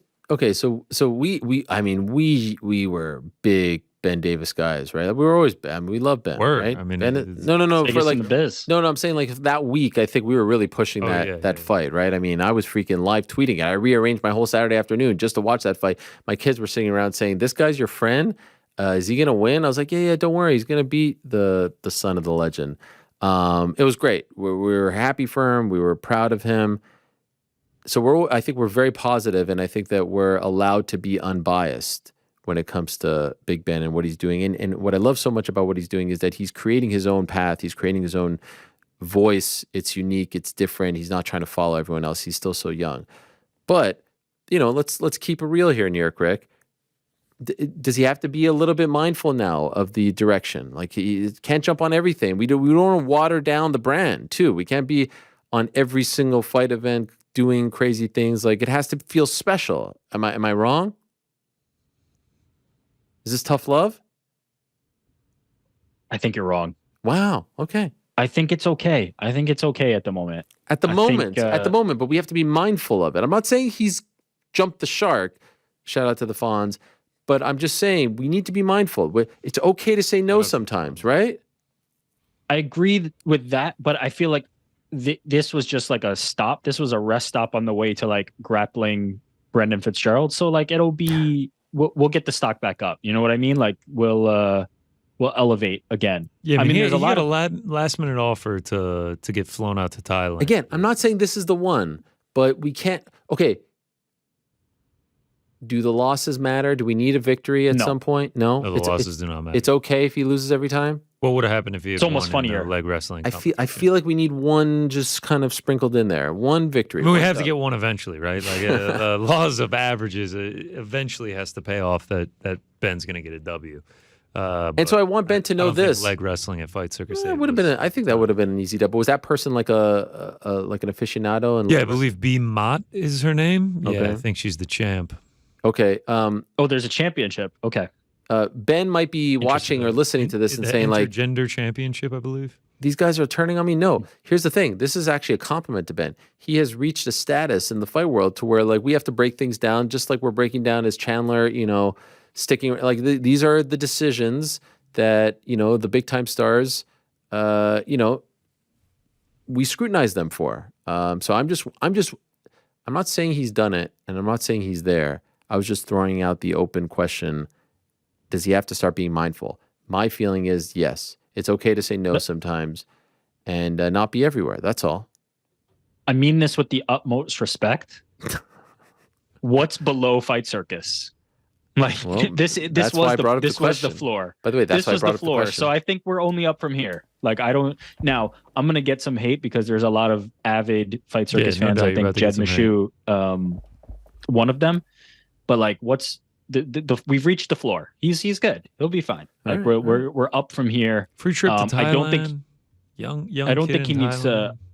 I don't think he needs to win. I think his the story that he's telling right now is like, I'm just going to show up anywhere and I'll be game to compete against anybody. There's no consideration. There's no carefulness about it. Like I'll show up, I'm game, count on me, and I'll be there. And so far he's been delivering on that. I mean, I got the stream up right now. Big pop for him in the YouTube chat when he showed up. People love what he's in our chat right now. No. I'm talking about for the Fight Circus. I will also say he could also go the complete opposite direction and then just be the guy, like the jobber who competes every weekend all over the world in crazy settings and loses. Now you're leaning fully into that. I just, I don't know. I mean, I think he's actually a great broadcaster. I think Misfits should hire him, to be honest. Yeah, I think that's why he doesn't care about the L's in combat, like actual fighting, is because that's not his intention. Okay. I just hope that he knows it's coming from a good place. That's all. You want him to do well. I'm looking at it, You want him to succeed. Speaking of which, Chael Sonnen hosting the Bellator 300 press conference. A good look for Chael. Still don't love the glasses, if I'm being honest. It looks like he should be 65 when he wears those glasses. Also, Chael, we've already talked about, have we? I don't know. I'm not going to bring it up. Anyway, lemon-shaped rock. Hello, Ariel. Did you read about the Expos possibly coming back to Montreal? Any insights into the logistics obstacles involved for that to occur? Do they need to build this new stadium, for example? You know what's interesting about this question, guys? Yesterday was October 3rd. I was talking, pardon the name drop, but I was talking to my good friend Marty Fish, legendary American tennis player, and we made a little friendly wager. He's a big Minnesota Twins fan. I am a Blue Jays fan. We made a wager. He is currently in a good spot as they won Game 1, Game 2 coming up, actually in a matter of seconds now. So it's just a 3-game series. If the Jays lose, I owe him $100. And we were talking yesterday about the fact that that was the first time in 18 years that the Twins had won a playoff game. And I told him how jealous I was of the fact that, the Twins and Expos in 2002, there were rumors that they were going to be contracted together, and how I always missed the Expos, especially around this time, and how I never got to see them in the playoffs. And then I was like, holy crap, it was actually October 3rd, yesterday, 2004, final game in Expos history. It was at Shea Stadium in Queens, and I was lucky enough to attend, and it was heartbreaking, and I cried on the subway home, and I'll never forget getting to go over the dugout for the last half inning and chanting "Let's go Expos" with fans that were there. It was horrible. So I just couldn't believe that it was that day, sort of like today's revelation with Elite XC. Anyway, I saw a report earlier this week from a very respected reporter in Montreal named Jeremy Filosa about there still being hope, and I don't know, I've gotten my hopes up over the years, and it's kind of like a fool me once thing. So I will always hold out hope that baseball will be coming back to Montreal at some point in some way, shape, or form. I can't believe it hasn't come back, even in the form of like a AAA team, to be honest, because there's such a rich history dating back to before 1969 when the Expos came because of the Montreal Royals. They were the AAA affiliate of the Brooklyn Dodgers, and Jackie Robinson spoke so highly of playing for Montreal and said it was the only place that truly accepted him. I mean, there's a rich history. Delormier Downs, Jerry Park, educate yourselves. But to this question asker's point, they do need a downtown stadium. You have to understand there's only like 3 nice months in the summertime in Montreal. To go all the way to Pineuve to watch a baseball game under a roof that doesn't open in July is just a tough draw. They had a spot downtown right next to the Bell Center, and David Sampson and Jeffrey Loria, those Grinches, got rid of it. And I'll never, ever, ever forgive them for it. But I will hold out hope, and I will be there on opening day. No matter where I am in life, I will be there on opening day when the Expos return, and it's going to be a glorious day. Zach, hello, Ariel and crew, fellow listener from Niagara Falls, Ontario. When I was younger, there used to be a commercial for SeaWorld in Niagara Falls, Ontario. No, it was Marineland. Marineland is the place to go. See the friends you miss. A great big kiss. Everyone loves Marineland. It's a great commercial. It would play all the time. Anyway, best program, MMA program, and it isn't even close. Thank you, my friend. With the rumored UFC 297 in Toronto in January, who do you see headlining? O'Malley has been teasing an early 2024 return, and Volk tweeted, January works for me. Is there any chance they have both of them defend belts on that card? Perhaps, but I do feel like 2 title fights in November, 2 title fights in December, 2 title fights in January. It's a little bit thin afterwards. So I think if Volk gets it, they probably do one, but crazier things have happened. And by the way, would you put Volk in the main event, or would you put Sean O'Malley in the main event? And if you put Sean O'Malley in the main event, is that not disrespectful to Volk, who's been such a great champion? I almost feel like you have to avoid that and not put them together. What do you guys think? If they do Volk, Topuria, O'Malley, Cheeto, and, unfortunately for Merab, it doesn't seem like it's going to be him, who do you put in the main event? I think you put Volk. O'Malley's such a big star. Yeah, I know. I get it, but I credentials mean, wise, you make it Volk. Star power wise, you make it O'Malley. They'll both be on the poster, and I don't think Sean O'Malley is not Conor McGregor yet, and so I don't think he needs to eschew the weight class thing at the moment. And you put them both on the poster, and you sell the hell out of it, and people will still come for O'Malley. So I think you can still have the appropriate respect for Volk there, and put Sean in the It also co-main. feels like O'Malley wouldn't be disappointed. Yeah, with still being in a co-main. It doesn't feel like he has the he has to be main eventer. He's not going to do anything at all. Yeah, we can have this conversation a few fights from now. Sean O'Malley's still champion, knocking people off. Then all of a sudden it might be, you have to have this guy as the top billing. But for now, I think Volk has definitely earned that, and I don't think it would be out of place to put O'Malley in the co-main. All right. Well, I haven't heard it's going to happen. Let's see. Let's see if either of them go on there. I would think they would. And when the hell is Juliana Pena going to fight? Feels like that's been kind of hanging around for a while. Anyway, he continues, would make it interesting with Topuria and O'Malley, recent bad blood. Oh, yeah, true. O'Malley's got beefs going on with everyone. It's tremendous. Planting those seeds, just like Chael P liked to do back in the day. Anyway, keep up the great work and thanks for the content. The good news is, above all, Canada getting a pay-per-view again, tremendous. Toronto getting a pay-per-view again, tremendous. When are they coming to Montreal? It's been a long time. UFC 186, come on. That was a poorly attended card, but it wasn't a very good card. That was DJ versus Horiguchi. By the way, can we talk about Demetrius Johnson? Did you guys see this video of him doing the face-off with Kenny Omega for the video? I did. Yeah, they're playing Street Fighter on stream. I sent this to DJ. I was like, DJ, where has this personality been for the last 10, 15 years? Why does it seem like DJ at this point is like showing us this different side of him with his YouTube channel? With like even the Twitch stuff back in the day, it wasn't getting like his social media is on fire. Shout out to Michael Wantsover of ESPN, formerly, who's working with him. But just this stuff he's doing, he cut this promo on Omega. I was like, wow, why couldn't you have cut a promo on Chris Carriasso like that? Where's this guy been all this time? You know what I'm talking about? I think he was ahead of his time in his interests, and now right here in 2023, everything has kind of coalesced. Is what I think he was the same guy. I think he had the same interests, but I don't think there was outlets and channels and opportunities to kind of showcase them in this way. I think he seems to be somebody who cares a lot about the authenticity of it and not using it just to like get ahead. I think he just wants to do what he wants to do. And I feel like it just kind of like worked out timing wise for him. Now, could he have been bigger if the timing was different? Maybe. And these things kind of happened 5 to 10 years earlier, but he's living his best life right now and crushing it. But I think that's it. I think his interests were kind of a little bit early for when they were best utilized. That's a good point. And now they're right at the forefront of everything that everybody's doing. His He's YouTube great. channel is sick. Thumbnails, fantastic. Tremendous. I mean, he puts all of us to shame.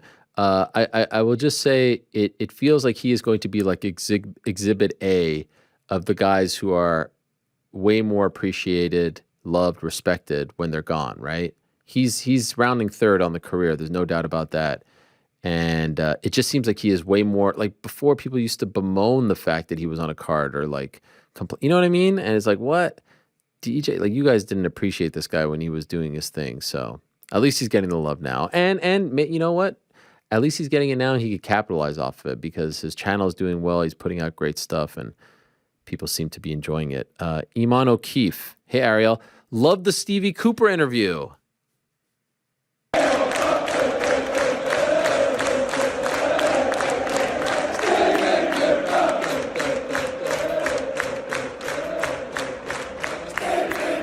Oh, what a legend. The Gaffer. With that being said, oh, what a great question. That's me, yeah, that's me. Would you ever consider a soccer hour show? Could you imagine if I called it Soccer Hour? We would be dead on arrival. No one would listen to it. Where you interview heads from the game and discuss nothing but soccer. I think it would be really good. You know, I have to tell you guys, there's a lot of feeling. You know, here's the thing. There's haters out there who would be like, I love soccer right now. Love it. Dare I say, I watch and follow it more, like podcasts, social media, you know, Champions League on now, Premier League. You know, I'm big into the EFL. I don't know if you guys know this as well. That's the championship for the uninformed. You know, you have La Liga, you have League One, Bundesliga. I was at the Red Bulls game this past weekend. You know, you have the USL. I love it. I love it, and I think it's probably because I'm watching it with my kids. I'm able to pick them up from school and be like, holy crap, did you see that Arsenal lost to Lens yesterday?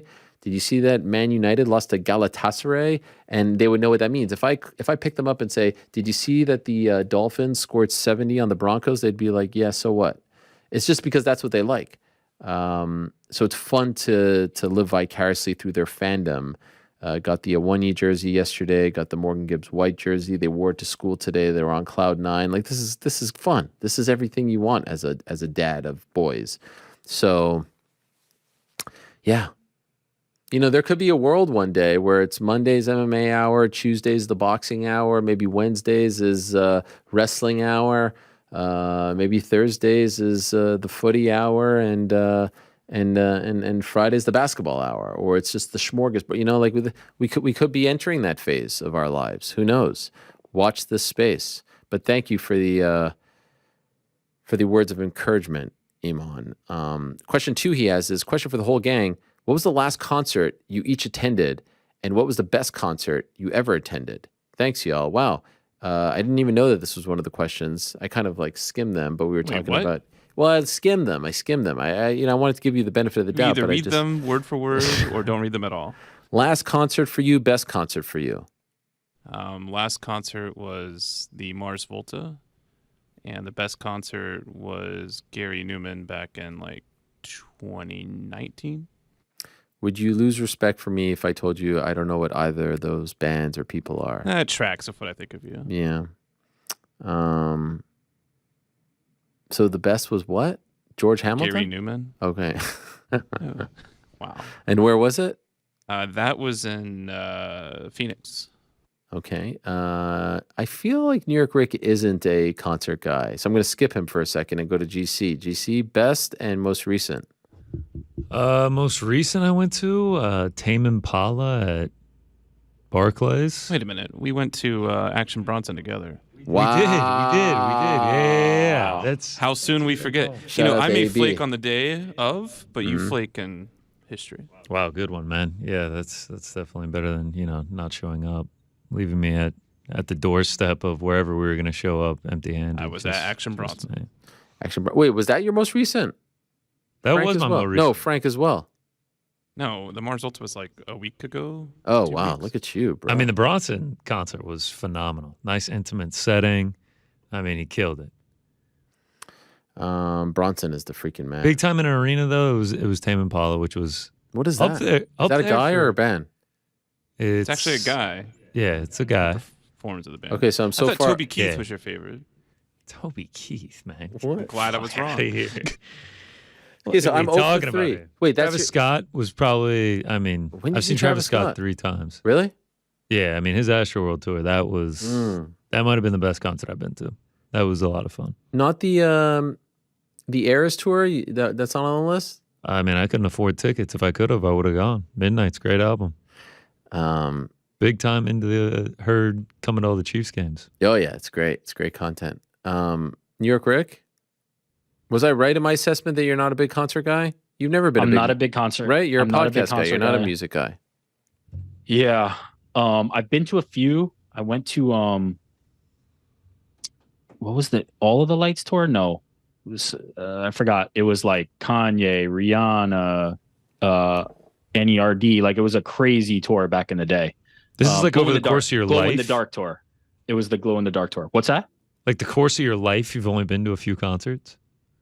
Yeah, handful at most. Wow. But the best one was not even a concert. It was a comedy show that I went to. I went to see Hannibal Buress at the Knitting Factory in Brooklyn. Oh, legend. And he had advertised like special guests. And at the end of the show, he brought out Method Man. And Method Man did a concert for like 20 people in a room, including walking up to my buddy Aman and like taking his glasses off his face and putting them on and like doing half the show with his glasses on. So it was pretty cool to be in a room of very, very few people seeing that experience. So yeah, the best concert I went to was a comedy show. Yeah, that's pretty amazing.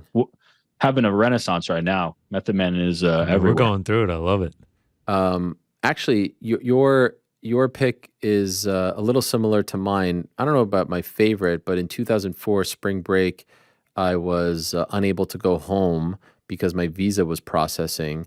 So I went to, I think I've told this story before. I went to Melbourne, Florida, and covered the final Expo spring training for a week.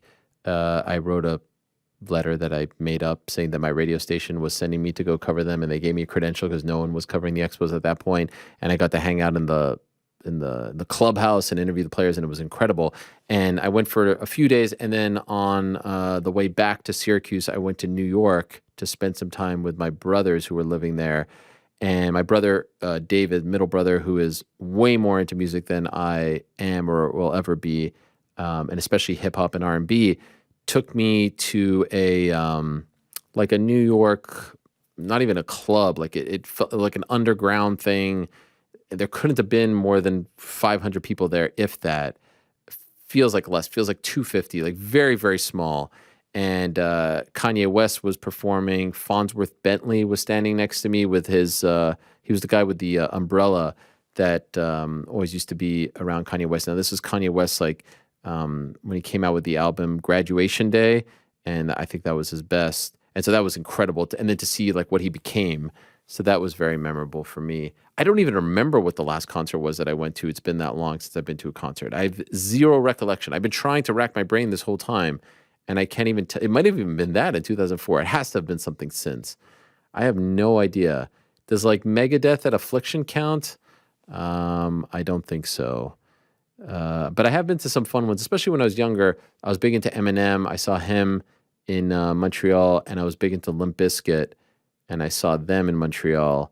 And I also saw Public Enemy and Can I Bus. Anyone remember Can I Bus? Second round knockout, LL Cool J? Who remembers that? Not I. Wow. Can I Bus? Do you remember Can I Bus? Yeah, of course. I'm going to let the world know the truth. You don't want me to shine. You study my rhyme. Then you stole your vocals after mine. That's a something that... Anyway, I'm going to get in trouble. I don't want to do that. This tour that I did go to, that tour that I said, Glow in the Dark tour at MSG. This is an insane tour. Kanye West, Rihanna, Lupe Fiasco, NERD, Santigold, and Nas. Wow. I mean, that's pretty nuts. Yeah, that is nuts. Yeah, I've been to very few, but I've been to some good ones. I went to a Young Thug concert. They brought out Migos, and then Gucci Mane had just got out of jail in Atlanta. Wow. No one knew he was going to show up, and when Gucci Mane walked out, the whole place went crazy. It was pretty wild. That is Just sick. think, soon we'll be able to say that we all four went to see you two play at the Sphere. Hell yeah. Good point. I really want to go Point see... made. I want to see Drake. I've seen Drake. You have? Seen him at MSG. Got to get good seats. I was up in the rafters. It wasn't as good as when like you're down low. Right. Drizzy, where you at? An account, one of these aggregator accounts, reported that Sean O'Malley and Cheeto Vera is happening in Toronto.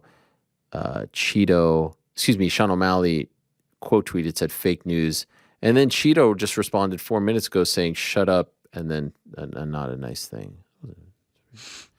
Was it MMA Uncensored?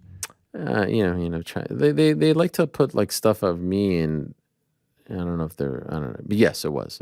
Yeah, I think I saw that post too. Right. I mean, they got called out by Tim Welch also. All right.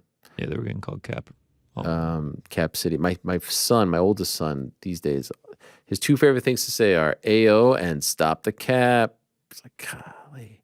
AO like in the... AO. You hang out with him and his friends for 30 minutes, there's at least 45 AOs drop. Like when... AO, you see that? AO, man, that's how they United say Law. it, AO. Oh, okay, like that. Oh, my gosh. Yeah, I see what you're saying now. We were thinking different. Yeah. We were thinking something. Hey. Oh, come on, guys. Last one, and it's from an old familiar face. Moderator Lewis Forever, Emeritus, is back with a question. How about this? This is lovely. By the way, Frank has really dialed it in because you could see there's peaks and valleys to the questions. He's starting with a hot tag. He's ending with a familiar face. This is lovely, Frank. Well done. I don't know if you get told that enough, but this is probably your finest hour. Ariel, at the beginning of this year, a few weeks after the Dylan Dennis December 2022 interview, you said, and I quote, "I was down, I felt dirty, I felt like I'd wasted the audience time, and I'd wasted my time. Just a few days removed from the most recent meeting of minds. How are you feeling? How's it digesting? The lie counter was a stroke of genius, and all involved should give themselves the old Barry H. Frank is cooking as moderator, and I am here for OTN through the Frank lens." Wow, that is, Moderator Lewis always has a way with words. That was beautifully crafted. So yes, I did say that. And the reason why I said that, and this has been consistent throughout, and it dates back to me standing up and offering to shake a hand. When I invited him on and when he accepted, I thought that we were going to essentially do what happened on Monday, which was bury the hatchet. There's a relationship there, whatever you want to call it. And it was clear to me that he was not in a place or was interested in doing that. He didn't shake my hand. He was making things up. He was nasty. It was this and that. And so that's why I felt dirty about it all. Now, I know the views were high and all that stuff. I don't care. I don't benefit. If the views get 1.8, if they get 200, like, it doesn't affect me at all. I've said this time and again, and it's still the truth. I felt much better about the Monday one, even though there was ribbing, even though there were shots or whatever, because by the end, and I'll say that, like, when the cameras were off, I'm not breaking kayfabe here. Like, we shook hands and, you know, wished him the best, and that's that. And perhaps I'll see you in a couple of weeks. And so, yes, I don't know which was better. I don't know which was worse. I don't know. I just felt better about it after the fact. And contrary to what some jabrones will say online, I actually think I went easy on him.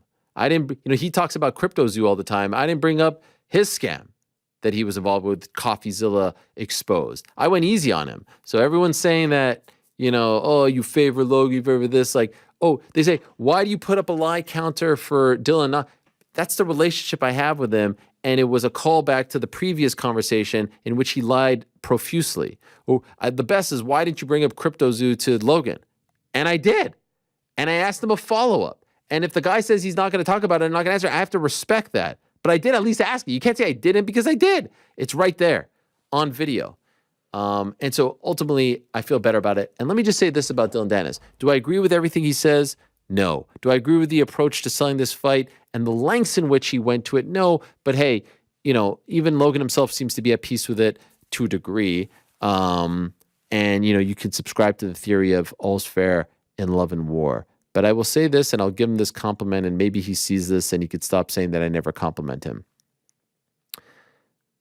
We have been critical of him. We've talked about him. We have said he can't, you know, not show up and all this stuff, and he really screwed up last time.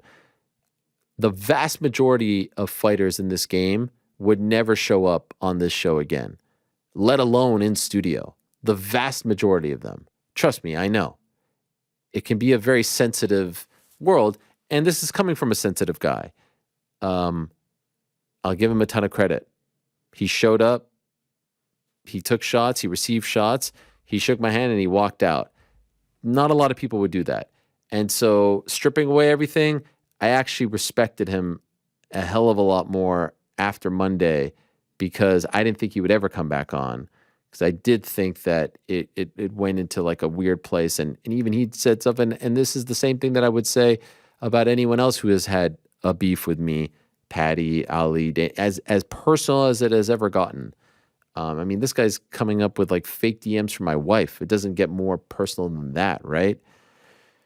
I would still, life is too short for this shit. Life is too short for this nonsense. Life is too short for this drama. I don't care. None of this matters. As long as we're all healthy and happy and able to live our lives and provide for ourselves and our family, nothing else matters. None of this matters. Tomorrow, everything could be different. So I'm not going to hold on to these grudges, because those grudges to me are poisonous, toxic. I'm not going to hold that in my heart. Can you feel a certain way? Sure. But I do think it's important to move on and let bygones be bygones. And so I give him a ton of credit for showing up and for doing that. And sure, you could say like there's a benefit to him, but he's not getting pay-per-view points. So like he didn't have to do that. And sure, he's going to do media, and sure, he's trying to capitalize off of this. But like this particular one, he didn't have to do. Nothing would have changed really, right? So I think it's important to recognize that not a lot of people in his position and, you know, who have been subjected to some of the stuff that we've said about him, I've said about him, tweeted about him, this and that, wouldn't have showed up. So I think that's worth noting, and made me feel better about the way in which that interview ended, as opposed to the one back in 2022, in December of 2022. Great question, Moderator Lewis. I appreciate it very much. And I want to remind all of you that on Monday's show, we're going to have a fun announcement about Wednesday's show. So stay tuned for that. Appreciate Moderator Frank, through the Frank lens. Moderator, mysterious moderator. What is the name? I don't even know. I mean, it's just everything now. It's everything. Great job. Thanks for all the questions, my friends. Frank said he had a tough time whittling them down, but that was a solid list. Time now for a quick word from our good friends over at DraftKings Sportsbook. Obviously, the NFL season is going strong. DraftKings Sportsbook is hooking new customers up with an offer that's even stronger. All you have to do is bet $5 on any game this week to score $200 instantly in bonus bets. And DraftKings isn't stopping there. All customers can take advantage of a sweetener offer every game day this October.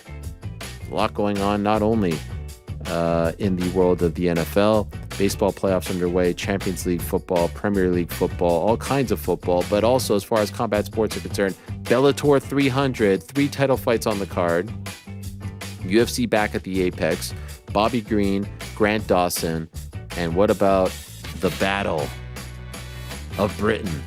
Bigger than Eubank Ben, dare I say. It's Lee Wood against Josh Warrington. So go to DraftKings Sportsbook right now. Get in on the greatness. Download the DraftKings Sportsbook app. Use the code THEMMAHour. New customers can score $200 instantly in bonus bets. When you bet $5 on the NFL, that's code THEMMAHour only on DraftKings Sportsbook, an official sports betting partner of the National Football League. Just have Does to it drink. take a drink? No, I have to drink before the disclaimer because this always takes a lot out of me, and there was like a build-up. I mean, I've been talking for a while now, Frank, to be honest. Gambling problem? Call 1-800-GAMBLER. Visit www.1800gambler.net. In New York, call 877-8-HOPENY or text HOPENY 467-369. In Connecticut, help is available for problem gambling. Call 888-789-7777 or visit ccpg.org. Please play responsibly on behalf of Boot Hill Casino Resorts in Kansas. Licensee partner, Golden Nugget, Lake Charles, Louisiana. 21 and older. Age varies by jurisdiction. Void in Ontario. Bonus bets expire 168 hours after issuance. See sportsbook.draftkings.com/football terms for eligibility and deposit restrictions, terms, and responsible gaming resources. All right, Parlay boys. What do we got? You're still out, huh? I'm still what? Oh, yeah. Still I'm out? still out. Loving life, yeah. Sounds like you're out on Eubank but- Ben too. How dare you disrespect? No, that is not fight. true. That is not true. But, I mean, Wood Warrington is for a title. Is Eubank Ben for a title? Yeah, biggest fight in the world title. All right. Yeah, that's true. Biggest fight in the world. All right, let's go ahead and hit the randomizer here. Still don't have Pena's pick. I need to hit her up. Yeah, that's what I was gonna Wow. Slipping? No. No, sometimes the off after. week takes a second to get back Yeah. into it. Okay. We understand. All right, it looks like we got Rick first. I will go second, and Frank will go third. Oh, cool. So, Rick, if you want to kick us off, man. Yeah, Sure. I'm gonna head to Bellator 300, 300. and I'm gonna take Chris Cyborg. Chris Cyborg. Oh, yeah. Wow, you predicted that? I Wow. already have it in. I already have it in the slip. I don't even have to click it. In. Wow. I have a I have another nice one that I really like, but I'll save it. I'll talk about it at the end. But yeah, I mean, come on, I have to go with Chris Cyborg, female GOAT, returning to action, rivalry with Kat Zingano. But yeah, Cyborg's gonna get it done and just keep the train rolling. Still can't believe that's not the main event. I get it from the perspective that like Usman. Nah, it's Yeah. the main event. That's the bigger fight. Come on. Anyway, no harm, no foul. All right, that's a good one. That's a solid one. Shout out to her. And she's I do want to mention that she's doing a great thing, Chris Cyborg is. She this tweet deck is very clunky these days. I don't really like it anymore, if I'm being honest. X-Deck. X-Deck it's called. I don't know. No, X Pro is actually what it's called now. It has a completely new name. She hooked us up with the kit there, and she also tweeted recently October is National Breast Cancer Awareness Month to show support for those who have been diagnosed with or are battling or are recovering from the disease. Chris Cyborg will wear a pink ribbon as she enters the Bellator 300 cage Saturday night in San Diego, and her fight outfit is tremendous. It is very San Diego Chargers-esque. Oh, I love it. It's great. Well done. And she posted a picture of that on her Twitter feed. Still can't get behind the X feed nonsense. Okay, what else we got? That'll bring us to me. I will go to UFC Apex 80. Chipping away at 100. We're getting there. We're getting closer. I will go with one of the most beautiful men in the sport. I'll take Drew Dober on the money line. Wow. That's a good one. What's so funny? I just knew Frank was gonna. I knew Frank was gonna. Oh, you knew that was his? Everything is- Yes. Oh, that's great. Oh, Uh-oh. Hey, what do you got, Frankie? Rick, I just wanted to what put is that this- other Bellator pick you were going to use? It wasn't a Bellator fight. It was a UFC fight. Oh, which one was it? I'm sorry, Frank. It was right there. So what I was looking at, I like the alternate line under 2.5 Pfeiffer versus Abdul Razak Al Hassan. That's a good It's one. like minus 450. Minus 450, for under 2.5. I feel like those two are gonna scrap or don't know. knock out one of I'm a those. pretty big Bobby Green fan. Yeah, this is just one I No, like. I'm just wanted to hear Go do it. your thing. Yeah. You're gonna go. I'm going to do Bobby Green money line. Bobby Green plus 320. Wait, for real? I thought it was a negative. We're going to go with Rick's pick. I'm very That's what I'm confused. I talking mean, about. look, he's if letting the odds persuade him. Led Yeah, me to if you're believe confident that my in- pick was locked in. If you're confident in Bobby Green, I just shrugged I my ride with shoulders. you. When you said Drew Dober to me, I You were just like, shrugged yeah, my it's a good shoulders. I said, yeah, and then it was there for me, so I took Well it. I mean, is it? well played. That's all I'm saying. Now I'm all flustered. Wow. But anyway. What if I told you the randomizer was down and I just chose our order today? I actually believe that just, happened as just well. to lob you up for that. Frank, we're do gonna do you the want under on the Cyborg, Pfeiffer and I'll fight. take Pfeiffer and Abdul Razak Al Hassan. Oh, it doesn't make a difference. It's all going into the same Yeah, I parlay. mean, maybe that's just- that's well, where no, we it start will make getting a into our difference. egos. Yeah. That's when we start It'll getting make into it our difference egos. when we play as a when team. somebody- We play as a team. when somebody blows it, they'll be like, you Yeah. always blow it. Chris Cyborg minus 650, Drew Dober minus 455, under 2.5 in Pfeiffer Al Hassan minus 450. We're at minus 139, pending Pena's pick. Little triple P there for you, pending Pena's pick. I like it. Do we Picked, reserve the right for pickled Frank pepper. to switch if he comes up with something better? He's not going to come up with anything. That's rude. Okay. But yeah. I mean, he had probably what? not. He had 3 days to do the research, and then what? We get thrown Look, man, off. those by questions one take a pick? lot out of you. Shout out to moderator. Did Lewis. Frank no show something this weekend? Because you're going hard at Frank right No, now. I feel was like there there's- before he was. Yeah, he technically was. No, I'm not going hard at him. I mean, it was right there for me. He comes and he asks was for well the played. I'm clarification on the enjoying pick. He does this every single week. I've had many opportunities to It's do a it. conversation starter. This week, I was like, might as well. I did know you were being a little shifty. Next time I There's trust a lot- there's a lot of good next time I parlay. trust my gut when you're being shifty. There's a lot of good parlay picks on this one. You No, should have gone with Bobby Green. Solid parlay. Yeah, piece this honestly, week. if you like Bobby, I'll ride with you. We'll do it. Bobby Green, solid parlay piece. Don't Plus You know don't. what? All right. Just Final because answer, Frank. Bobby Green. All right. Money line. Really, we're doing It's this. done. We just hope that Juliana fixes the odds. Yeah. What do you mean? Well, no, fixing you- the odds. Well, it That- makes them a you little fix more the odds. dicey. Yeah, we're now at plus 492, depending on what Juliana Pena does. We're really doing Bobby Green. I mean, you don't have to take it. All right. Final answer.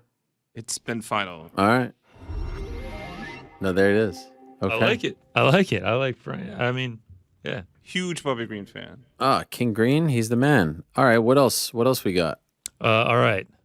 I got a decent amount this weekend, so I will run through it quickly. A little something special in the end as well. Let's get right into it. Bellator 300. I have to say, though, we're trying to move quickly. Can we talk about the gloves? We're going to get special gloves Oh, this the gloves weekend. are great. I saw gold the picture. gloves. They look absolutely fantastic. I'm going to take a little sprinkle on Leah McCourt. There's a massive age discrepancy in this fight. I believe she's 12 years younger. She's going to be the bigger fighter. I believe 4 inches of height, 4 inches of reach as well. At this price, I was willing to take a little shot on her. And next up, just a parlay, just an absolute chalk dumpster, chalk soup parlay. I mean, is just what isn't plus EV about playing over minus 1,000s in Bellator? I mean, especially Bryce Meredith. I mean, just a few fights on the record. Bobby Cerronio. I mean, I think he's got 3 fights on his record. I mean, that's plus EV if I've ever seen it.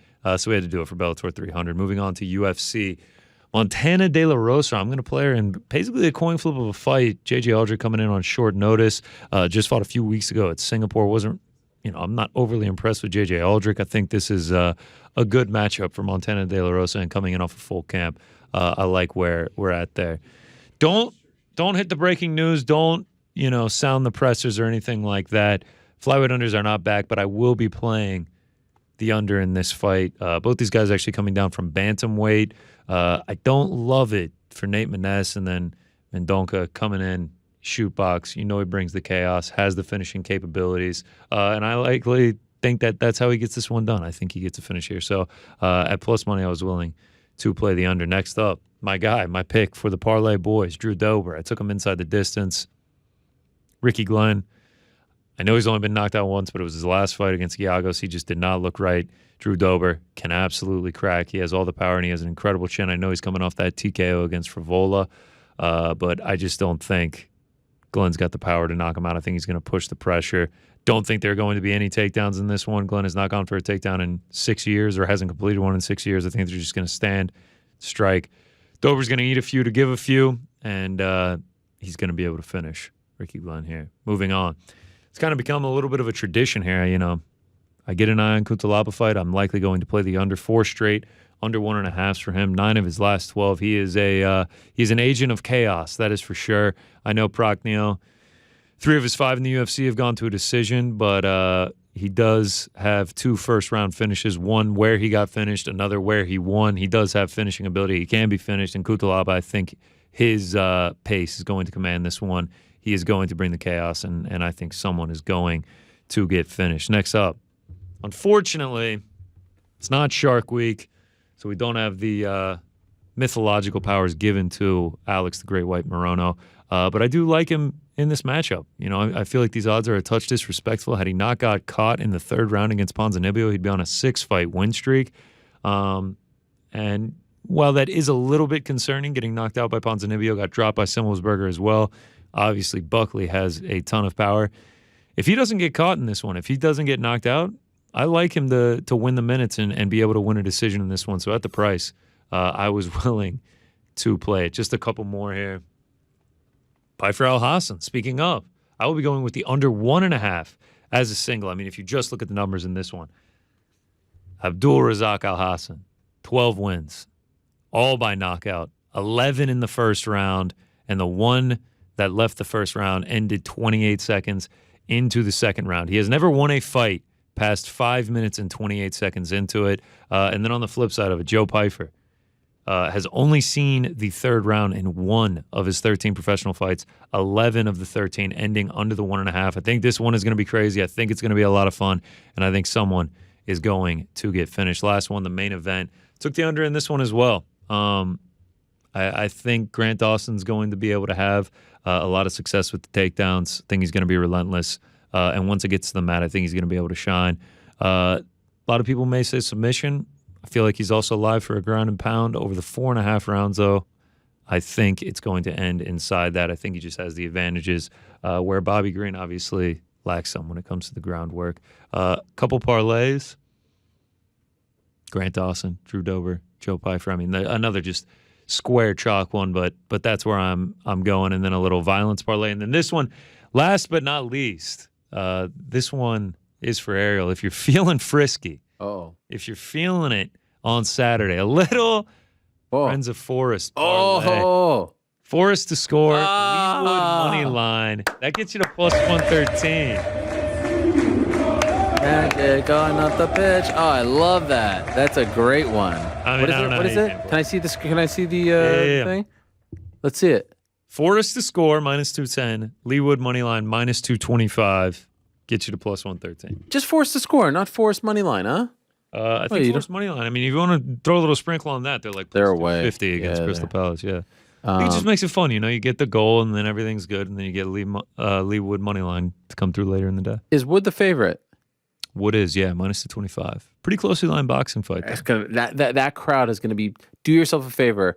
It'll be the second best fight of the year behind Eubank Ben. Do yourself a favor and second biggest. Biggest, best, whatever.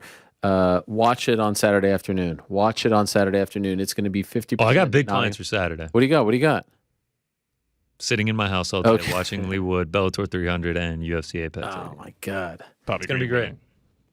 By the way, the juxtaposition of the crowd at Wood Warrington. Oh, man. The 50% Nottingham, 50-50 Leeds, Nottingham. And then the Bellator 300 crowd. You know, San Diego has always been kind of good to Bellator, and it's always a solid fight crowd. And then Apex. Yeah. This is the worldwide leader. This is. That's what I'm going to say. Like, Leewood is probably going to be going on like after we're 90 minutes into Apex 80. and it's just like, it's side TV, muted. Right. The Lee Wood fight, obviously, Apex on with sound. All right. I can't wait. Anything else that we need to get to? I think that's it, right? We've That's done it it for all. me, man. We've said it all. It's time to go. Big news Gents? on Monday? Yeah, big news on Monday. We'll share that on Monday. But for now, I do think it is time. Oh, you're back. What happened? You guys? I mean, we didn't need to All right. see you, man. Peace out. Bye-bye.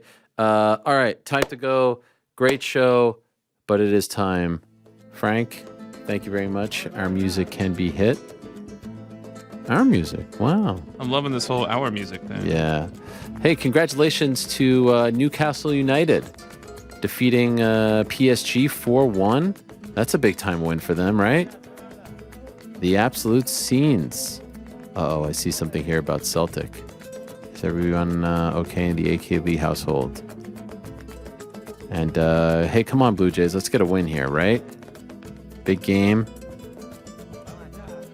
Don't let this be like last year, losing both games to Seattle. Come on, guys. So there's a lot to like in the world of sports. There's a lot going on. I love this. It's a great time of year. GC, where does October rank as far as sports months? 1. More than April? April's always a great one. April's great, but you got football in full swing. Yeah. You've got MLB playoffs going on. You've got NBA and NHL starting About to ramp up, as yeah. well. Yeah. Premier League is obviously on. That's true. Our New York Liberty Yeah, in the the WNBA finals. Yeah. College football. I thought you would have said April because I know you're a sucker for the weather, the Masters. Georgia. Oh, I actually like the weather now better. Oh, wow. October's my favorite month of the year. Wow, really? Love it. Oh, when I say I am a sucker for fall, pumpkin spice lattes, decorations. My house right now is decorated head to toe in fall. I'm shocked that you're into love it. decoration. Can we get some decoration here or what? Yeah, we'll have it later this month. All right. How do we do it? Thanks to all our Halloween guests. costumes this year? I would be into it. Yes. You want to keep? We're just going way past the music. Way past the damn song. Thank you to all the guests. Thanks to all of you. Thanks to all of them. Back on Monday, same time and place until I say peace. I'm out of here.